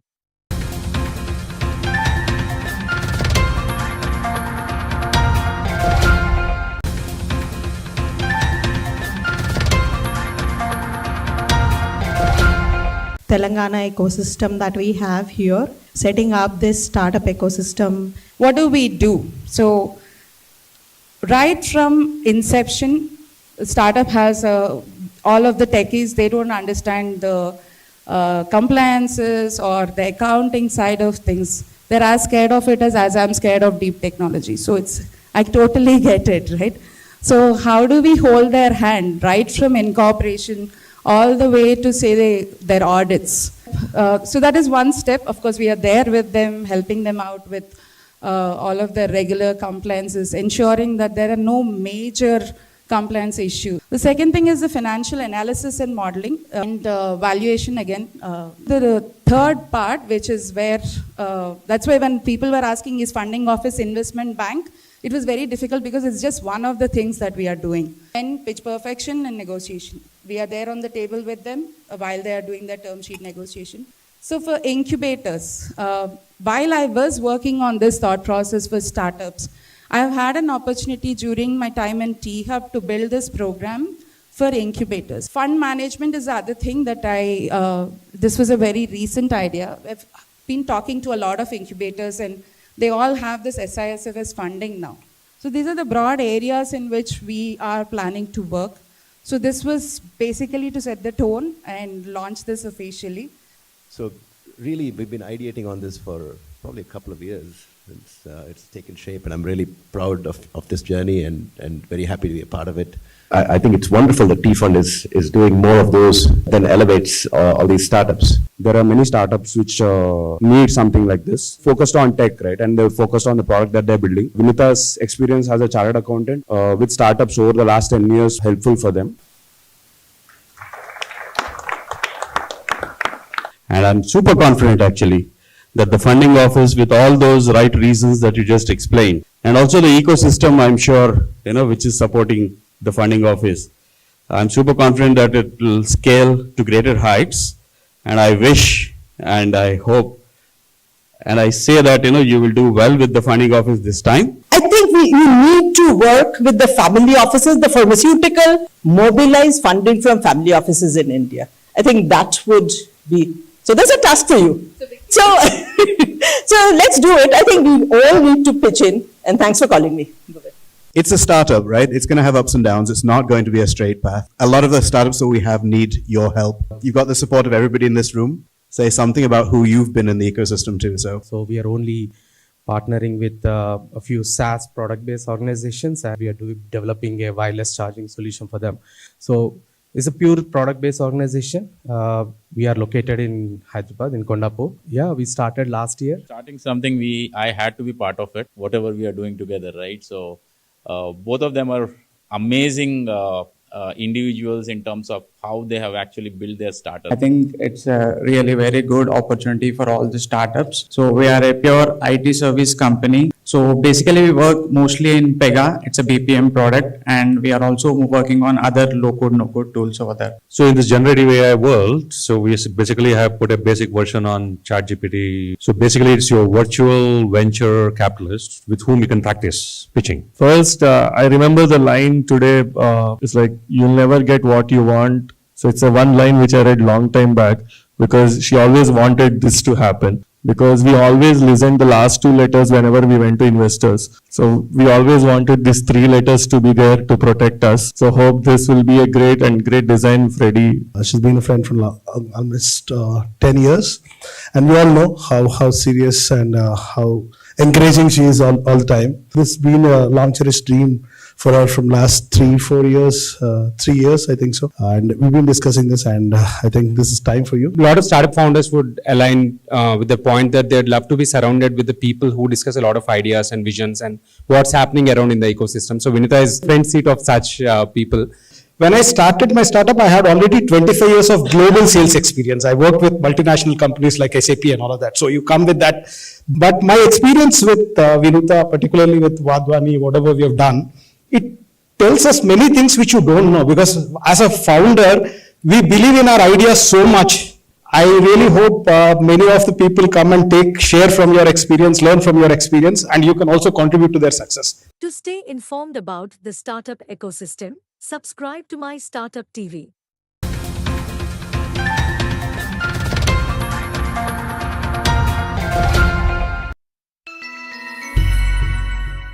I've been working with the Hyderabad startup ecosystem for over a decade now.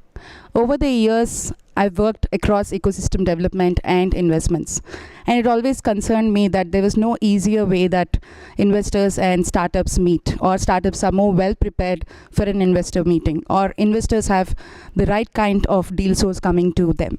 This is when actually the funding office has taken shape in my head. And over the last 2 years, I've worked on this idea while I was doing my other roles. I have worked deeply on what are the services that would make it worth a startup's time to work with us. What can make their journey easier end to end?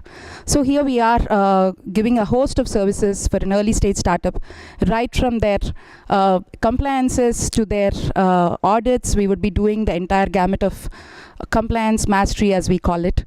And on the second part, which is basically where my expertise lies, is how much does a startup raise, and where do they raise it from, and how long should they look for a runway?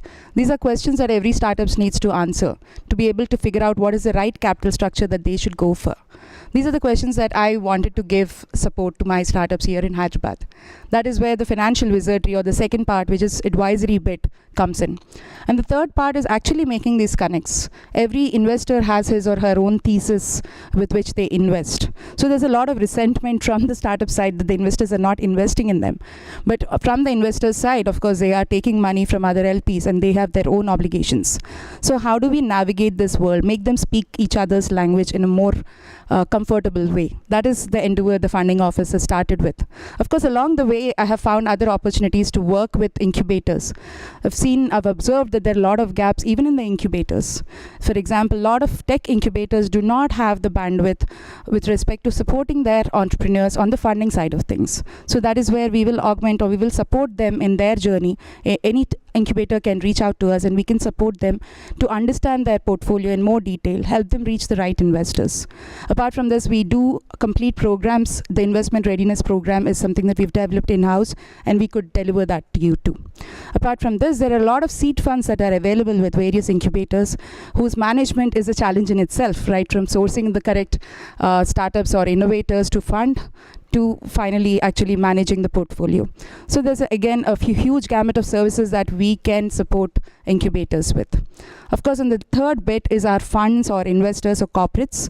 A lot of investors have a little bit of a hassle, mainly the early stage investors have some trouble in finding the right kind of deals. So here we are, your sourcing partners. And even with respect to portfolio management, the smaller funds do not have a full-fledged team to do portfolio management. So there are bits that we can come in and support you while you are, out there investing into the startups. So these are some of the areas that we are going to work deeply in. We will, of course, be entirely focused on startups to begin with.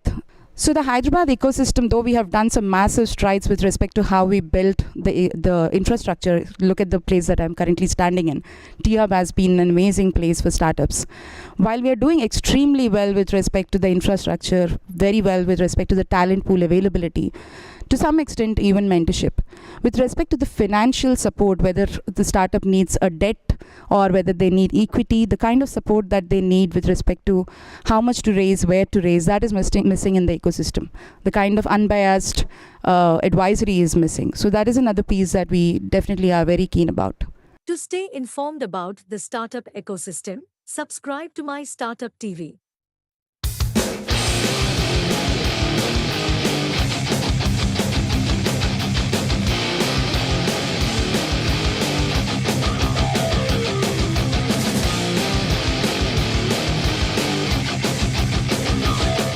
We have several of the platforms which we start with different products. Say for example, Neo Health, which is the platform for the retail clients to look into the different policies, customize the policies and take the policy in obviously it will help the clients to have a better policy structure, also have a claim intimation in the platform. We have a wellness platform inbuilt into the Neo Health. One page is all about helping salespeople prepare for meetings faster. This is a 4-year-old company. We have a couple of patents in India and US, and the full idea is salespeople usually meet a lot of strangers every day, and they have to prepare for these meetings, back-to-back meetings. So it takes around 30 minutes for preparation of every sales meeting. Our goal is to reduce the 30 minutes to 5 minutes. The problem we solve is we help folks create content, basically globalize, localize and personalize all their content, including video and audio. So you can take, reduce the painstaking work of, let's say, taking a long form video. It could be a 1-hour webinar and distilling it down to short form bites that's consumable across any language and targeting any demographic. So that's how we leverage AI. Actually, everyone uses a computer across the whole world. People use computers, and the slouching is a really big problem across the whole world. And also, this is the problem I experienced myself during the pandemic. Because of that, I developed a Straighten Up AI, which is a web browser extension which helps people to maintain a healthy posture while using a computer. The program makes the screen slightly blurred, therefore making the user aware to straighten up. It's available for Chromium-based browsers. There is a QR code you can see, and it's available to use. So this is my project. I hope you enjoyed and maybe try this out yourself. I highly recommend this. Nexus is a cognitive platform for document intelligence and text analytics. It basically is a platform to monitor, extract, classify, validate and reconcile data from multiple different document sources. And it is a combination of our contextual AI and the power of large language models, which are model centric.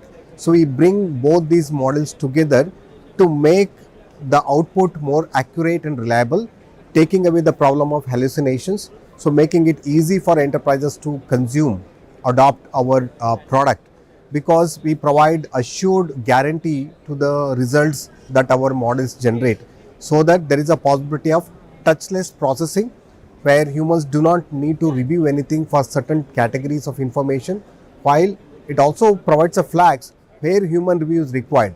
Chipweb Technologies is a design company. We provide all design hardware and software design solutions like electronic product design, PCB design, embedded system design, VLSI design services based solutions, and mobile app development solutions, website development, search engine optimization solutions. In SecureTech, we are trying to solve a problem wherein we have seen that there are dynamic changes in the cybersecurity industry. Now the bigger question is how to identify all those breaches. The new cyber attacks are happening globally. We at SecureTech are using AI and ML technologies to identify all those events, security events which are happening on a regular basis within your entire IT infrastructure, and using AI and ML technology we are able to identify all those events within your infrastructure, and this will create an attack and within your infrastructure, and we are able to identify all those attacks, and in a real time we can share these attack as an incident to our customer to automatically respond to those attacks as well. And this AI and ML technology we are using to identify all those hidden parameters within your infrastructure. It is primarily working on imaging diagnostics for breast cancer grading. For any cancer treatment, especially for breast cancer grading, the CAP report is needed, grading report is needed, which is identifying the severity and abnormality of the breast cancer on pathology images. It is called histology grading. Okay, we are looking around the intake, completed the breast cancer grading part. So within 9 months, really AI is growing well, and a lot of innovations happening, and especially on AI, especially helping in AI safety, public health, public security is improved across the industry, including banking, finance, healthcare. A lot of innovation, AI innovation happened in India. We are creating smarter roads with the help of AI, we are leveraging the power of AI to create smarter road infra management system, road predictive maintenance and analytics through our web app and mobile app. So what you have to do is, you have to simply use our road vision mobile app, mount it on a camera, move to point A to B and do the inspection.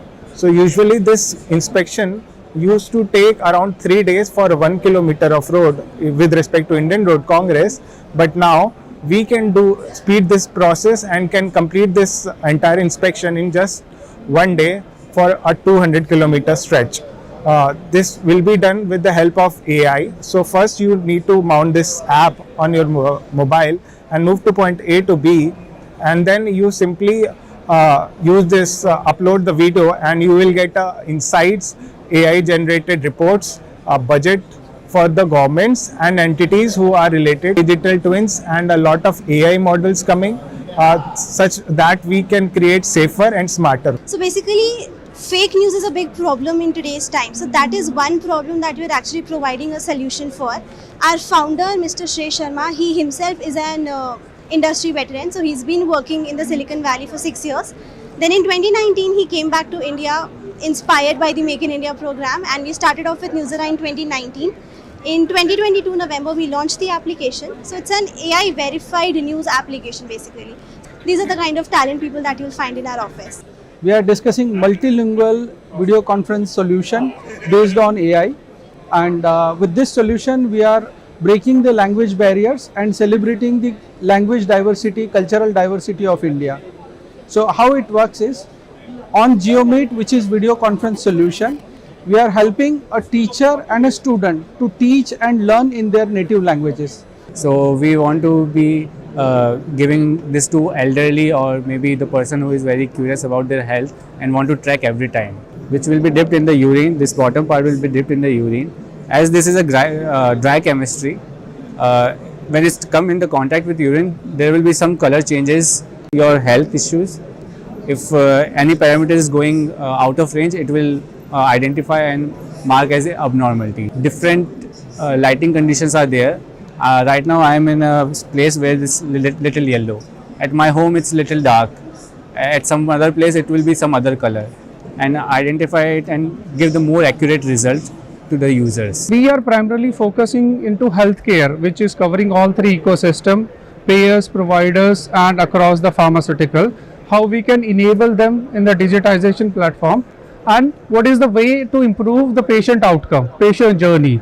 Like for example, with the latest technology, digitization and AI-enabled technology, the kind of data volume we are getting from the digitization of the technology, it's covering all the audience, genders and everything. So from that perspective, yes, and the ecosystem is growing up, and we see there's a huge potential, and the way the government is promoting these, I would say that India will be leading from front on the AI digitization and moving forward, going forward. In India, if you see, we have a lot of different languages, mother tongue, like we have as Hindi, Tamil, Telugu, Kannada, Marathi. And you know, in India, 90% people are not good at English in terms of reading, writing and understanding. But 90% of all of the content that are available on the general medium, like, you know, you're reading a newspaper, or you're doing web browsing, or you're getting a bill, or you're reading any document, all are available in English. So we have developed this web browser. So with the help of our web browser, you can read any content in your language. If you are stuck at any particular word, you tap on that word, you will get a visual meaning. So this is the entire concept. So NetWeb is a 25-year-old company, and we are basically solutions, and we make AI infrastructure solutions. We are into solutions like supercomputing, delivering AI to our customers, starting from the workstation till your high-end supercomputer. We have built a machine learning model that is trained with more than 86,000 images. On the basis of that, we identify 13 different types of pest, 20 different types of crop disease. So our solution is based on WhatsApp. At Intellilabs, we are trying to reduce the food wastage at the farmer and the mandi end. So a lot of food comes in, a lot of fruits and vegetables, they come to the mandis, and based on certain parameters, they get graded and sorted, and the remaining produce is either thrown out or it's sold off to at a very low cost. And in the current market situation, what is happening is labor actually sees and observes the fruit visually, and then quality assaying is done based on some parameters. But now this thing introduces a lot of bias, because this is a perspective based analysis, and every person has a different view and perspective of a fruit or vegetable. So we are building a digital platform to understand documents and extract information out of that. The big problem that corporates and governments deal with is to deal with documents. They get a lot of information in the documents. 60% of the enterprise data lies in the documents, and there is no intelligence on those documents. So what we are building is a platform which can understand these documents and extract meaningful information out of that. We read, for example, in tuberculosis, we are working on helping clinicians get reports within 30 seconds. What usually would take 3 days for a radiology center to read, come back with the report, will just be done in 30 seconds. So, a patient can be treated within, the treatment can start on the same day. So that's how it's reducing the turnaround time to treatment. And by starting the treatment on the same day, what happens is the communicable disease. Sure. So over the past 2 years, we've been building out the product in public. We've grown from 0 to about 8 lakh users all across the world. 195 countries out of 196 countries have tried, never installed. And we've done this without spending $1 of marketing money. We started our journey in the May 2022 last year, where we have built up a technology to assess the security vulnerabilities of the AI systems.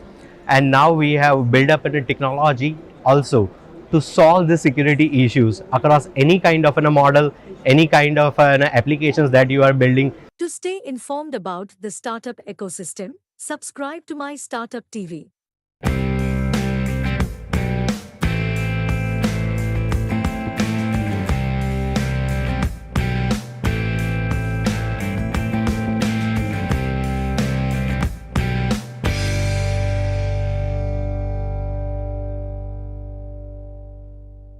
AI Technos is a leading IT company with more than 4 years of experience in IT solutions.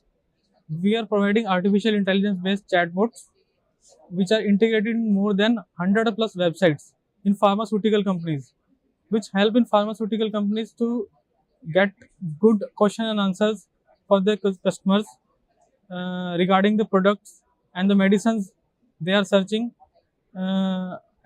If anyone wants to search the product in the night, after 12 noon, then she can search the product through AI chatbot in the websites. It is very helpful for the person, and no need to hire some person to contact the customer.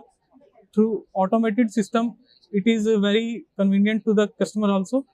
And we are providing SEO, digital marketing, Facebook ad campaigns, Instagram ad campaigns, Google ad campaigns, and mobile application development services.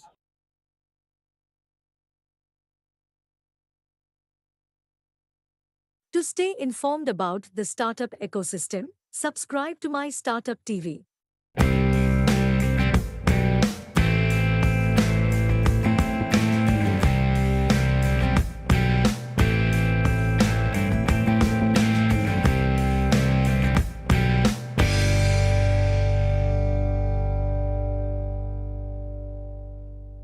We are introducing a product name as Vanya. This will be, helping to regenerate the greenery that was, that is being lost for lot of decades on the planet. And we are also, helping farmers to create an extra income on their day-to-day growth, because the conditions of the farmers in India, it's not very good. So right now we are helping farmers economically as well by our product. So our product is MRV, which is monitoring, reporting and verification. In this product, what we are doing is we are onboarding some small group of farmers which are having small area of lands in hectares and square feet. So what we do is we get the GPS coordinates from these farmers and feed these GPS coordinates to the satellite. Satellite in turn provide us the data which is used for calculating the carbon credits. The data that is provided by the satellite is soil organic matter, biomass, wood biomass, and other factors that helps in generating the carbon credits. So carbon credit, if you don't know it, then the carbon credit is if you are buying one carbon credit, that is being I'm giving you an access to exhaust 1 ton of CO2 in your day-to-day activities. So we are generating this carbon credits, and we would be selling this credits to the big companies like Amazon, Intel, C8 Tires, and all, which are consuming a lot of resources of the planet for their business. So they are also in guilt, and they are also doing some CSR activities, NGO activities, which will be the part of this. In this way, we would be selling the carbon credits to them. The percentage of carbon credit that we are selling, the 60% of that amount would go to the farmers, and we would be getting only 40%. In this 40%, we will be covering our costs, that is a satellite cost, plus our profit.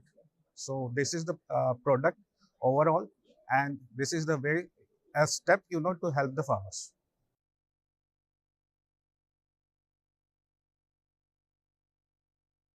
To stay informed about the startup ecosystem, subscribe to MyStartuptv.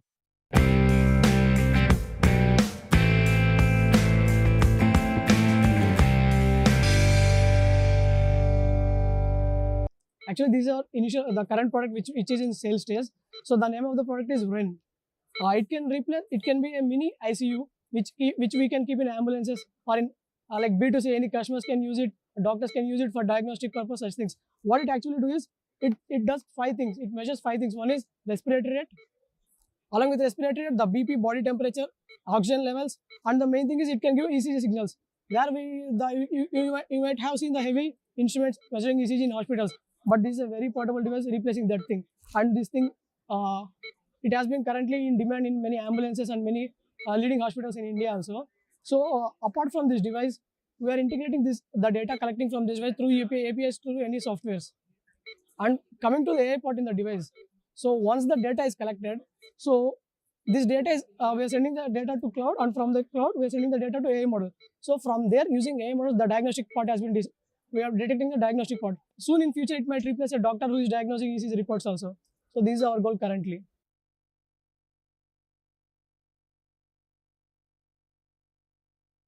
To stay informed about the startup ecosystem, subscribe to MyStartuptv.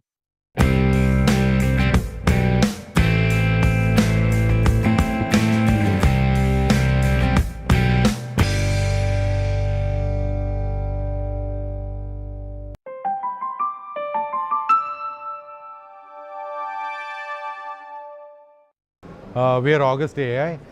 We're based in Bangalore, and we started in June of 2022. A couple of us got together. Anirudh is founder and me the co-founder. We wanted to address the doctor-patient gap through an AI engine that we can build because 1 billion searches happen every day in terms of health searches on Google. These are generic searches and don't give personalized solutions. Relevance is low. You have to go through a couple of websites and it gives you generic information in terms of health. We are very personalized. It's literally doctor in your pocket. You can ask it anything from as rudimentary as a cold or a cough to actually easing your anxiety and understanding in terms of complex issues in health like any of the cancers. We are an application model based on all the foundational models that are built out right now. We've used proprietary LLMs that we have for health. We've built out competition algorithms in the last 1 year to address all health issues, to make it as empathetic and sound like a doctor. It's enabled with voice and video. You can upload any voice note. It's the distribution mechanism is WhatsApp. So you simply type in or upload an image of what is happening to you or send a voice note, and within a few seconds it responds. So it's 24/7 a doctor in your pocket. Healthcare is very specific to people. Our guardrails are to make it not a doctor, but give you understanding and ease of anxiety. The team is going to grow. We are eight people right now. The great thing is we've launched it 3 months back, and we've got about 20,000 users, completely organic. It's available in every language in the world. We have users from 116 countries right now. It's a global product at the end of the day. Anyone can use it. We understand and we truly believe that healthcare should be free. And this is free. It's on WhatsApp, easily accessible throughout the world. That's our plans to go, there are close to 8 billion people. We want to reach all 8 billion. Thank you very much. Thank you very much. To your viewers, please use August. It's called meetaugust.ai. It's on WhatsApp. It's really easy to use. Yeah? Thank you. Thank you.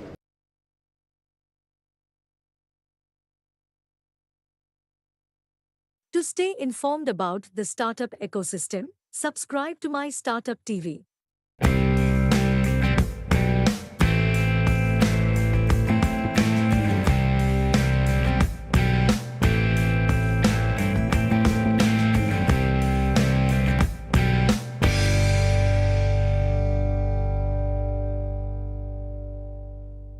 Our company basically solves the problems of farmer for identification of crop disease as well as pest. So we have built a machine learning model that is trained with more than 86,000 images. On the basis of that, we identify 13 different types of pest, 20 different types of crop disease. So our solution is based on WhatsApp. So any farmer can send us image on WhatsApp. We analyze those images, and on the basis of that, we recommend what kind of pesticides, natural or biological treatment they can use in their field. And our services are completely free of cost for the farmers. Further, we are we are building an ecosystem for the agri-tech companies as well as universities, government partners, in which we are signing MOUs with the different agricultural universities as well as bringing pesticides, fertilizer companies at one place, where we are also providing drone spraying services, where we bring different drone owners to our platform, and they can provide their services to the farmer for pesticides spray.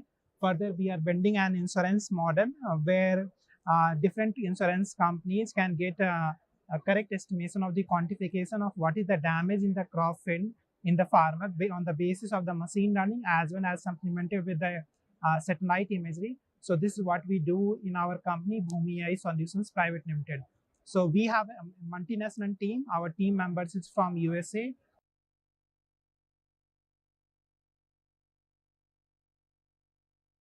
To stay informed about the startup ecosystem, subscribe to MyStartuptv.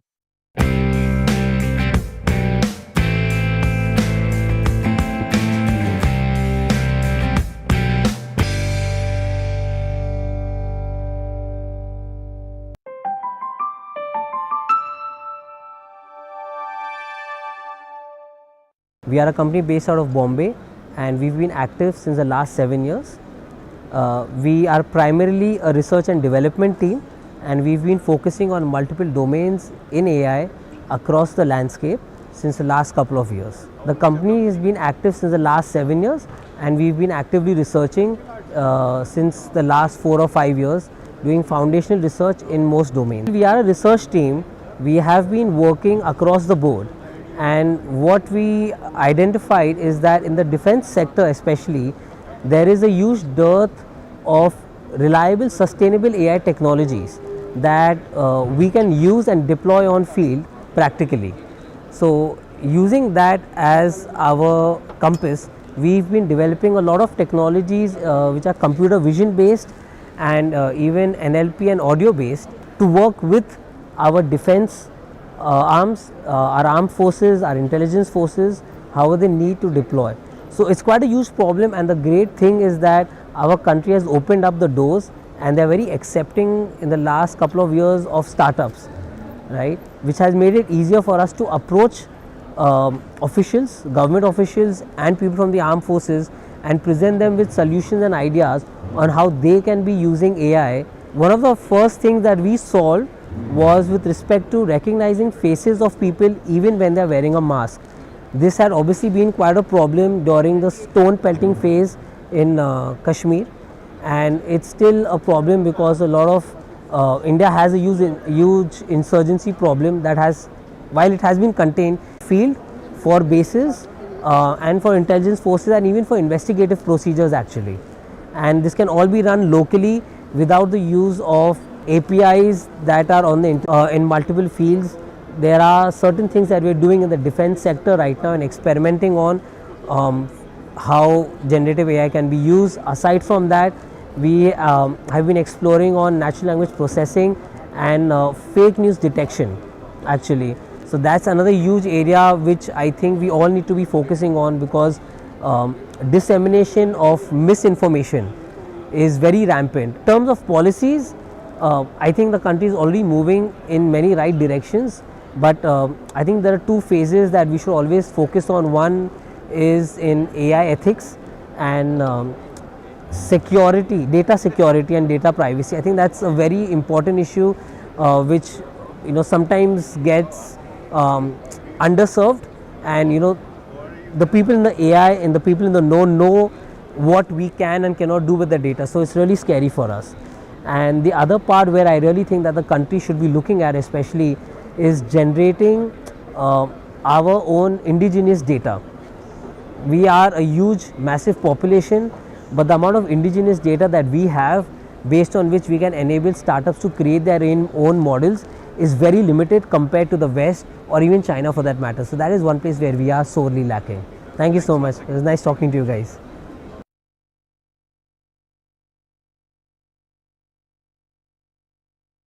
To stay informed about the startup ecosystem, subscribe to MyStartup TV.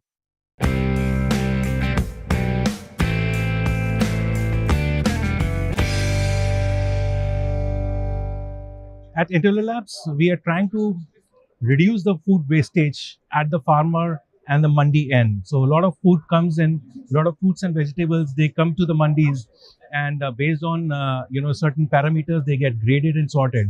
And the remaining produce is either thrown out, or it's sold off to at a very low cost. And in the current market situation, what is happening is labor actually sees and observes the fruit visually, and then quality assaying is done based on some parameters. But now this thing introduces a lot of bias, because this is a perspective based analysis, and every person has a different view and perspective of a fruit or vegetable. So what we do is we have introduced AI based quality assaying using a set of cameras and adding intelligence to the entire hardware, and we are trying to achieve a high throughput and quality and precision of entire grading. We have also added a layer of standard parameters which can be similar across several mandis and wholesalers, retailers, etc.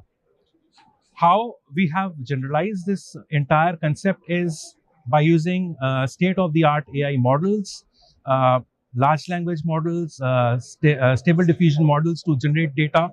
And yes, as I'm speaking about the reduction of food wastage as well, so the same thing happens at our factory, where we also do a couple of testing with a lot of material. So after the incorporation of this new technology, stable diffusion, we are able to create synthetically data for training our models, and that's how we have grown and sustained in this industry.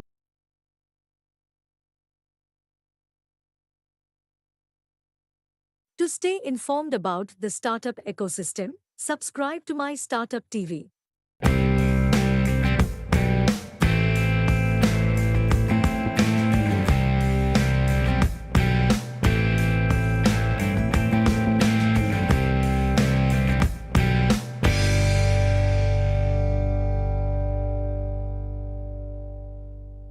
Chipweb Technologies is a design company. We provide all design hardware and software design solutions like electronic product design, PCB design, embedded system design, VLSI design services and IoT services, 3D enclosure design, artificial intelligence based solutions and mobile app development solutions, website development, search engine optimization solutions. Like that we provide services. We are based out of Mohali, Ambala and Karnal, Haryana and Punjab.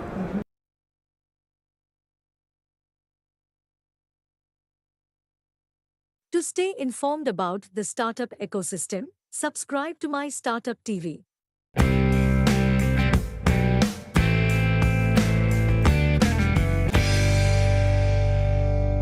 In SecureTech, we are trying to solve a problem wherein we have seen that there are dynamic changes in the cybersecurity industry. Now, the bigger question is how to identify all those breaches.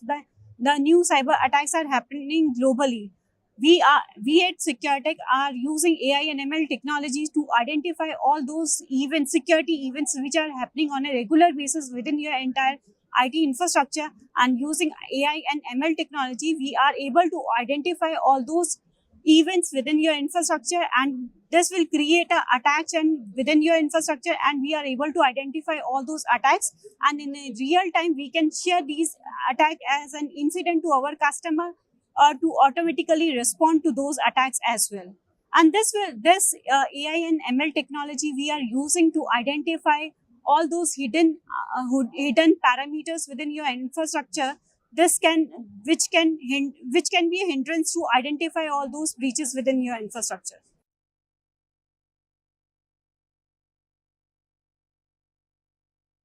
To stay informed about the startup ecosystem, subscribe to My Startup TV.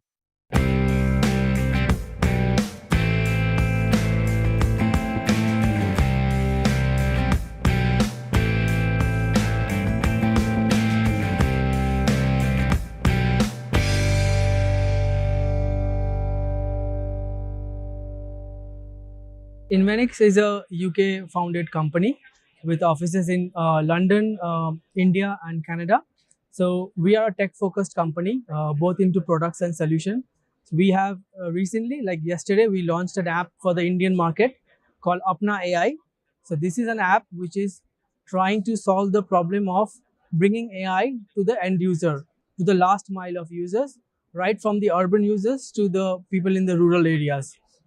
So the problem that we're trying to solve is at this today's world where AI is rapidly kind of evolving and kind of becoming like the superpower, we feel that the common people of India may be left behind, or it may be too late for them to get used to AI before AI can start coming in the way of their jobs or things like that.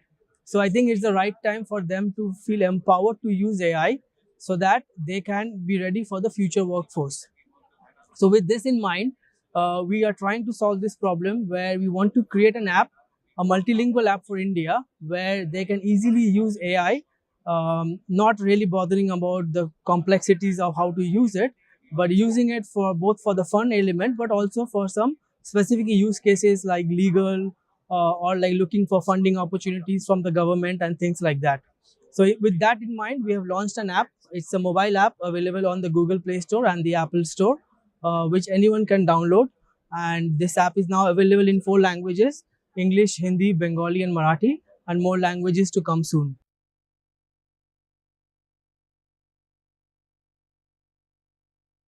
To stay informed about the startup ecosystem, subscribe to My Startup TV.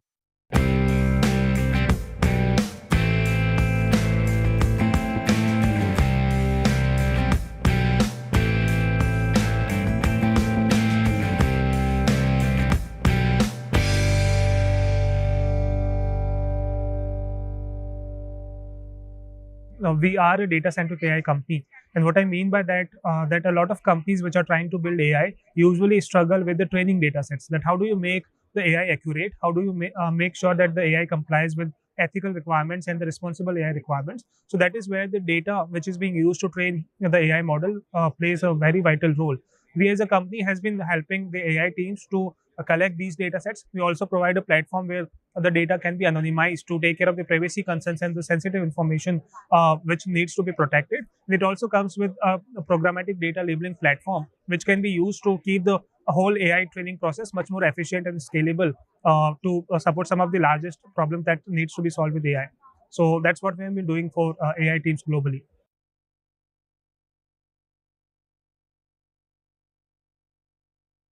To stay informed about the startup ecosystem, subscribe to MyStartup TV.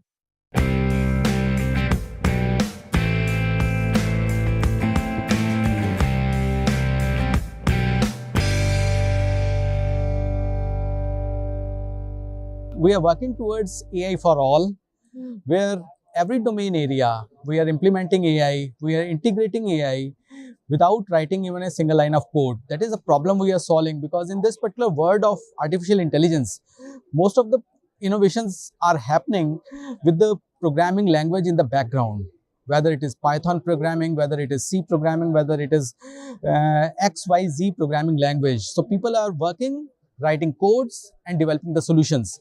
But what about other domain area students or professionals, like people from agriculture, people from pharmaceutical sciences, people from management, people from marketing, people from law, people from commerce and basic sciences?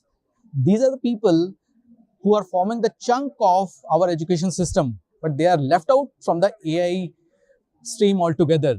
So let us help them out. Mystic Mind is working very hard to integrate AI in their domain area with very specific inputs without writing even a single line of code. They can implement the complete AI project and they can solve their problems themselves without depending on any IT professional to help them out with the data insights. They can do it themselves. That is where Mystic Mind come into picture. So here we have various modules available, like we do have workshops, hands-on workshops, where they will be working on their domain area, their use cases, their data set, their success. Similarly, they can go for 1 to 6 months of internship and 6 months of online certificate course.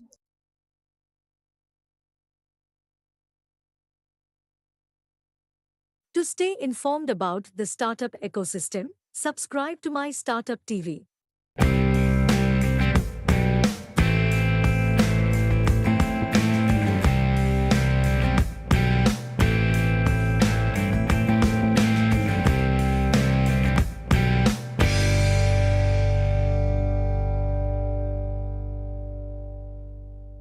It is primarily working on imaging diagnostics for breast cancer grading.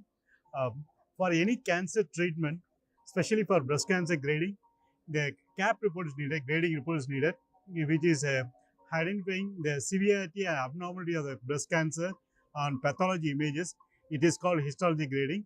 Our system automates entire cancer grading, the pathology automation workflow, which include multiple biomarkers. So we get the digital biopsy slides from the hospital, which will need to be digitized using our AI pipeline. Our system identifies the abnormalities and everything, and it gives the CAP report, which is reducing the time frame of, right now it is 5 to 7 days, which is reducing to 45 minutes. That's the automation, kind of automation we work on. It is a B2B platform, which helps hospitals and labs, cancer hospitals, pathology labs, cost and time. So this is our system.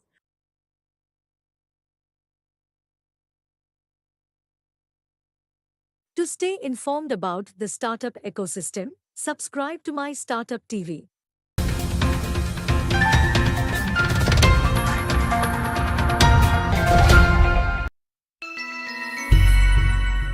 Duke is basically a IoT based company, right? So we are a software as a service. So we are working in real-time location services called RTLS.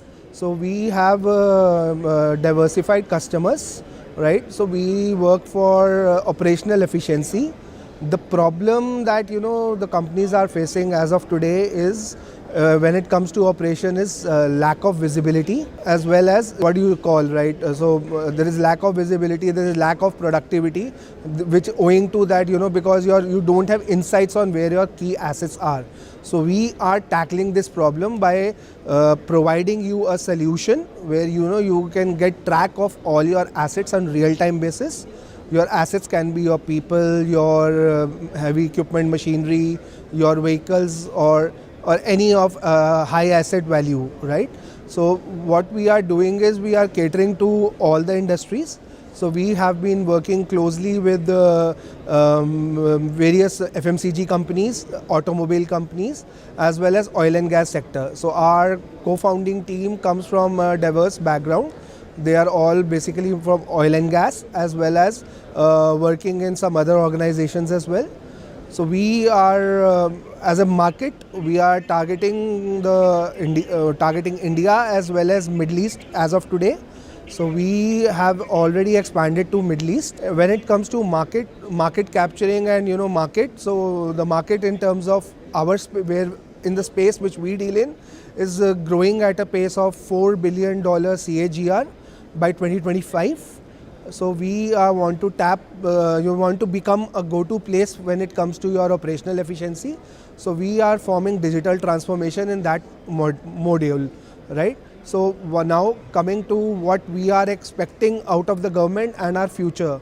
So we are building we look at making more digitalization efforts when it comes to your operations, because you have your finance, you have HR and different domains which are covered under your digitalization. But when it comes to operations, there is some lag.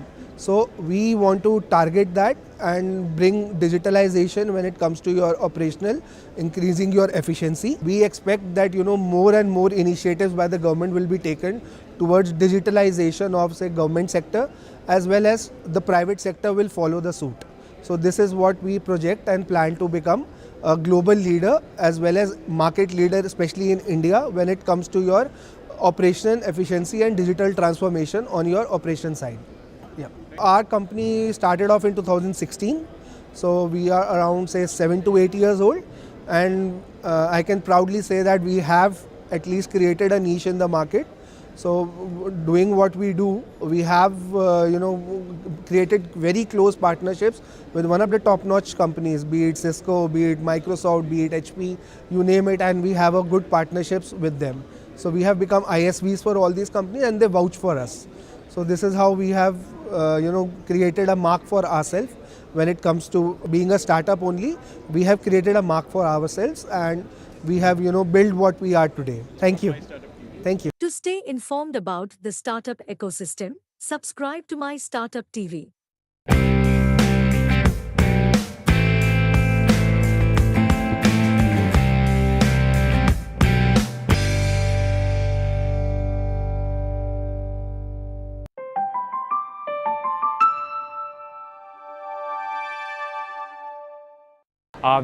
We started in 2019 at the dawn of post the transformer revolution that created GPT, and we are based primarily in Chennai. We are a small team and we have some folks in Bangalore. And the problem we solve is we help folks create content, basically globalize, localize, and personalize all their content, including video and audio. So you can take reduce the painstaking work of, let's say, taking a long form video. It could be a 1 hour webinar, and distilling it down to short form bites that's consumable across any language and targeting any demographic. So that's how we leverage AI to do that. 12 years, we are growing rapidly, so we intend to double our team in the next year. But we are kind of small, so we are a bootstrap company. We have not taken any external investment. We are growing through our own revenues. And so we expect to double our team next year. In terms of policy making, we are just observing. We are passive observers. AI is going to be the AI transformation is going to be the most definitive transformation of our lifetime. So we have to be incredibly careful with AI and the benefits and risks it poses. In terms of policy making, I think that general safeguards around we are all in agreement that the technology, let's say we are doing dubbing on our platform, that can be misused. That can be used to create fake information out there, like disinformation out there. And so general guidance on safeguards around that, I think, is beneficial to every player in the industry. Thank you.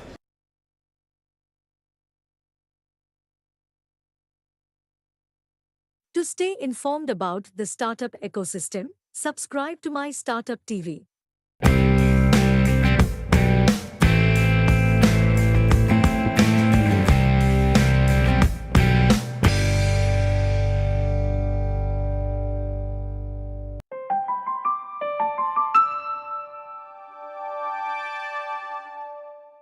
We are based out of Bangalore, and we started Never Install about 2.5 years back. The core problem that we wanted to solve was of computing as a utility. So what we are doing is we are reinventing computing in the way that today people pay for their internet or phone bills. We want computing to be a utility where you just pay for the computing usage that you have. And as part of building that, what we are doing is we are putting your entire computer in your browser, and not only are we doing that, and we are making it a lot more intelligent. So operating systems have been sort of isolated sandboxes where applications just do things by themselves. What we are trying to do with our AI Copilot is specifically build the intelligence into the operating system. So imagine something like Windows Copilot, but 100x better, works across every operating system, be it Windows, Android, Linux, and it exists just inside the layer without intruding your workflows, but also assisting in every particular application. So the application developer doesn't need to build the AI capability because our system comes with it. So even if you build any application that is not AI first, just by that software running in our system, it will have the AI capabilities integrated. Over the past 2 years, we've been building out the product in public. We've grown from 0 to about 8 lakh users all across the world. 195 countries out of 196 countries have tried Never Install. And we've done this without spending $1 of marketing money. The next 12 months for us is more about actually doubling down the thesis and the product that we've been building. It's more about getting business customers. It's about expanding to a couple of other geographies, specifically Latin America, Middle East. And in terms of policy, what we are doing on the AI side is coming up with very specific use case persona based features which would help more marginal people leverage the value from our platform, specifically students in their engineering who are taking engineering courses or say using any hardware intensive applications. So we are doubling down on that, be it design students or say software engineering students. So that will be a lot more in the next 12 months. Thanks for having me. Thanks.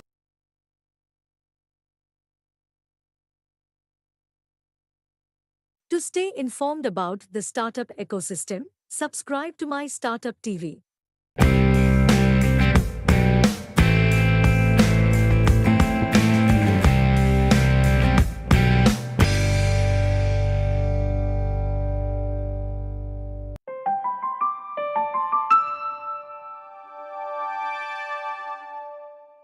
We are in the business of securing the AI systems of the world. Everyone in the world is using the AI systems, and one of the critical issues is that how safe and secure they are. We are solving this problem, which is going to be the billion-dollar problem going forward. As the AI becomes a trillion-dollar economy, the $1 billion will be spent on securing these AI systems, and this is the problem that we are solving.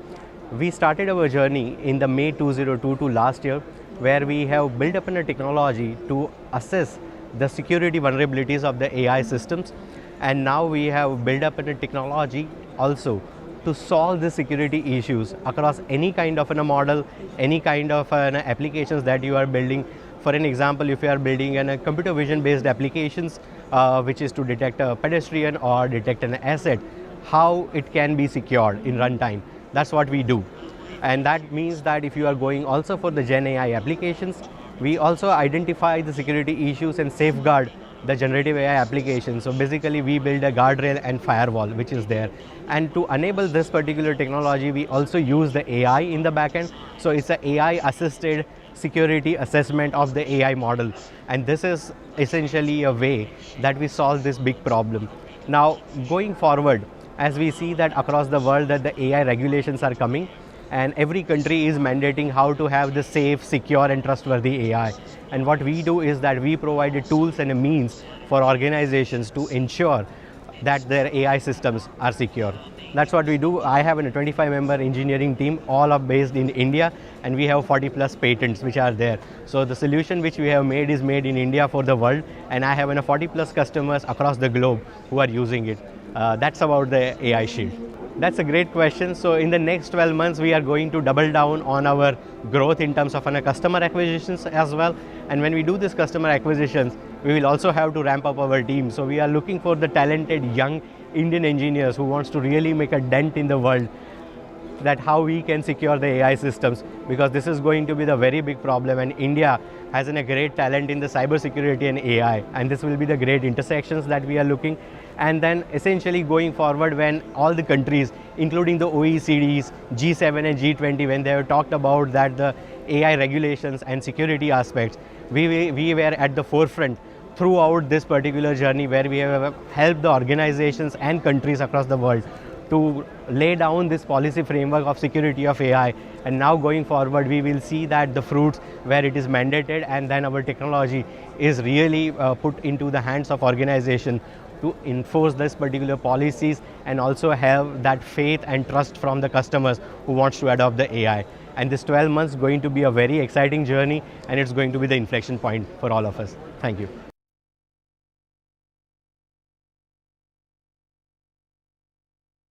To stay informed about the startup ecosystem, subscribe to MyStartup TV.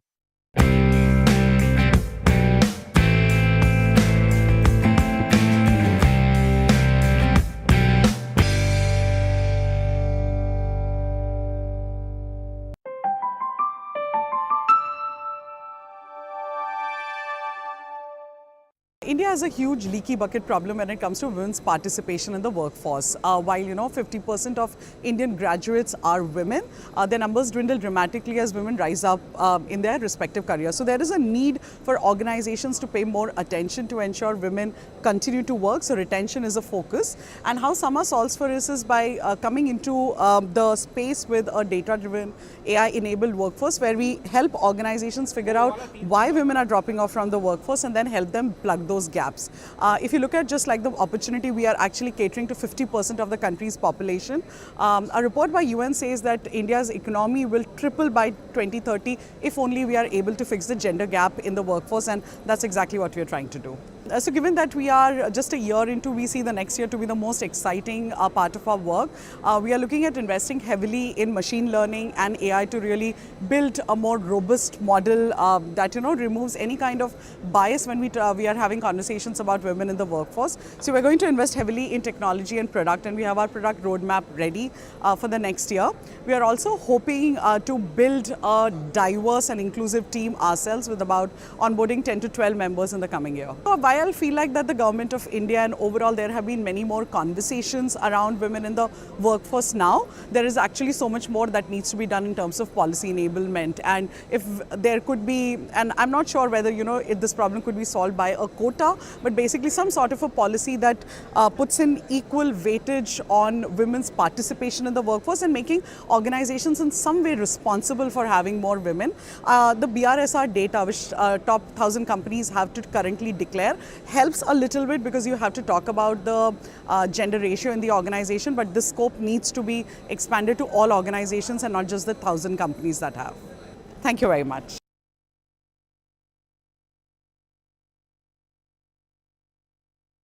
To stay informed about the startup ecosystem, subscribe to MyStartup TV.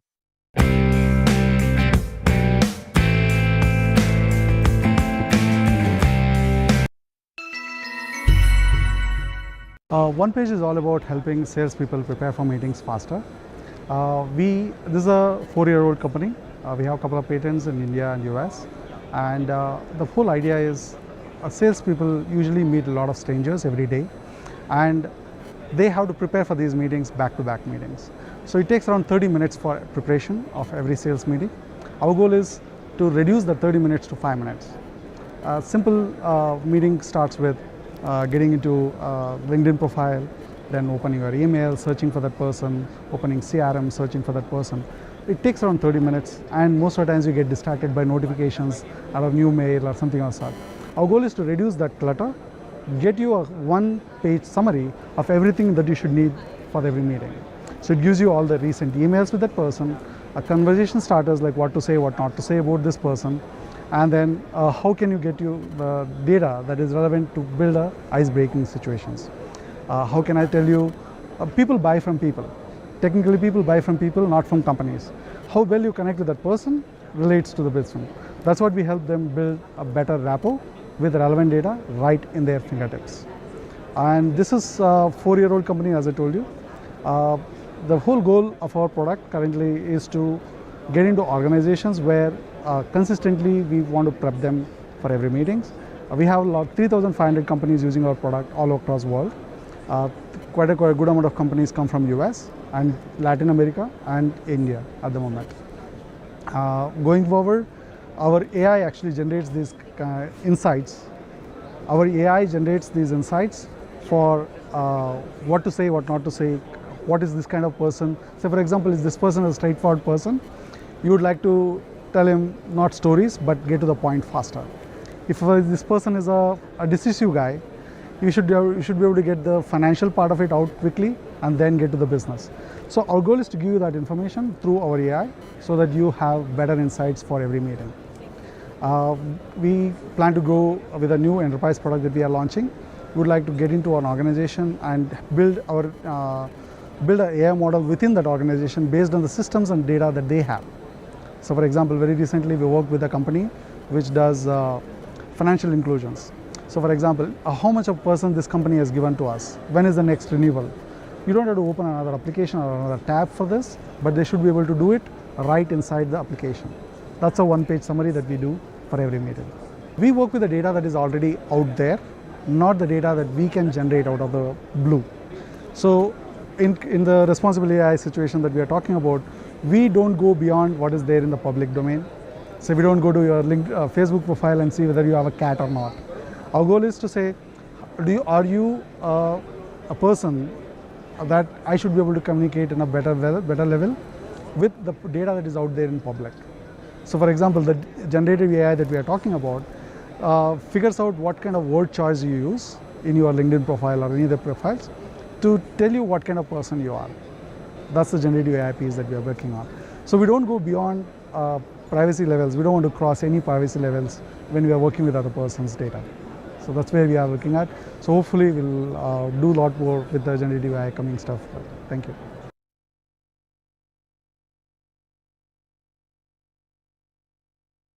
To stay informed about the startup ecosystem, subscribe to MyStartuptv.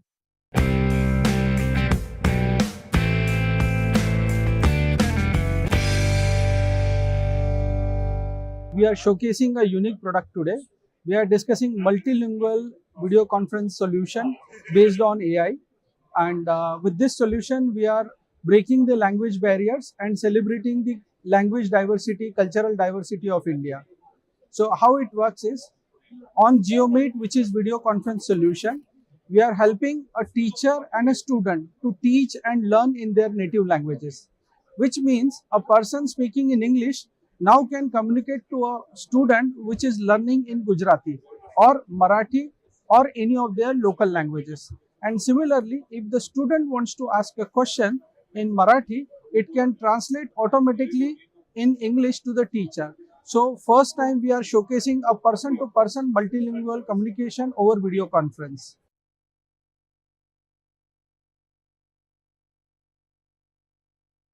To stay informed about the startup ecosystem, subscribe to MyStartuptv.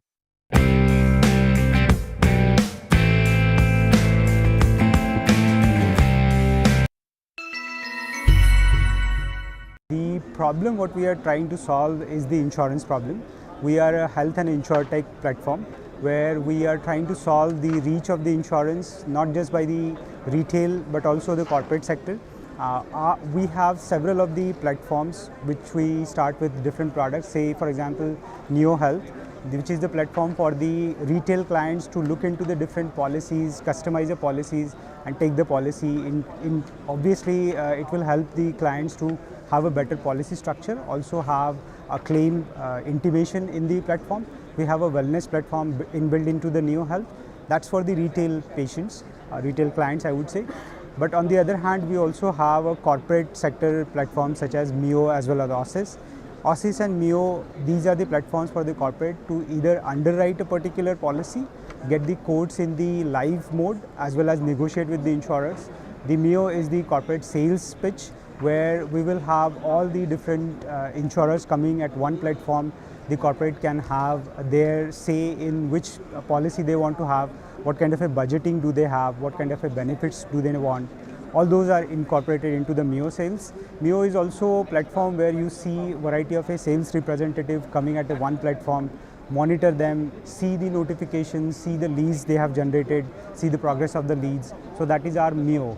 We have a platform called as Alfred, which is a claims processing platform. In the claims processing, we do pre-authorization till the end of the entire claim processing, which is either the payment of the claim or the further query and getting the queries resolved. That's our Alfred platform. At the end of the conversation, I would say that the entire platform is built for the insurance and healthcare sector, where we offer full stack offers, starting with the insurance sales, insurance processing, claims modification, product building. Product building, we have a product called as products, which will help you to design a particular product based on your needs for your corporates or your insurers. So that's in general. The problem so far we have addressed is we have managed to have more than 5 lakh claims processed. We have more than 50 lakh proposals verified as well as underwritten through our platforms. That's in general for us. We are present here out of India. Headquartered is based out of Gurgaon, but we are also present in MENA countries as well as Southeast Asia. For the future plans, what we want to do is invest in the talent, as mentioned.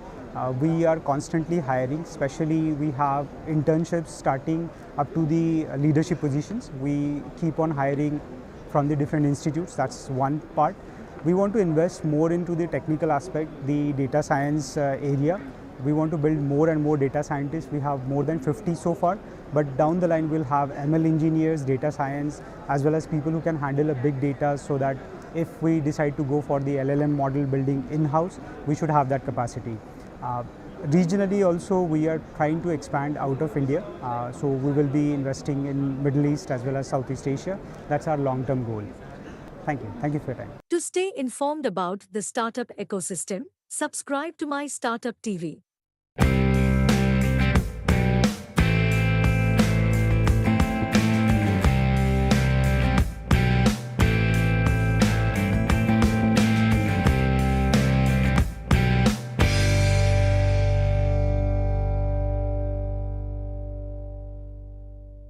We are a pioneering agriculture generative AI company, and we have been working in developing AI ML solution for Indian agriculture for 4 years. What we are trying to build is something where Indian farmers struggle the most. That's like knowledge gap.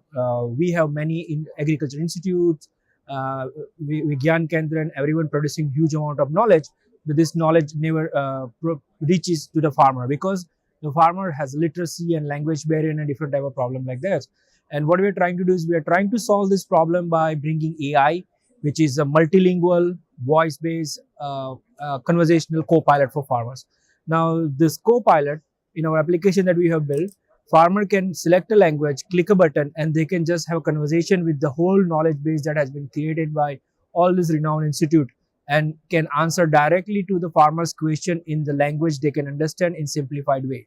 So this is what we are doing and we are building. We have also built our own large language model that is built on very specifically on Indian agriculture practices, and which is bilingual Hindi and English. So we can easily use this large language models to provide the solution for the farmers' questions and their queries. And our plan is to start adding more features, not just the advisories and knowledge. We also want to start integrating live market prices, analytics. For example, farmer can just ask a question like, hey, I have grapes to sell in Nasik Mandi. What was the price yesterday? Or what was the average price in January? Or which month has the base prices? All type of analytics can be also asked as a question in voice through AI. and AI will reply back in the same language in audio format so they can have a conversation. And we want to add more of those things, and we also want to integrate this particular solution into the private organization so we can also start delivering their own knowledge base.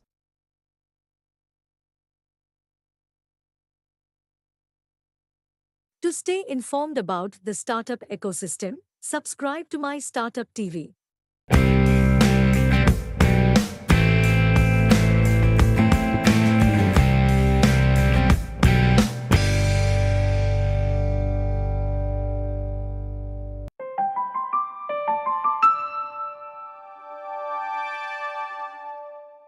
Neuron provides the complete end-to-end platform for generative AI enablement for enterprises.